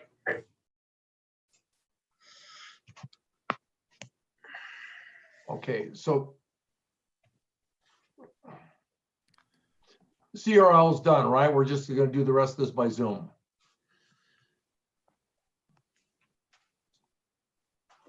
Can you hear me? Yeah, Mary can hear you. It sounds like we will need CRL for the concept review portion of the meeting, but then they can drop off after this first agenda item. Oh, okay, good point. And I just dropped them. I shouldn't have.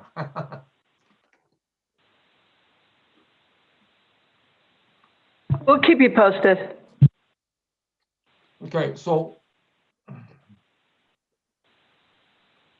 CRL, I guess, go ahead and get us started. All right, Mayor. Counting down in 5, 4, 3, 2, 1. Music hold ended.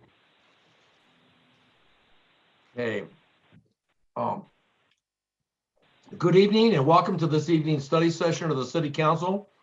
Agendas for study sessions, including concept reviews, can be found by visiting Broomfield's website at www.broomfield.org. Our agenda this evening includes one concept review item, which will be televised on Channel 8 and through live video streaming on Broomfield's website. Council members are attending the study session remotely by video conference. Concept reviews are an opportunity for applicants to present their plans for council's preliminary review. Although official decisions cannot be made by council during the concept review, the council may ask questions and make suggestions to the applicants regarding their projects. Comments from the public will be taken on the concept review item. Callers are asked to call 855-695-3744 several minutes ahead of the specific item and press *3 to ensure that you are in the queue for comment when the concept review is presented. A screener will ask callers for their first and last name and neighborhood. Following tonight's concept review, council will discuss the third quarter air quality monitoring report and the 2021 proposed budget. The only concept review on tonight's agenda is a proposal from Arlington Properties to develop 300 apartment units north of Interlochen Loop and south of US 36. We will follow the city's standard procedures for concept plan reviews. First, staff will present a summary of the application. Following the staff summary, the applicant will make their presentation. We will then take comments from the public, members of the Planning and Zoning Commission, and other interested advisory boards. Then the applicant will have an opportunity for final comments, and finally, questions and comments from the City Council. Electronic copies of concept review plans are available at broomfieldvoice.com, including copies of comments, which can also be found by clicking the correspondence link at the bottom of tonight's agenda. Council members have a copy of the agenda memorandum for this proposal, which staff will summarize. Thank you, Mayor and Council. This evening, Anna Burton-Zetti, Planning Director, who had some technical issues and arrived on site just on time to walk us through this item, will give a brief presentation, and the applicants are here as well to field questions from Council after their brief presentation. Anna? Thank you. Good evening, Mayor, Council, and Commissioners. We could have the next slide, please. Anna Burton-Zetti, Planning Director. This first concept review, well, the only concept review this evening is for Fellow Interlochen. The site is located to the north of Interlochen Loop. It's south of US 36 and west of Wadsworth Parkway. It's within the Broomfield Interchange Sub-Area Plan and in the Interchange Influence Area. To the south is Interlochen Loop, and to the south of Interlochen Loop is the Jeffcoat Office Park. The project site is located generally east of the Interlochen PUD area, and it's directly east of the 424-unit Camden Interlochen Apartments. The proposal this evening is for 6 multifamily buildings with a total of around 300 units. The site will feature a mixture of studio, 1-bedroom, 2-bedroom, and 3-bedroom units. The proposed density is approximately 23.8 units per acre. Parking is provided throughout the site, and garage spaces are also provided on the bottom floors of the residential buildings. The site is currently zoned B2 and in the Interchange Influence Area Overlay, and as such, it does not currently permit residential uses.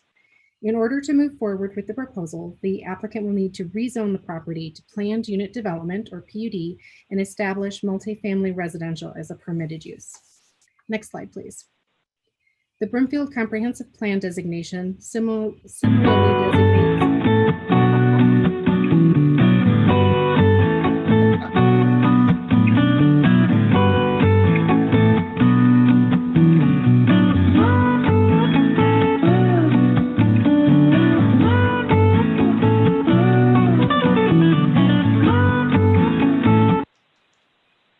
The Brimfield Comprehensive Plan designation for the property is mixed-use commercial. When you consider this parcel within the context of the overall area designated for mixed-use commercial, which extends into Interlochen, the overall area includes a mixture of office, employment, and residential areas. And it could be considered consistent with this land use designation if it were to be rezoned to a planned unit development district, which would require approval by the City Council. The proposal is not consistent with the land use assumptions in Brimfield's long-range financial plan, since the land use assumption was for a non-residential use consistent with the existing zoning of the site. The proposal reduces the expenditures to revenues in the long-range financial plan from 1.076 to 1.075 and reduces the projected annual revenue at build-out by approximately $421,510 annually. Next slide, please. The main access point into this site will be a right-in and right-out only located on the south of the parcel along Interlochen Loop. A secondary access point would need to be provided, and the applicant is proposing an access point at the northwest corner of the site. There is a total of 6 residential buildings on this proposal. There would be one 2-story clubhouse and a leasing office located at the main entrance of the site. As I mentioned, parking is located throughout the site, and there would be a stormwater detention area located at the northeast corner of the site. The applicant intends to provide a total of 60 units at 60% of the area median income. These affordable units would be a mixture of studio, 1-bedroom, and 2-bedroom dwellings. The affordable units would be located throughout the 6 residential buildings. Next slide, please. The site features several amenities, including a pool, dog park, pocket park, and gathering spaces. With the increase of 300 residential units, public land dedication of 13.75 acres would be required. At this time, staff anticipates 100% cash in lieu dedication would be necessary for the residential project on the subject site. That would be estimated at $1,460,500. The applicant has indicated that the formal submittal of the project will incorporate electric vehicle charging stations, drought-tolerant plants, long-term and short-term bicycle parking, and the applicant intends to include pedestrian trail connections as part of the formal submittal. They may also include additional details during their presentation regarding trail connections. Staff will work with the applicant through the development review process to continue to explore potential options for additional open area on the site. The applicant is also exploring opportunities for public art within the project. Next slide, please. The buildings are proposed at 5 stories in height and will feature wood tones, masonry, and stucco materials on the proposed buildings. Staff will continue to work with the applicant to ensure the architecture is of high quality and is consistent with surrounding uses. Next slide, please. The public notification requirements were met for this property. It was enhanced with additional mailings to 488 renters that were within 1,000 feet. Typically, Brimfield's notification includes only property owners. And so this enhanced notification was in response to the study sessions this summer, which were held with City Council. This project was also posted on Brimfield Voice, and the applicant intends to hold a neighborhood meeting prior to the formal submittal of the site development plan. Next slide, please. Staff did identify 4 key issues, including the long-range financial plan impact, which I previously summarized, the pedestrian and trail connectivity, which needs further evaluation, but the applicant has indicated a willingness to consider additional connectivity as the project moves forward. Also, vehicular access, as identified, the main access point for the parcel is limited to right in, right out. And the secondary access shown at the northwest corner of the site would cross multiple properties and require a longer route of traffic for property or for residents that would be traveling eastbound and needing to access the property. The 4th key issue is the inclusionary housing proposal, primarily because in order to propose to develop the proposed affordable units, the developer has indicated that financial assistance would be required above and beyond the fee waivers that were recently approved by City Council for affordable units. If this proposal proceeds, the applicant will be required to provide additional financial information to demonstrate the funding gap for which the assistance would be necessary. And that concludes staff's presentation. As was mentioned, the applicant has a presentation as well. Okay, we'll go with the application's presentation. Will the applicant's representative please identify themselves for our listeners before beginning your brief presentation this evening? Yes, thanks. Thanks, Anna. Thanks, Mayor. Noted on brief. Thank you for your time. I'll just start with saying we want to make Velo Interlochen a great place. We're passionate about creating sustainable, connected, attainable communities. And what I love about this piece of real estate is its connection to the Broomfield Trail and the bikeway. And that's actually why we named it Velo. We have several Velo branded communities. That's the French word for bicycle. And so we're committed to making this a bikeable, walkable community. And with that, I'll ask Chris Grady with Kephart to kind of walk us through the vision of the community.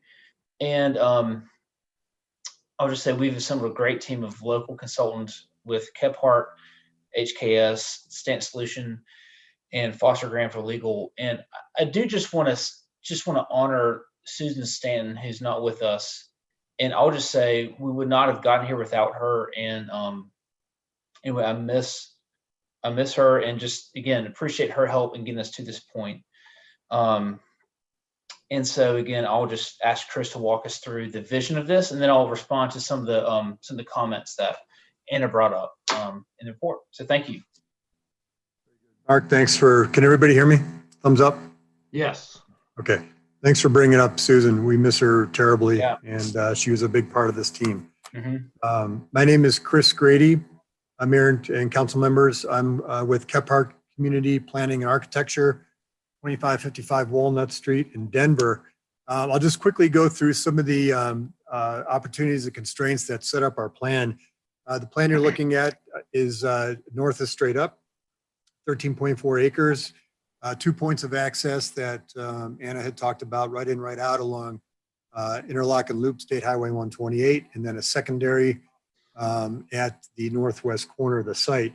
The key challenge, and the reason I want to show this plan, is the grade on this site. You can see where it says HP High Point. We drop about 80 feet from south to north, and that is significant. And if you can see some of these pictures, they're from the bottom and top of the site. It kind of, unless you're really out in the site, it's hard to see it in the pictures, but there is quite a bit of grade change that is a real challenge. So we looked at this as it's a real challenge for a commercial endeavor here. And some of the previous development plans are prohibitively expensive because of the amount of fill required on something like this. So as a residential approach, we have a lot more opportunities, and the things that are happening on the site really inform our design approach. You can see with the arrows, we have excellent views to the north and the west. And again, with that grade change, there's going to be a circulation challenge from State Highway 128 all the way to our secondary access. So all in all, with this plan, this tells us that we need to create a neighborhood plan that fits the land. That's the most important thing. Anna, you can go to the next slide. The one thing I wanted to mention here was we're taking 4 parcels and 2 ownerships into a viable use, a single viable use. And so we spent quite a bit of time on the concept site plan. So we wanted to develop a product and a neighborhood design which really responds well to the landform. And so we really need a concept that works. So what we did was we developed an uphill and downhill product. And we have a little mislabel here where it says 48 plex, it should say downhill split. And the 52 plex is an uphill. The idea on this is that they're all flats, but we use the building to allow an 11-foot grade change. This helps this fit into the site well. So the front entry is on the garage side, and that is a downhill building, 4-story on one, 5-story on the other. That's a 48-plex. On the other side, to the right of the, or left of the page, is an uphill split. And that is 5 on the entry side and 4 on the residential side, or on the on full residences. So this really responds to that landform. It's a 5-4 split, 11-foot, 52 and 48-plex, tuck under garages. The plans or the composites will include studios, 1, 2, and 3 bedrooms, ranging in 500 from 569 to 1425 square feet. And so this site response is not only the retaining in the building, but also site walls. So that allows us to take up this grade of 60 to 80 feet through this. And so from this entry along State Highway 128, you can see as we come in adjacent to Building 2, we have to work our way down the site. And we kind of go off to the left there, and that is a little neighborhood that's an auto court which services buildings 1 and 5. And then we go downgrade again. Buildings 2 and 3 are within an auto court with proximate parking. And that's lower, much lower than the first auto court. And then we use that circulation to go to the next auto court and eventually buildings 4, 5, and 6. And we can work our way down, kind of serpentine through the site and get to that secondary access. At the entry, we are featuring, and the site gives us an opportunity for this. We have a 8,000 square foot, 2-level clubhouse, a step-down clubhouse. And in that, we're offering fitness center, kitchen facilities, business center, game room, outdoor pool. And that's really a private neighborhood center. And it's a valuable gathering place for meetings, special functions, and neighborhood get-togethers. So that's the focus of the neighborhood. From there, we are able to tie in through our walkways some satellite amenity areas, and you can see them labeled between buildings 4 and 3, and to the right of building 6. That's all connected through walkways. And the important thing is not only do we have internal connectivity with trails, we want to make sure that we get external connections as well, as Anna had mentioned, to the US 36 bikeway to the north. And that's indicated with that red arrow at the northeast corner of the site. And then we want to make sure we have a connection to the Broomfield Trail to the south. So that connectivity is very, very important. Parking on this site will meet city code.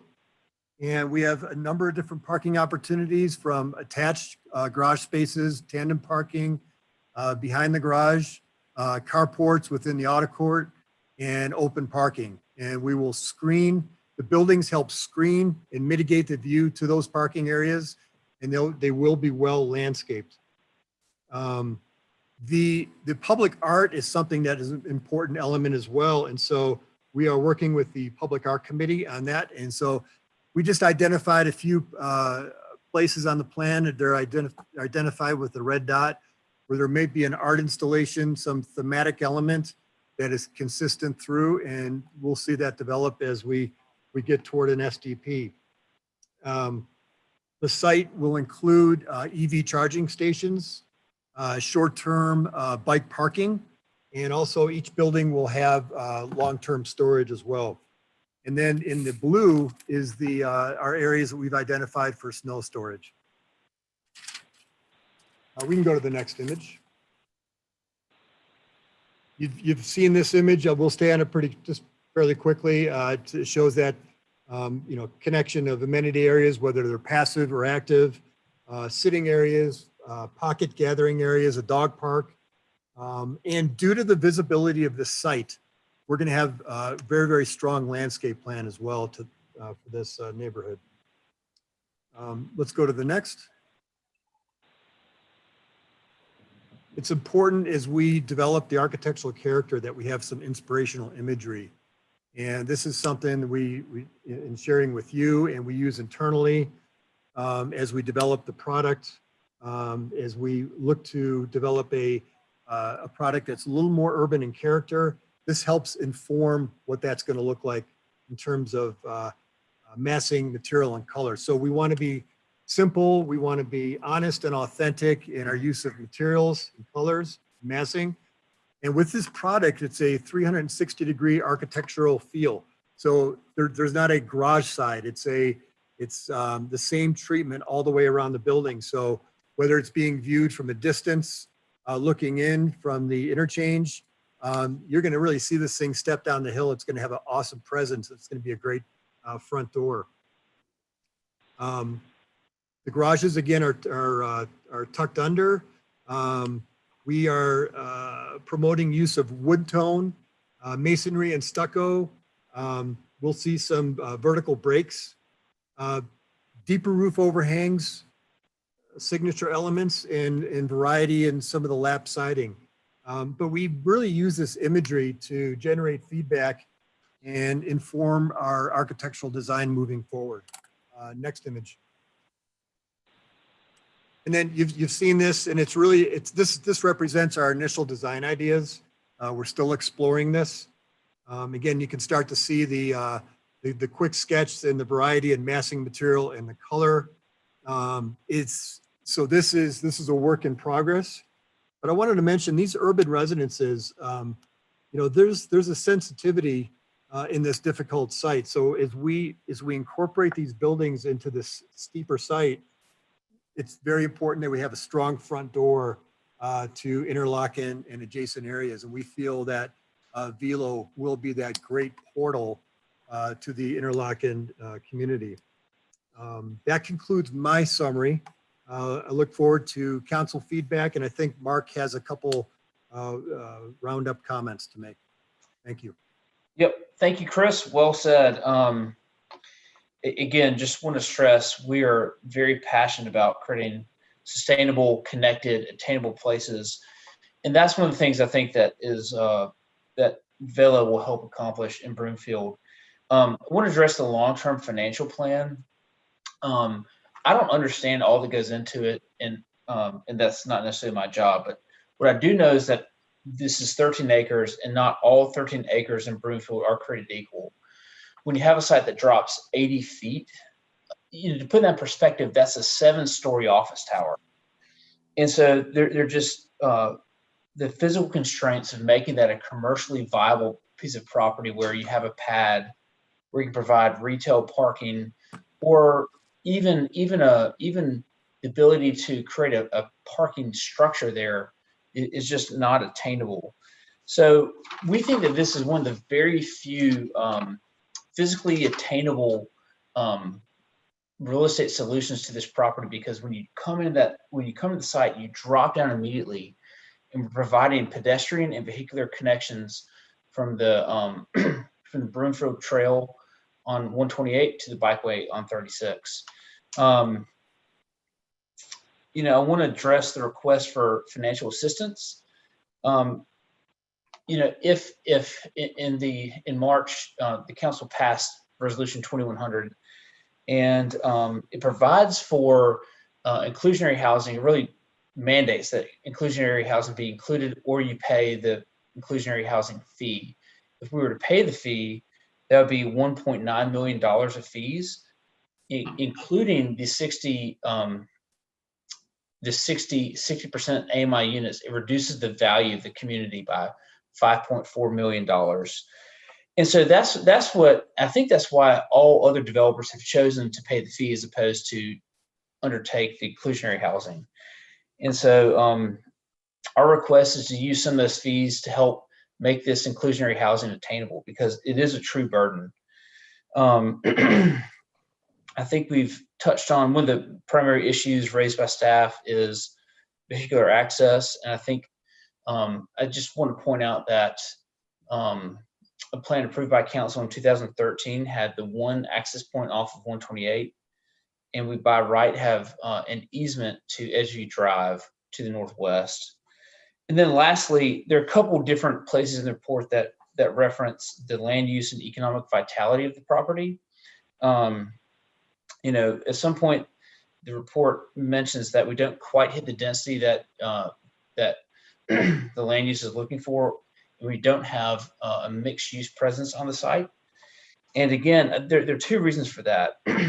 One is that the inclusionary housing makes it financially unfeasible to build a parking deck. The ordinance provides for density bonuses, but in order to have more density, you have to have structured parking. And because we've reduced income, it just makes building a deck untenable. And then second, we can't hit the densities that are asked for or maybe even required to make inclusionary housing feasible because of the grade change. So again, I just want to say thank you for your time, and I look forward to hearing your comments. But again, I think this is one of the very few physically realizable real estate plans just based on the physical constraints of the property.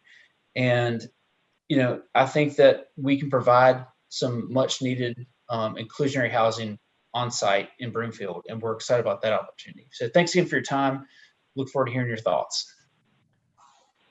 Okay, we'll go to public comments next.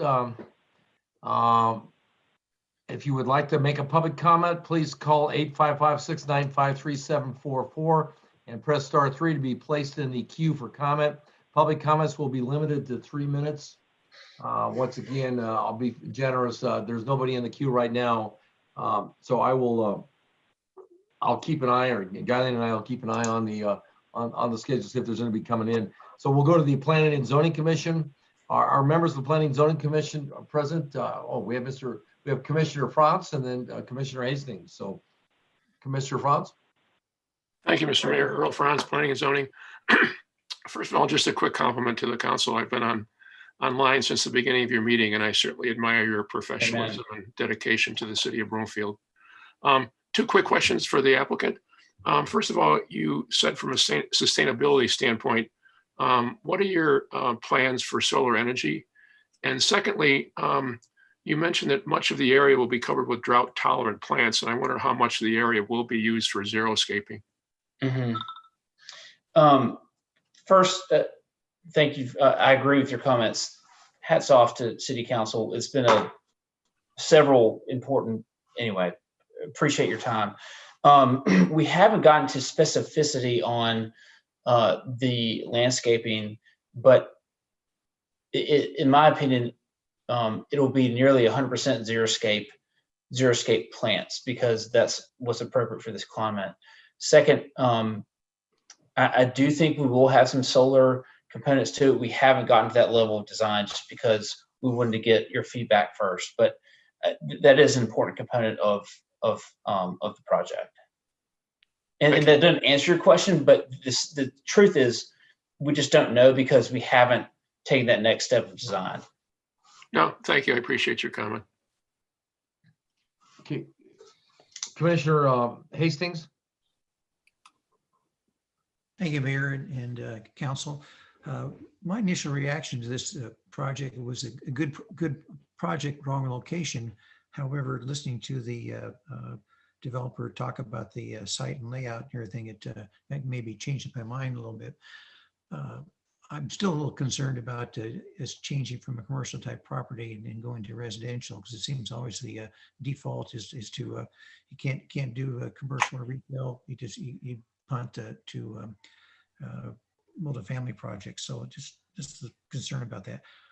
All the staff concerns are my concerns as well. Traffic study, ingress, access to the 36 bikeway and trail connections. The only other question I have is the parking does meet the tenant requirements. And I don't see where you would have any opportunity to have visitors there. So that was to be one of the biggest issues that I would, another issue I would see on that. And that's all I have. Thank you. Okay, are there any other boards and commissions here tonight? Or are there any other, I guess, commissioners that would like to make comments? I'm not sure I see others. So we'll go to council members. Any council member want to make a comment? Councilmember Tessier. Thank you, Mr. Mayor. Thank you for your presentation. Thanks to the commissioners for their feedback. I like the name. I like the concept. couple things coming up for me. I believe in the Housing Advisory Committee, there was some discussion around working with a developer who specializes in affordable housing to reach that capacity. And also discussion, what was it, around density bonuses. Have you given that any more thought? The density bonuses, I have given that thought, and again, there are two issues with going more dense. One is including the reduced income apartments reduces the revenue and thus the viability of the project, and the structured parking that would be required to go denser is terribly expensive. And we're already spending a tremendous amount of money on all these site walls and retaining walls inside the buildings. So we could go denser if we had structured parking, but because the goal was to include the housing, the inclusionary housing, the economics don't work. And then second, Chris can maybe speak this a little bit more accurately than I can, but there really is extremely difficult to create a flat enough area to really build a parking deck because of the grade change. So you have to both cut out a big shelf and then build a parking deck. And there's just really not a viable way to do that without basically removing the whole site or bringing a ton of fill. So from a density perspective, we've gone as dense as we can. We're meeting the parking requirements. There's so I think we've maxed it out from a functional viability standpoint. And I'm not a specific affordable housing developer. I know that the owner of one of the owners of the property was working with an affordable developer before we kind of stepped in. I know they've worked with the commercial developers over the years, and they haven't quite figured out a way to make it work. But I think with this proposal, I think there is a path to making this property work and to provide some level of inclusionary housing. And the second point there would be with a tax credit, fully affordable property, there's not a mix of incomes. There's not a mix of market rate and inclusionary housing. So again, not speaking for the housing committee, but I think that's one of the goals is to have inclusionary housing on site.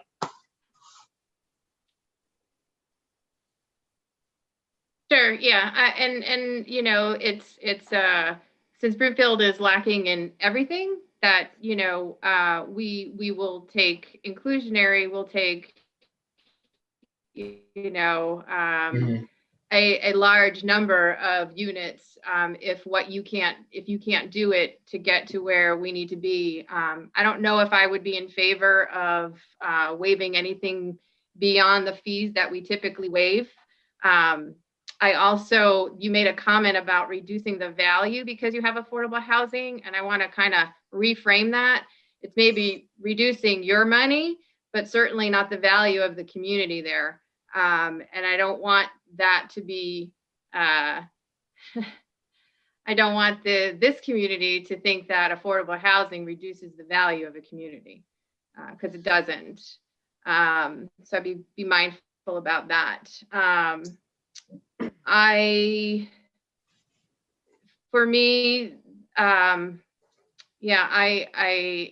If you can't get the affordable housing in there, the other thing, and what I notice is in my other work that I do full time, I'm a housing advocate manager, and I see a lot of families who are in need of 3-bedroom affordable units, and I'm noticing kind of in a lot of the developments that come by, we're missing a lot of 3-bedroom in that 60% AMI.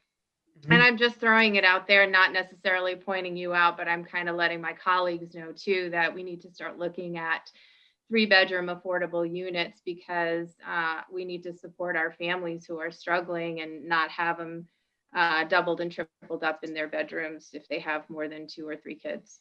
I mean, I love the sustainability, and it's like, I want it all. Yeah. You know, and it's hard. You have to kind of compromise. And I don't envy your situation. I get it that it's a difficult area to work in. But I think, you know, I'd be hard pressed to give up anything on the affordable side. And maybe it's reaching out to other creatives to see if there's a way to make this happen with everything and not have the additional waivers. So that's all I have. Look forward to hearing what my colleagues say. Thanks. Councilmember Groom.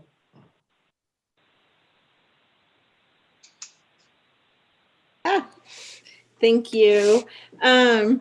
So when I first opened up this agenda item to read it, I kept thinking they're not going to build there because I know that land very well. And I think that you guys did a really unique build design that complements the land topography, as well as at least your concept pictures capture what I feel is Broomfield and where we want to take our design elements. So thank you for that. I think for me, the ride in, ride out, being the major access, I know that road quite well. I've been traveling it for over 20-some years going to work. And I think it's just so busy. And I'm really concerned about the people leaving the facility. Majority of people will probably want to go east and take a left. So I'm not quite sure where and how they're going to get turned around. But I'm feeling like illegal U-turns could be a possibility. So figuring out that second exit is probably the most important thing for me. In regards to the P&Z commissioners, as well as staff comments, I won't reiterate them. I support all of those comments. And then lastly, it would be in regards to the affordable housing. I do think that we are getting more financials than we are getting units. And I would support getting units in there. We need them. That's what we mostly need in Broomfield is the units. So, and then I guess one last comment to staff in regards to the financials. I know pretty much every concept review that comes up, we discuss land conversion and what it's doing to our financial forecast, with the hopes that our outward new strategic planning and our outward looking financials will come in appropriately. And we've been talking about that for months. So Ms. Hoffman, do you have an update of where we're at with that strategic planning and when we intend to have those financials updated so we truly know the impact? Because right now I can't approve this project when it shows that our future of Broomfield financially is in jeopardy.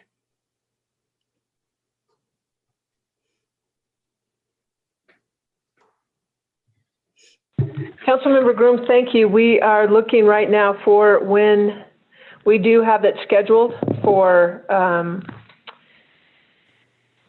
the long-range financial plan and the integration piece. It's in December. If you give me 2 seconds, I'll be able to get the date. We do have it scheduled. Perfect. And I guess that's what I would be looking for before I can approve really any of the concept reviews that has an impact to the financial plan.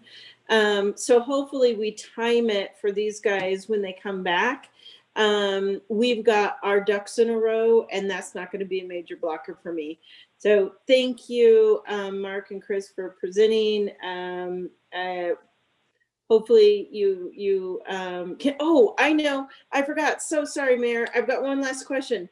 What is happening with the triangle that is in the west corner, opposite, not in your property, but right outside the property. It seems like wasted land. Is there anything that we can incorporate there? That is owned by the adjacent property owner, and it's separated from our parcel by an electrical easement. So maybe it could be used by the city, but it's owned by the adjacent property owner. Okay, thank you. Thank you, Because Mayor. I thought that same thing too. Yeah. But it's also on a hill like this. Yeah, that's It's again, this is not a flat place. This is it's a very hilly site. Thank you, Mayor. Councilmember Lindstedt. Thank you, Mayor. Yeah, my first comment was actually about that triangle piece of property to the west of there. I know they've been trying to sell that piece of property for a long time, and it's been challenging. So I would highly encourage any discussions if you move forward with this project to try to work with that, I don't know, the easement or the property owner, I don't know, some way to incorporate it, because it's weird and it's just going to sit there, and I don't know how these proposed units will affect the likelihood of that ever being developed, because I know this is a really challenging piece of land. I like this idea overall. I think you've come forward with a good plan, but you still have a long way to go.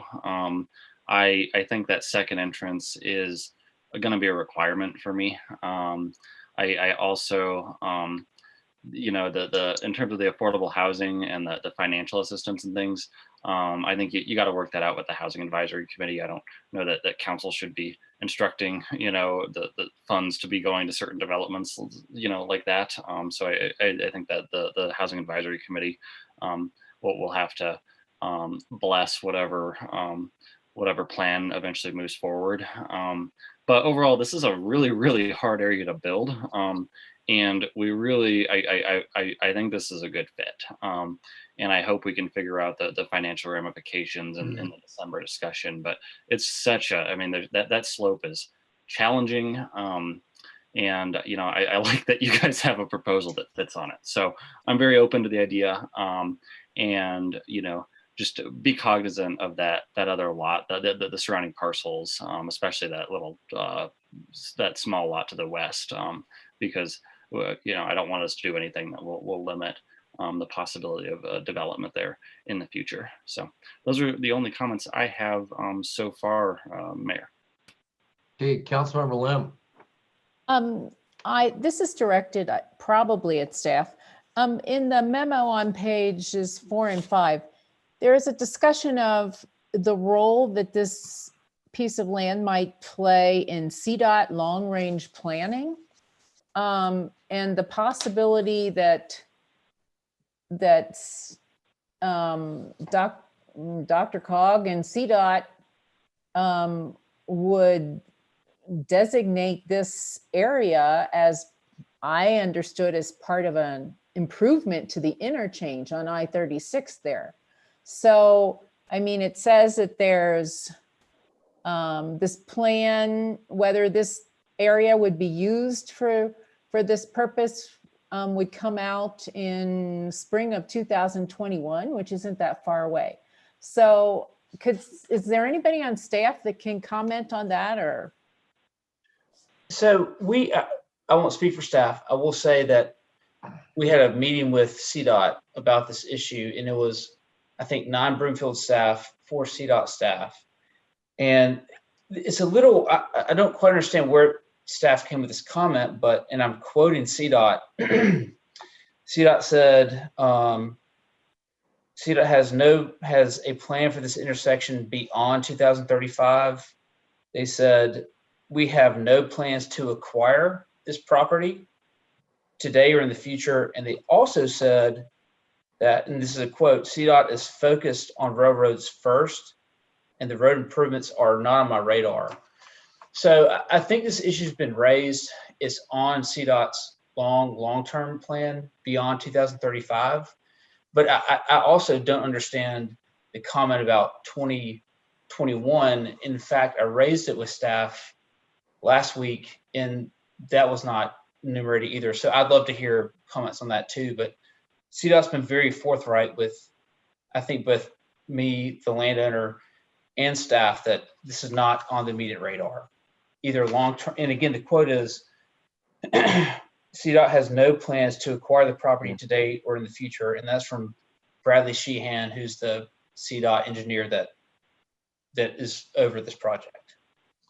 Okay, could staff comment? Yeah, Gene, I think that's a good question. So Kevin, you can't slide the entire night. Do you have any comment on that? Because you've been involved in 36 the entire way. I certainly do. Thank you, Mr. Mayor, Councilmember Lim. The staff report includes a plan of the ultimate build out of the Broomfield interchange. And what's out there today is probably about 40% of that ultimate plan. So yes, CDOT does not have a formal plan to do it in the near term. I will tell you, when we did the Broomfield interchange, that wasn't in CDOT's plans either. That was Broomfield going out, getting the money through DRCOG and dragging kind of CDOT along the way to make that improvement. So I know Mr. Sheehan, I know him well, and I know it's not on their immediate plans, but to say it's not on a long-term plan or it's not going to be done, I think is really a misstatement and not an accurate depiction. At some point, I know, Anna, you're going to have some conversations on transportation in December, and Anna can walk through that plan with you and show you what's in there. What it really does, it ties together the Wadsworth interchange to 120th Avenue and addresses the longer-term growth of traffic on US 36 and on West 120th Avenue. I think there are probably some ways with the developer to accommodate if again, listening to the topography, we've heard from the architect and the developer how very hard the project is to develop because of the topography. Well, sometimes things are difficult to do, and maybe that's not the right project for it. But I think if you look over time, you want to preserve some option for these improvements to the US 287, West 120th Avenue, and US 36 interchange. And again, I think when you have more time, Anna can talk through how that whole complex is slated to function. Thank you. Okay, thank you, Mr. Sandbridge.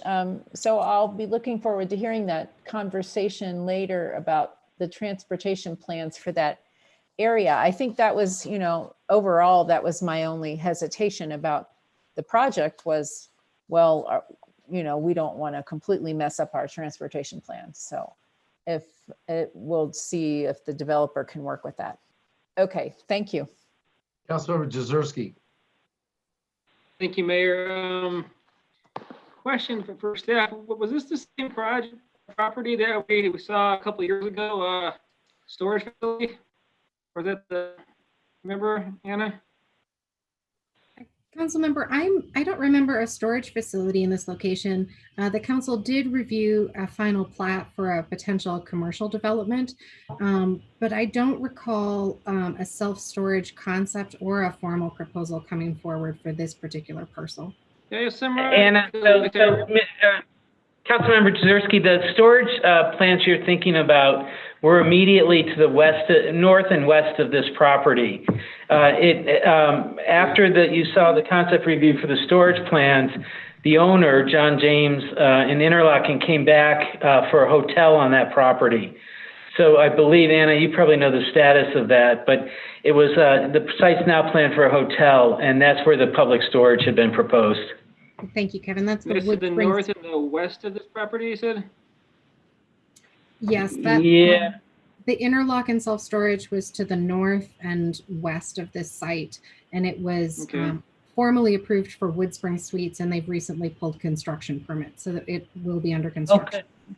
Great. Okay. All right. Thank you. I was going to just say, if this was the same site, I do like this a lot better than the storage facility that was planned. But regardless, I don't have any super big concerns with this project. I get the, I know many times in the past we've had issue with impacts to the long range financial plan and going from commercial to residential. So that's always a concern. But I also understand both the reality of this property as well as the reality right now of the, I guess, the viability of commercial office space. So I could see this being a a good alternative.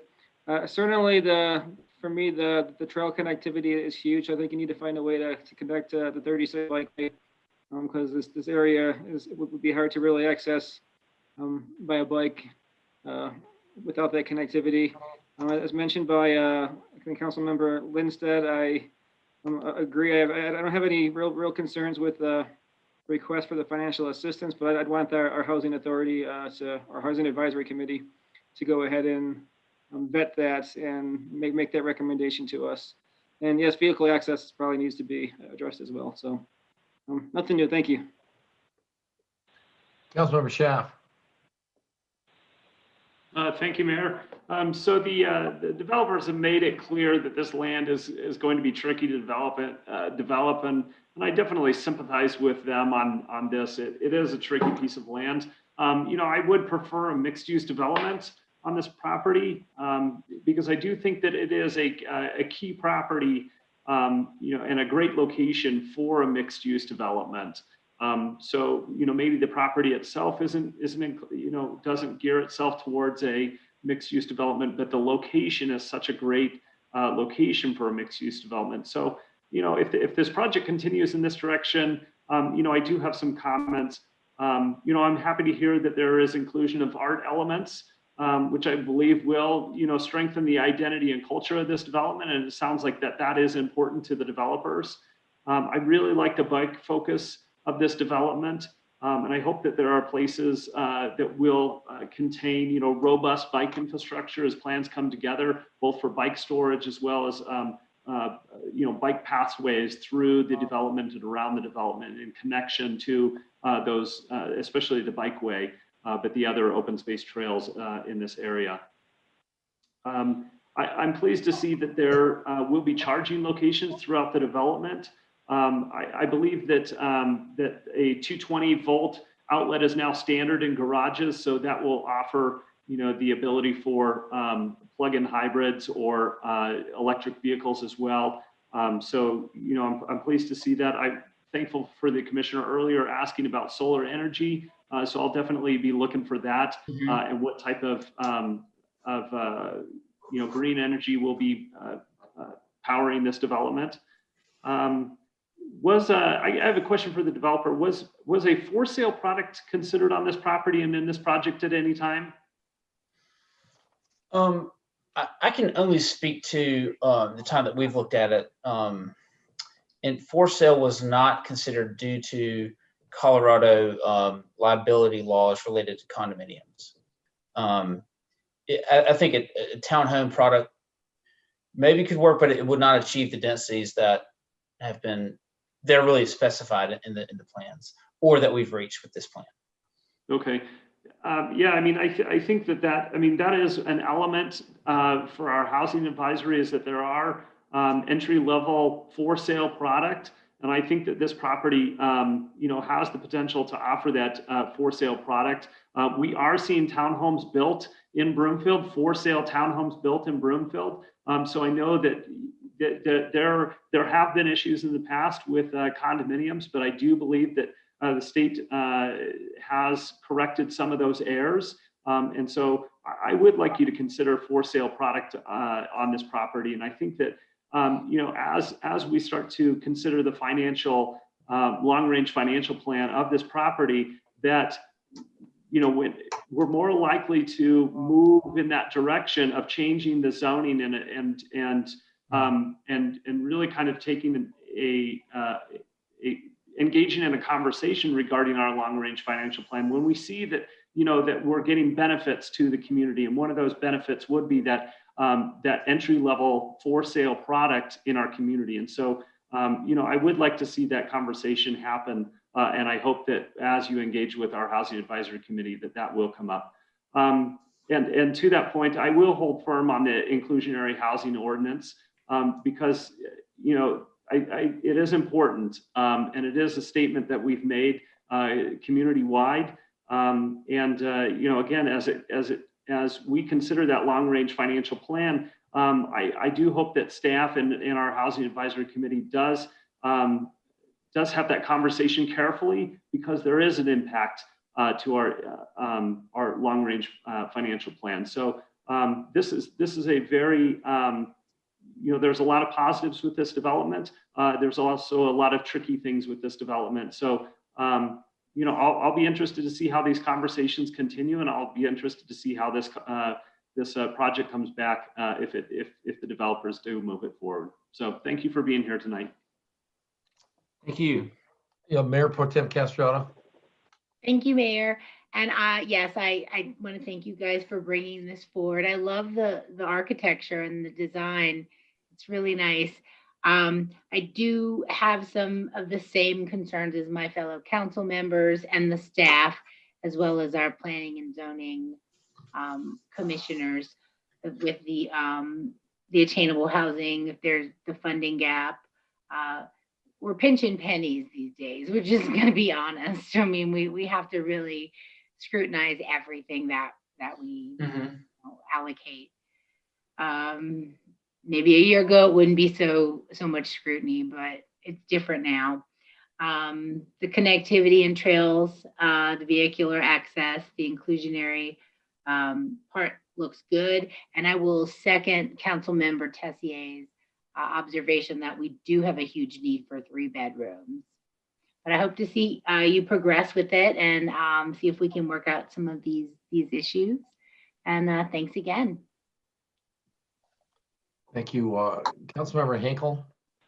Thank you, Mayor. I'll keep this short because I echo a lot of what our council members have already mentioned. And I did have that question also about Dr. Cogs. I don't think we have that on our 250 plan or 2050 plan, but I think William and I will be discussing that soon. I do want to echo Councilmember Schaaf's thought on and Councilmember Groom on the long-range financial plan. I think that is very important. The connectivity is also very important to me. It looks like it is not connecting to a place that should be connecting in that area. And I'm also curious with staff. I noticed that there was no public feedback, but I'm curious if it's because it was of the area that it was in. There's nothing on the Broomfield Voice about it. Can staff speak to that at all? Or Thank you, Councilmember. We do have it on the Broomfield Voice, but we did not receive any comments. We did notice the area property owners as well as the residents in the apartments nearby based on their unit numbers and their address. But again, did not receive any comments via the voice, but it was open and available for comments. Okay, and it was put out there on Nextdoor, and where else did you put it? I'm sorry, I didn't look, I forget.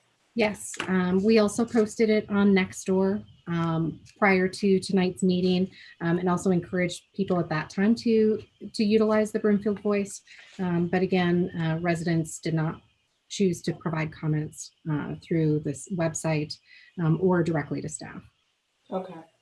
I'm hoping we get some more community feedback in the area. I think it's important to have that. So I don't know, maybe staff can kind of evaluate how we can reach the nearby areas and how they feel about it, because I think that that's also very important. And I want to echo the family spaces for this housing. We had a lot of family crisis with housing, and when it comes to putting people in 3 bedrooms, it's very important, especially during COVID. We have a lot of in-school learning happening right now, but beyond that, we know that this will happen probably after COVID is a little more under control, but there's also just a need anyway, just to have that space for families. So, and I think that's it. Thanks. Okay. Yeah, I had a couple questions and comments. The first of all, so what do you do to mitigate the noise for the residents from Highway 36? Anything? Well, it's set back a fair amount, but there is the building, the assembly methods do dampen the sound by a significant degree. We found that in communities that are close to highways like that, if you're set back far enough with topographical change, it doesn't impair people choosing to live there. And so my next question, and I'll try to summarize comments. So Jennifer, do we, if I understand correctly from our coordination meetings, we're going to have some type of meeting with council about what the election meant, and I'm talking specifically about B. My understanding of B is that, and for everybody's edification, for is that B is why we have financial issues here because of the Gallagher Amendment, which got overturned in 2 weeks ago. And my understanding is that there were sideboards on that, and that what it basically is going to do is it's going to hold the assessed ratios, for 4 years at a constant, and then the legislature will have the ability to move those together. And so when we have this long-range financial plan update, Jennifer, I think we need to talk about. I mean, the reason why we're concerned about the financial implications is the fact that that an office building pays four times the taxes that a retail does. A residential, right? Yes. And so there's a whole bunch of stuff going on right now, as we're trying to reflect. And so I just wanted to put that out there because I haven't had a chance. None of us, I don't think anybody's really had a chance to think about what it means. The fact that the Gallagher got repealed, and it will potentially change us, but I'll try to summarize, what I heard council saying. You obviously heard it all on your own, and you can look at it again. But number one, everybody I think understands that the topography here is tough, and so they appreciate the fact that you're trying to do that. I think it's almost unanimous by council and that you need to address the Housing Advisory Committee on any dispensations that you want. I mean, this council just passed the inclusionary housing this year. And so waivers from that or financial assistance from that, or if there's ways that you could convince them, like a three-bedroom apartments or whatever, that's something that this council wants to defer to the Housing Advisory Committee. We'll take a look at the financial plan and the implications of it. I heard several times from people in the know that live up there that your vehicle access is something of concern, and that need another entrance, and so I wouldn't say that, council likes the concept of the project. Mark, did you want to say something, or? Yeah, I would love to just address the access. There is by right an easement in favor of Broomfield that connects the property to Edgeview Circle. There's by right a secondary access point that connects it to Edgeview Circle, which would be a left out entrance up to a light so you could turn left. So it is by right an easement that connects to the lower point. If you picture the plan, we start off of 128, we come in, kind of wind our way down, both for pedestrians and vehicles. But the northwestern corner connects to an access easement in favor of Broomfield to Edgeview Circle. So there is vehicular access back there. It's a little narrow. We have to work with staff on the road sections, but it is by right. So I just wanted to communicate. Certain what all that means, but so that's something that you may have a plan on, right? Correct. Okay, so which is good to hear. So and just I don't know what time you guys came on. Council's been doing this since 5 o'clock, and so right. So anyway, so I don't know what else to say about it. Certainly council's interested in you coming back. There's some conditions on it, but that's that's all. Make sure it fits in. So thank you, gentlemen, and we'll move on to our next subject. So thank you very much. Thank you all. Okay. Let's go to 11B, or no, it's not 11B. It's Mayor? Yeah. Could I ask a question? And that is, the next agenda item is going to be extremely long, and it's very important in my book to have dialogue and discussion. Is this something that can be pushed off to our next study session? I would assume this is at a minimum an hour, if not. No, I don't. Councilmember Groom, we had a presentation, and I hope Tammy, the presentations are shorter than they were before, that they've cut it down. There was a presentation to the Oil and Gas Committee that meets on Wednesdays at 3 p.m. every other week.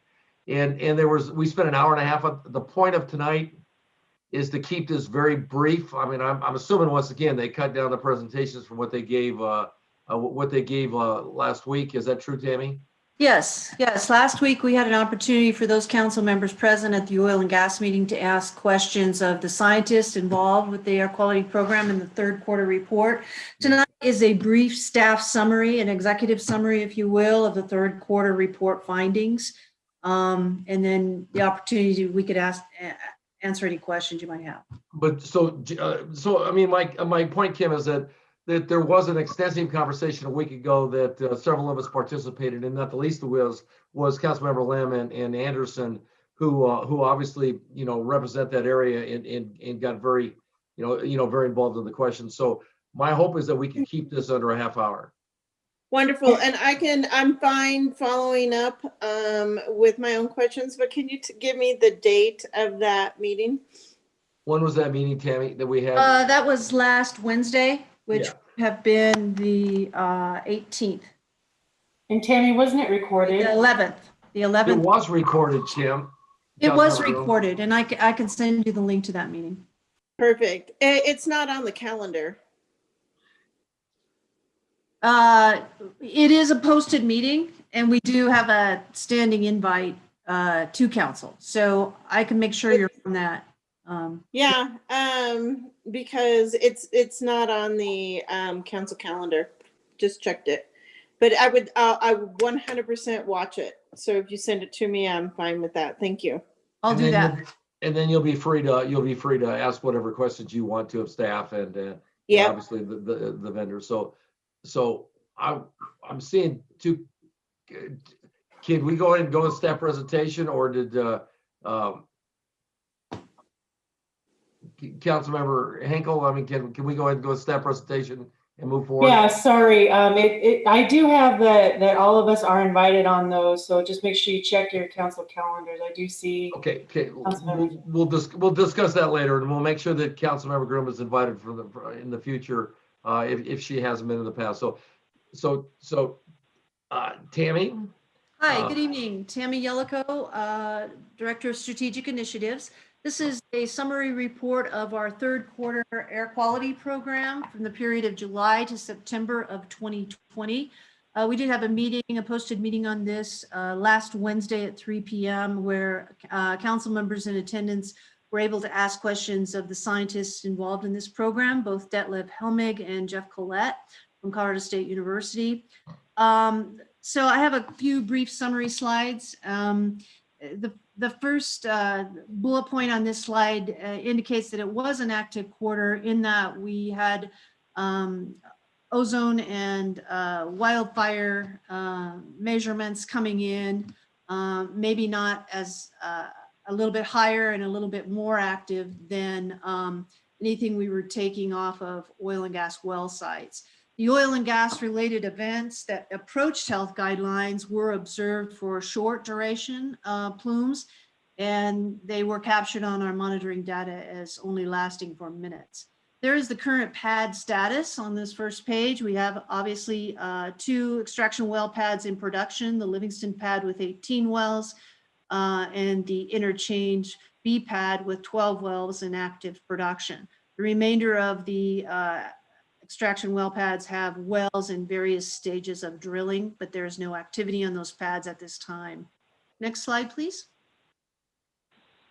So this is the location of our air quality monitoring equipment. We have both sensors and with trigger canisters that capture emissions, as well as stationary monitoring stations at Soaring Eagle Park in Anthem Highlands, and also just northwest of the Livingston pad.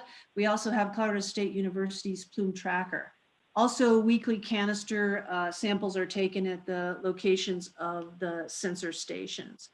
Currently, the sensor stations are 2 locations in Wildgrass, 2 on either side of the Livingston pad, 1 in Anthem Wrench, 1 in Anthem Highlands. We have 2 up further in Anthem Highlands, and then 2 around the Interchange pads. Next slide, please. So this is a first general observation by Ajax and Colorado State University. There was variability in volatile organic compound concentrations in the weekly canister data prior to April 20th. And this chart shows that that activity slowed down considerably beginning April 2020 when the Livingston pad went from basically the flowback stage into the production stage. So you can see that all the monitoring of VOCs at that point basically leveled off through the third quarter. And that top line on that graph would be your maximum weekly VOC. The average is the middle blue line, and the green line would be your minimum total VOCs. So again, we're seeing volatile organic compounds associated with oil and gas drilling drop off in the latter half of 2020, coinciding with the Livingston pad going into the production phase. Next slide. Boulder Air had a number of summary points in this third quarter air quality report. The first one was with regard to spikes at the Broomfield monitoring station in ozone. So you can see that the green line on this top chart is the Broomfield station operated by Boulder Air. Those other lines are other locations operated by Boulder Air for ozone, the Boulder Reservoir, the Longmont Reservoir, and the Longmont Airport. So Broomfield did have spikes over 70 parts per billion and higher than those other locations in the region monitored by Boulder Air. In addition, the second chart there will show you EPA air quality standards being monitored and some spikes that showed up there at the Broomfield Air Monitoring Station. Next slide.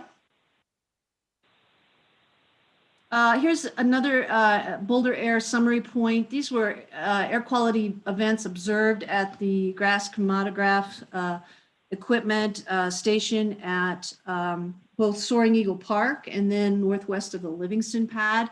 You can see that we did have a spike in a typical oil and gas signature of BTEX, ethane, and propane in July. That was 9.6 parts per billion.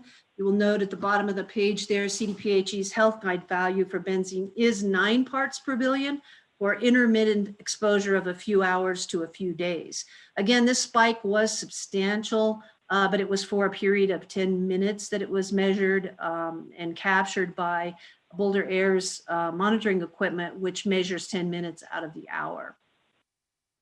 We also see a couple other smaller spikes at the Boulder Air Station at the Livingston pad on that chart. Next slide. One interesting point that all of our monitoring picked up during this third quarter was acetylene-rich plumes, which also contain benzene. Now, benzene is typical oil and gas signature, although acetylene is not. So this was quite unique, and the scientists talked about it quite a lot and tried to understand the source. The meteorological analysis that went along with it by both Dr. Collette and Dr. Helmig indicated that Livingston pad could be the likely source. So we knew it was something associated with the Livingston pad, and you can see those acetylene with benzene spikes there on the graph shown. We brought this to the attention of extraction because we were concerned about it. We could not identify the exact source, but we did think the scientists did believe it was coming from the Livingston pad. The extraction declined to meet with our scientists. We did share our data, which is public. After that, we have not seen these spikes since that time. So for the last part of the third quarter, we have no longer seen these unique acetylene-rich benzene spikes. So we're hoping that continues. We're hoping that perhaps extraction did take a look at it and identified the source which they dealt with. But we're going to keep a close eye on it in the future, obviously, if these types of spikes return. But they did drop off after these incidents. Next slide. So finally, this is a summary of public health points from Dr. Megan Weisner from Broomfield's Public Health Department. This graph shows the top 5 symptoms by age that were reported in the third quarter of 2020. There were a total of 26 total health concerns by 15 unique individuals. These are the top 5 complaints that were made: anxiety or stress, headaches, nosebleeds, difficulty sleeping, high blood pressure. And also then the chart below that shows health complaints for all of 2020 to date. You can see health complaints have dropped off and have remained low during the third quarter as compared to earlier in the year when there were activities at the pad. We don't know the exact purpose of that, whether it's correlated to a reduction in pad activities or fatigue and filing health complaints. The Public Health Department is working on new data collection strategy, and that's what they're doing at this time. So that's the summary of the third quarter Broomfield Air Quality Report. We would be happy to answer any questions. Again, the report is linked in your memo, and there is a recording of the hour-and-a-half meeting we had during the day on this last Wednesday with the scientists. Thank you. So, questions from council, and I also refer to them to the fact that there is a videotape, just as mentioned by Tammy. Does council have any questions or comments? Councilmember Lamb? I appreciate that we had the ability last week to ask the scientists extensive questions. It was kind of remarkable listening to the scientists with the benzene acetylene spikes. I mean, we had been trying to figure out what was going on there almost since the end of August, and they were very, cooperative in investigating it. They had never seen anything like these spikes, and the concern is that these acetylene spikes had benzene associated with them. And so that's the greater concern. And I appreciate that Ms. Yelico pointed out that extraction was completely uncooperative. Even when the scientists triangulated from many different angles, that this was pinpointed, these spikes were coming from the Livingston pad.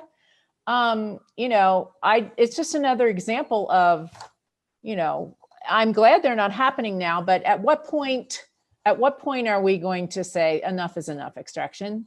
You need to cooperate. And we did not get good responses from the CDPHE or the COGCC to our inquiries. I mean, the COGCC just kind of shrugged their shoulders and said, we don't know. No cooperation in trying to push extraction to help us out that I know of. And the CDPHE said, well, they weren't surprised by these fugitive emissions coming off the pad. It's probably happening all over the state, but that Broomfield just happens to have the best air quality monitoring systems of the state. So that's why we're seeing it. But probably everyone throughout the state is being exposed to these kind of spikes. And we just happen to know that we're being exposed to benzene. So I just wanted to add that to what Ms. Yelico said. And the Tammy, Ms. Yelico did mention that Dr. Helmig was surprised also that we had the highest ozone layer of any of his 4 monitoring stations, because he said he didn't expect that when we were so far 10 miles from the foothills. So I think that was remarkable, that not a good thing in a remarkable way, that Broomfield had such high ozone. And Ms. Yelico did mention there were some residents who saw the air quality monitoring presentation and participated in it. And I appreciated that they were honest when Dr. Weisner was talking about the fact that there weren't many health complaints. The residents were honest and said they just felt that there was complaint fatigue, that they knew, these residents on the call knew of other people who were experiencing health complaints, but that they felt that their health concerns didn't result in any concrete immediate action. So that that resulted in the lack of feeling like it was worthwhile to take time to reply. So I appreciate that Dr. Weisner is looking at new data collection study methods, as Ms. Yelico said. So those are my comments. Thank you. Councilmember Anderson. Thank you. And appreciate Councilmember Lim's comments on that acetylene spike and the other ones. And I feel like we're always chasing after the data. And just when we think we get there and we're about to find something, it changes. And the only additional comment I want to make is that we are currently in a holding pattern, which is demonstrated by the lower current emissions. And we can absolutely appreciate this break. But we need to be fully ready to capture the air quality impact should the development resume on the Broomfield pads after the bankruptcy proceedings are over. I just want to reiterate for the public that we did not have the gas chromatography in place at Soaring Eagle to capture the drilling, the fracking, the coiling and tubing, or the first weeks of flowback when the sand cans would have been routinely emptied. So all is not well. We are not, this is not the end of our concerns, and we will be ready this time around should the operations development resume. So I appreciate the opportunity to do the separate presentation, which really allowed us to focus more in depth. And thank you. Councilmember Henkel. Sure. Thank you, Mayor. Tammy, can you speak to, thanks for the presentation, by the way. Can you speak to the acetylene benzene signature and if that is common in the area, and just sort of speak to that when it comes to oil and gas development? Right. I do have Andrew Valdez on the phone. He works as the Deputy Director in Strategic Initiatives, and also Brent Buck. They may be able to address that in a little more detail. What I think we looked at was what is it associated with on an oil and gas pad, and there is not a function that we could think of that acetylene would be produced from. It's typical of welding, but because it showed up with benzene and because they determined it was from the Livingston pad, we made it known to Extraction. We said, hey, we want to talk about it with you. We have the data. We want to share it. Their higher level folks said, no, we don't want to have that meeting. But then the issue was apparently resolved in some manner at least so far. We haven't seen those spikes anymore. And Brent or Andrew, I don't know if you want to add to that at all.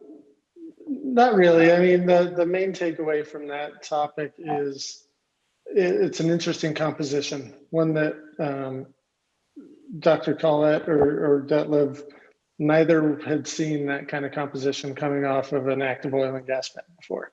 Acetylene's not common. It doesn't come up through the well.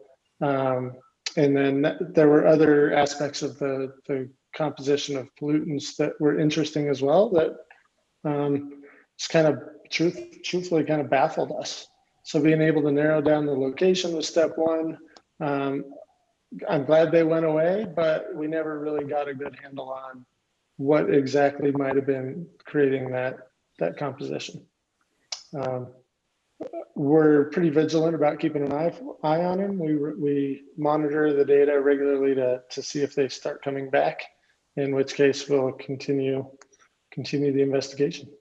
And Andrew, can you tell us that has it been seen with oil and gas production in other states, like in Pennsylvania?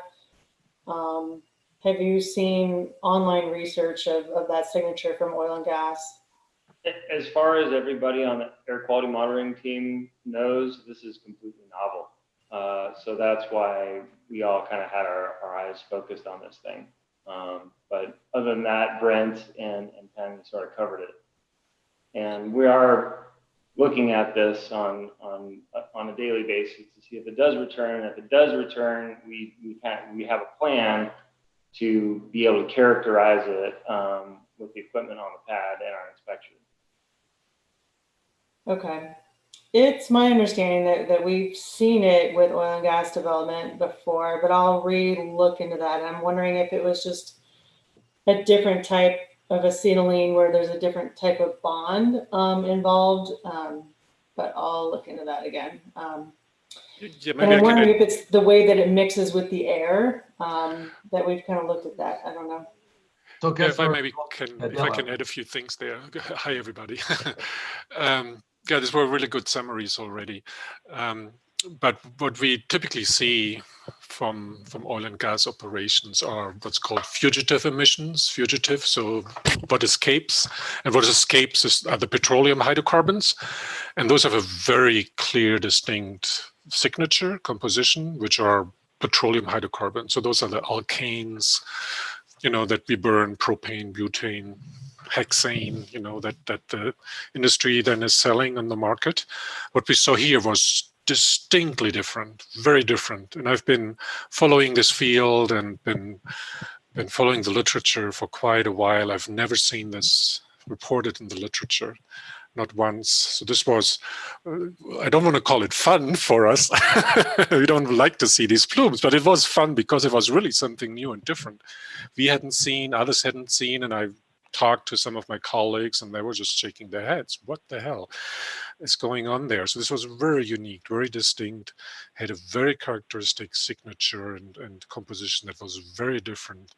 These were not petroleum hydrocarbons from what's coming out of the ground. This was something that was released during the process of retrieving the petroleum hydrocarbon, or it looks likely it's a combustion process, a source of incomplete combustion, because we see several traces here: acetylene, ethene, propene, benzene, that are known to be formed in flames, depending on the temperature of the flame. And it is a very distinct, constant signature, which didn't change over weeks and weeks. So it's not like it was bouncing around. It was a very clear fingerprint that we saw over and over and over. So I'm very certain this is not these are not the petroleum hydrocarbons that are escaping. Sounds like the home base is Broomfield. It's like we can't just say it just came in from Weld County. It sounds like if it's a persistent thing in Broomfield, it's Broomfield born in that regard. And I'll make sure that I could have sworn I've seen that signature in oil and gas before, but I'll look that up again. And then I just have one more question. I don't know if Dr. Weisner's on here or not, but is there any sort of legal recourse? Because we know that it was below health guidelines, but at a certain point, what's our legal recourse with that?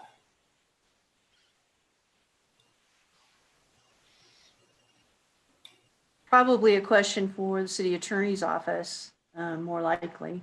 But I think Dr. Weisner is on. Okay, I didn't see her on here, but she could be on. And oh, there she is. Hi there, Council Member Henkel. I'm sorry about that. Some technical difficulties.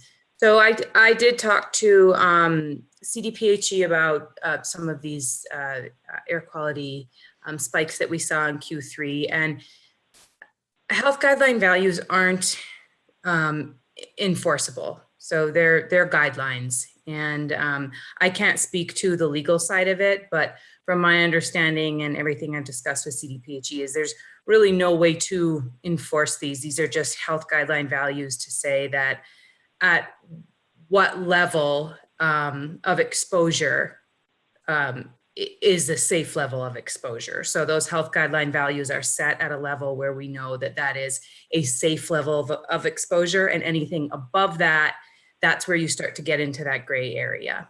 So I don't know if that answers your question. Yeah, and I think that's probably why Councilmember Lim was talking about, we have no response from CDPHE, and I think it's because of the frustration that it doesn't hit those, it doesn't go above those guidelines.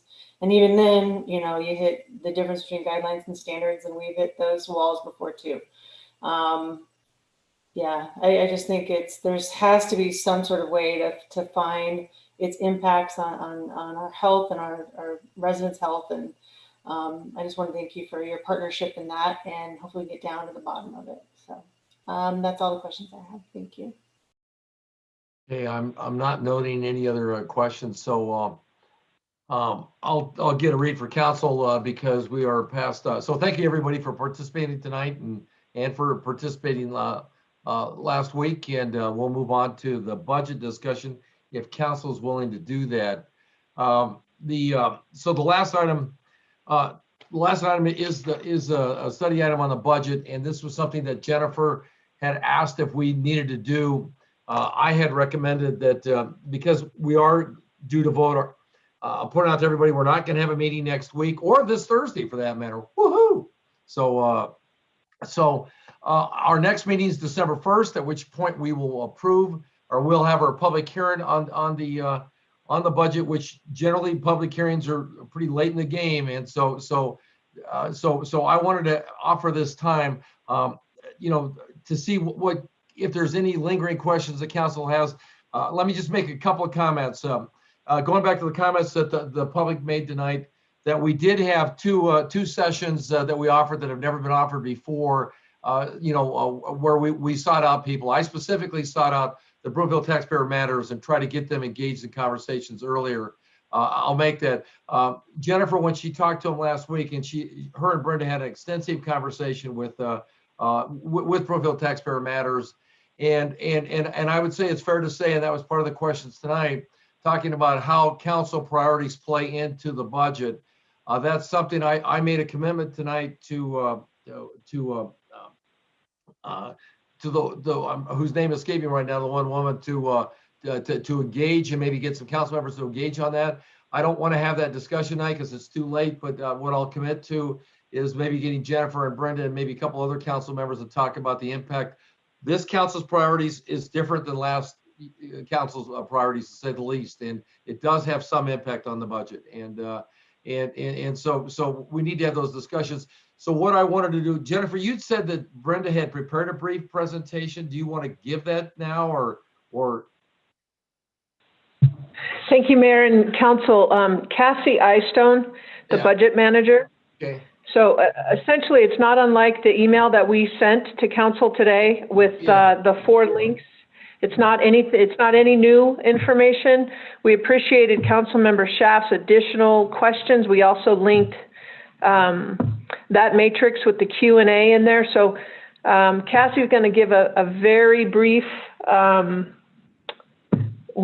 to 2 minute overview, and then we'll turn it over to questions, additional questions from council. Cassie?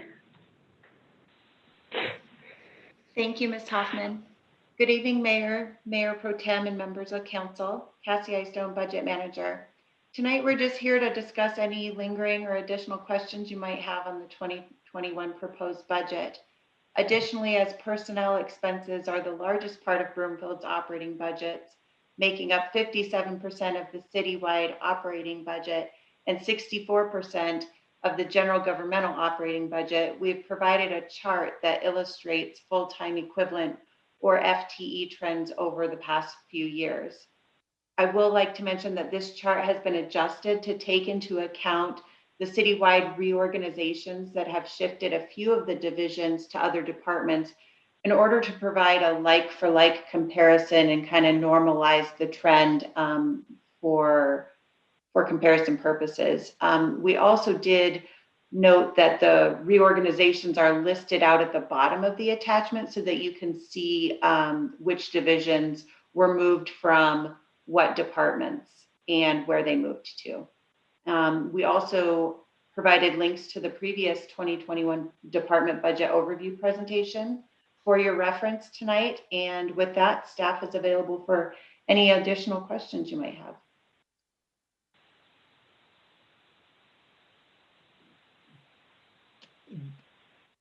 So let's get rid of the chart so I can see the if anybody has their hands raised. Councilmember Lim. I just hit a general question. Given that, I mean, I remember asking questions of in particular about, at one time, about the usage of the Broomfield County Commons, or not, the Broomfield Community Center, I'm sorry, Broomfield Community Center, and would we be counting the revenue for the rooms and that kind of thing. So that's one item that immediately comes to mind with the question of, okay, do we still have the same estimates with what we're looking at with COVID right now? I mean, we're not going to be renting rooms right away, possibly in BCC in 2021. So I guess that's just my overall question is, does this 2021 budget reflect the realities that we're seeing now with COVID? And I know this is 2020, but you know, that's my general question. Cassie, you want to address that?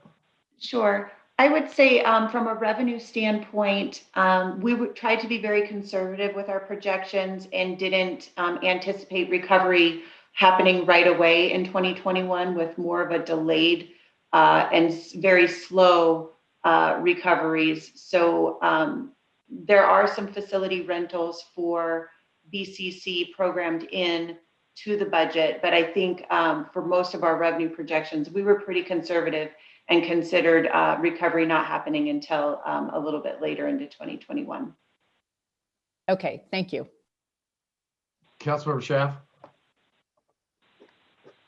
Thank you, Mayor.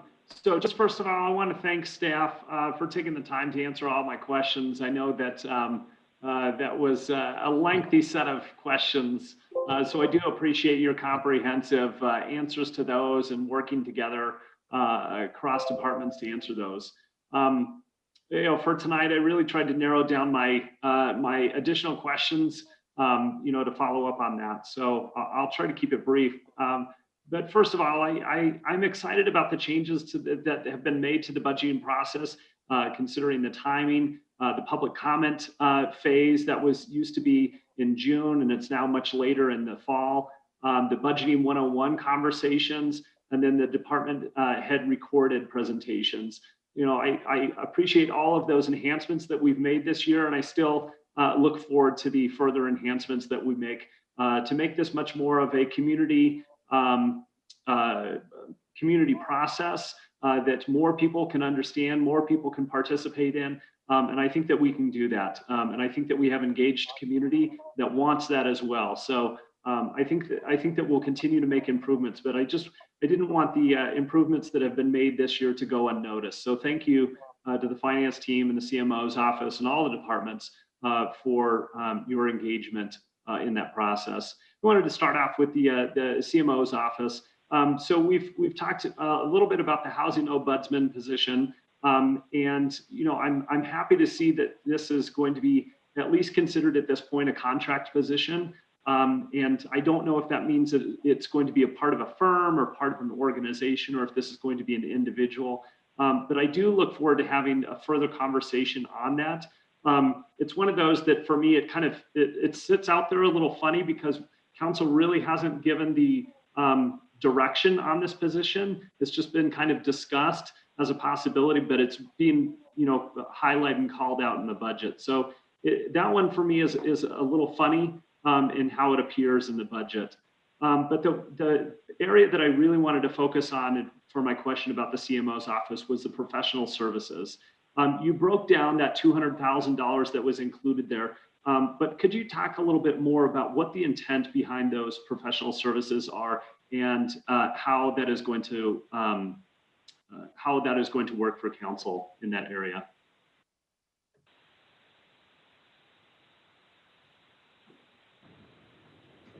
Cassie, do you want to pull up the items of the 200,000? Councilmember Schaaf, if I may, this is Brenda Ritchie, Finance Director. In terms of the professional services, there was $75,000 that was listed for additional resident town halls and council meetings. So basically the community engagement that's necessary to continue as we realize the impacts of COVID and as we're seeing now with the increased spikes in the pandemic, we had extended professional services in the 2021 budget within the CMO's budget for professional services related to that, along with additional anticipated related expenditures of roughly $15,000 for additional COVID-related expenditures.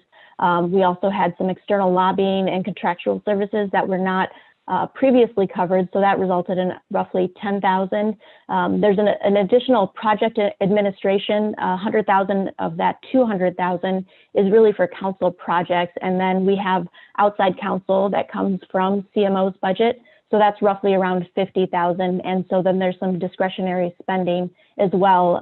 We have $20,000 segregated specifically for US 36 lobbying as well, and some $5,000 for oil and gas. So that kind of, in a nutshell, preliminary is that professional services that makes up that $200,000 that I believe you're asking about, Councilmember Schaaf. Correct. Yeah, and you know it's kind of a melting pot of a bunch of different pieces in there. So you had mentioned the US 36 lobbying piece, which is a coalition that the mayor and I are a part of.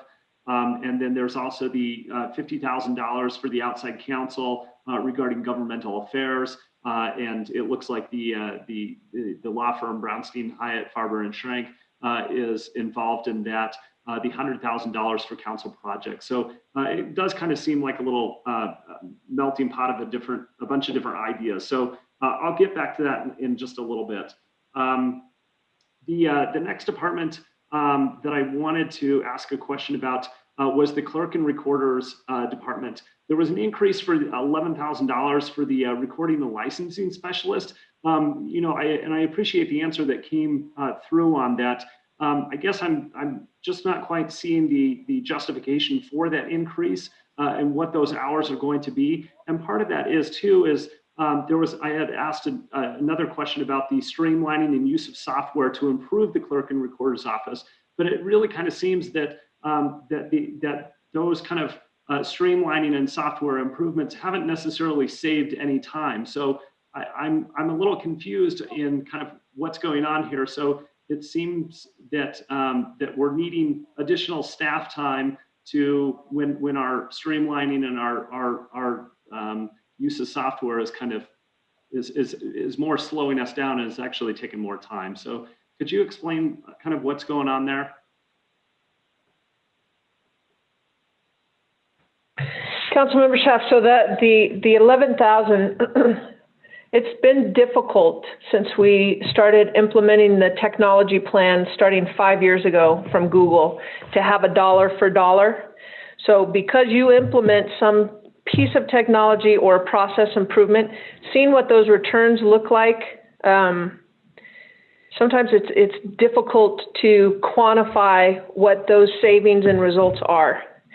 From a totality of circumstances, the 11,000, rather than going out and getting additional software for our workflow, for the council memos specifically, to ensure that everybody had a one-stop shop, Google doesn't have that software.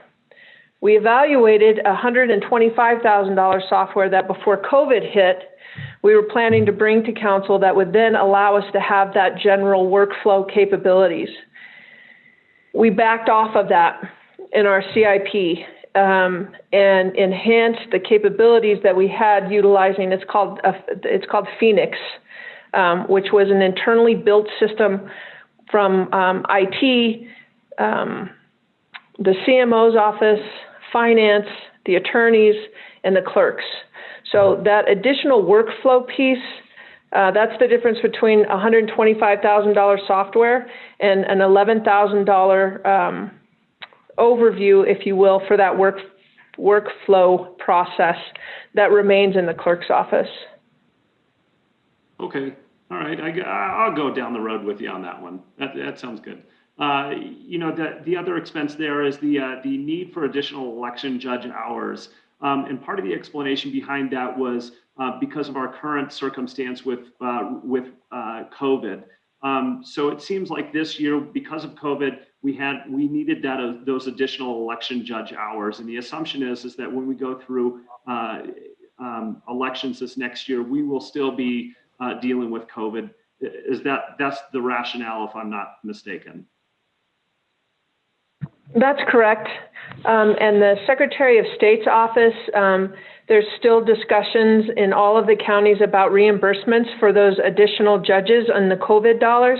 We just haven't had an opportunity to kind of to follow back up and see where that is. So some of those funds may very well be reimbursable from the Secretary of State's office. Okay, good. Another department, so Public Works. So I had talked about the expanded pavement preservation program, and it seems like that the plan is that we're going to do the original 2021 plan, but also the delayed 2020 projects as well. And so instead of about 4.5 million, it's now going to be about 6 million or so. So are we contractually obligated to do all of that work in 2021, or could we delay some of that work into 2022? We can certainly have that conversation about delaying. First and foremost, it's the prioritization of the impact to the roads and what that investment looks like now versus waiting until 2022. Okay, and then my big question around this is do we have the physical ability to do all of this work in 2021? We have the ability to manage the contracts, but that work is done by the contractors. Okay. So a little bit of a question mark there, depending on probably how COVID continues to progress. Devin, I need you to wrap up. All right, last question then. So strategic initiatives. So this is probably my biggest issue with the budget, and I think I've made that known to you and to my council colleagues. It seems like that this has kind of become a miscellaneous catch-all department. It goes from the progress on the comprehensive goals and policy objectives to oil and gas, sustainability. I think it's just one of those areas that, how it becomes, and how are we managing the issues that are, one, council priorities, but also overarching priorities of the city and county of Broomfield. And so, at what point do these kind of ideas grow up and aren't just necessarily managed, but how are they fully fledged within our community?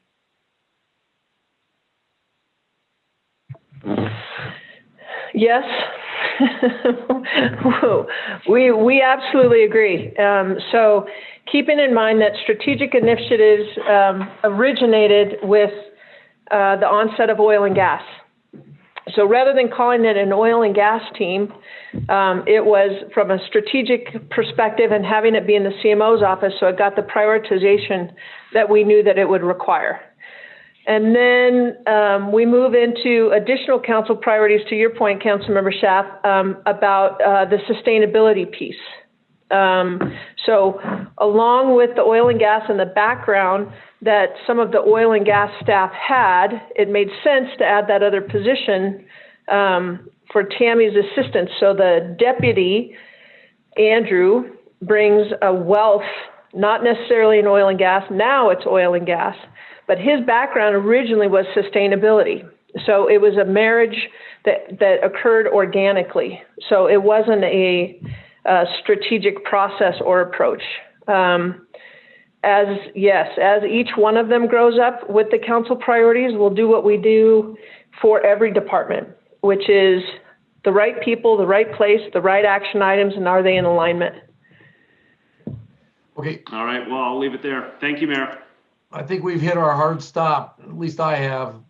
And so if you have any questions or comments, obviously, obviously you can email or call staff. Cassie, I want to thank you for that, the employee, the FTE. I really appreciate it. It's helpful. I'll probably have a couple of questions on that. We'll try to have another meeting, but Council, let's go ahead Let's go ahead and conclude tonight's study session. There being no further business, the study session is adjourned. Good night, everyone.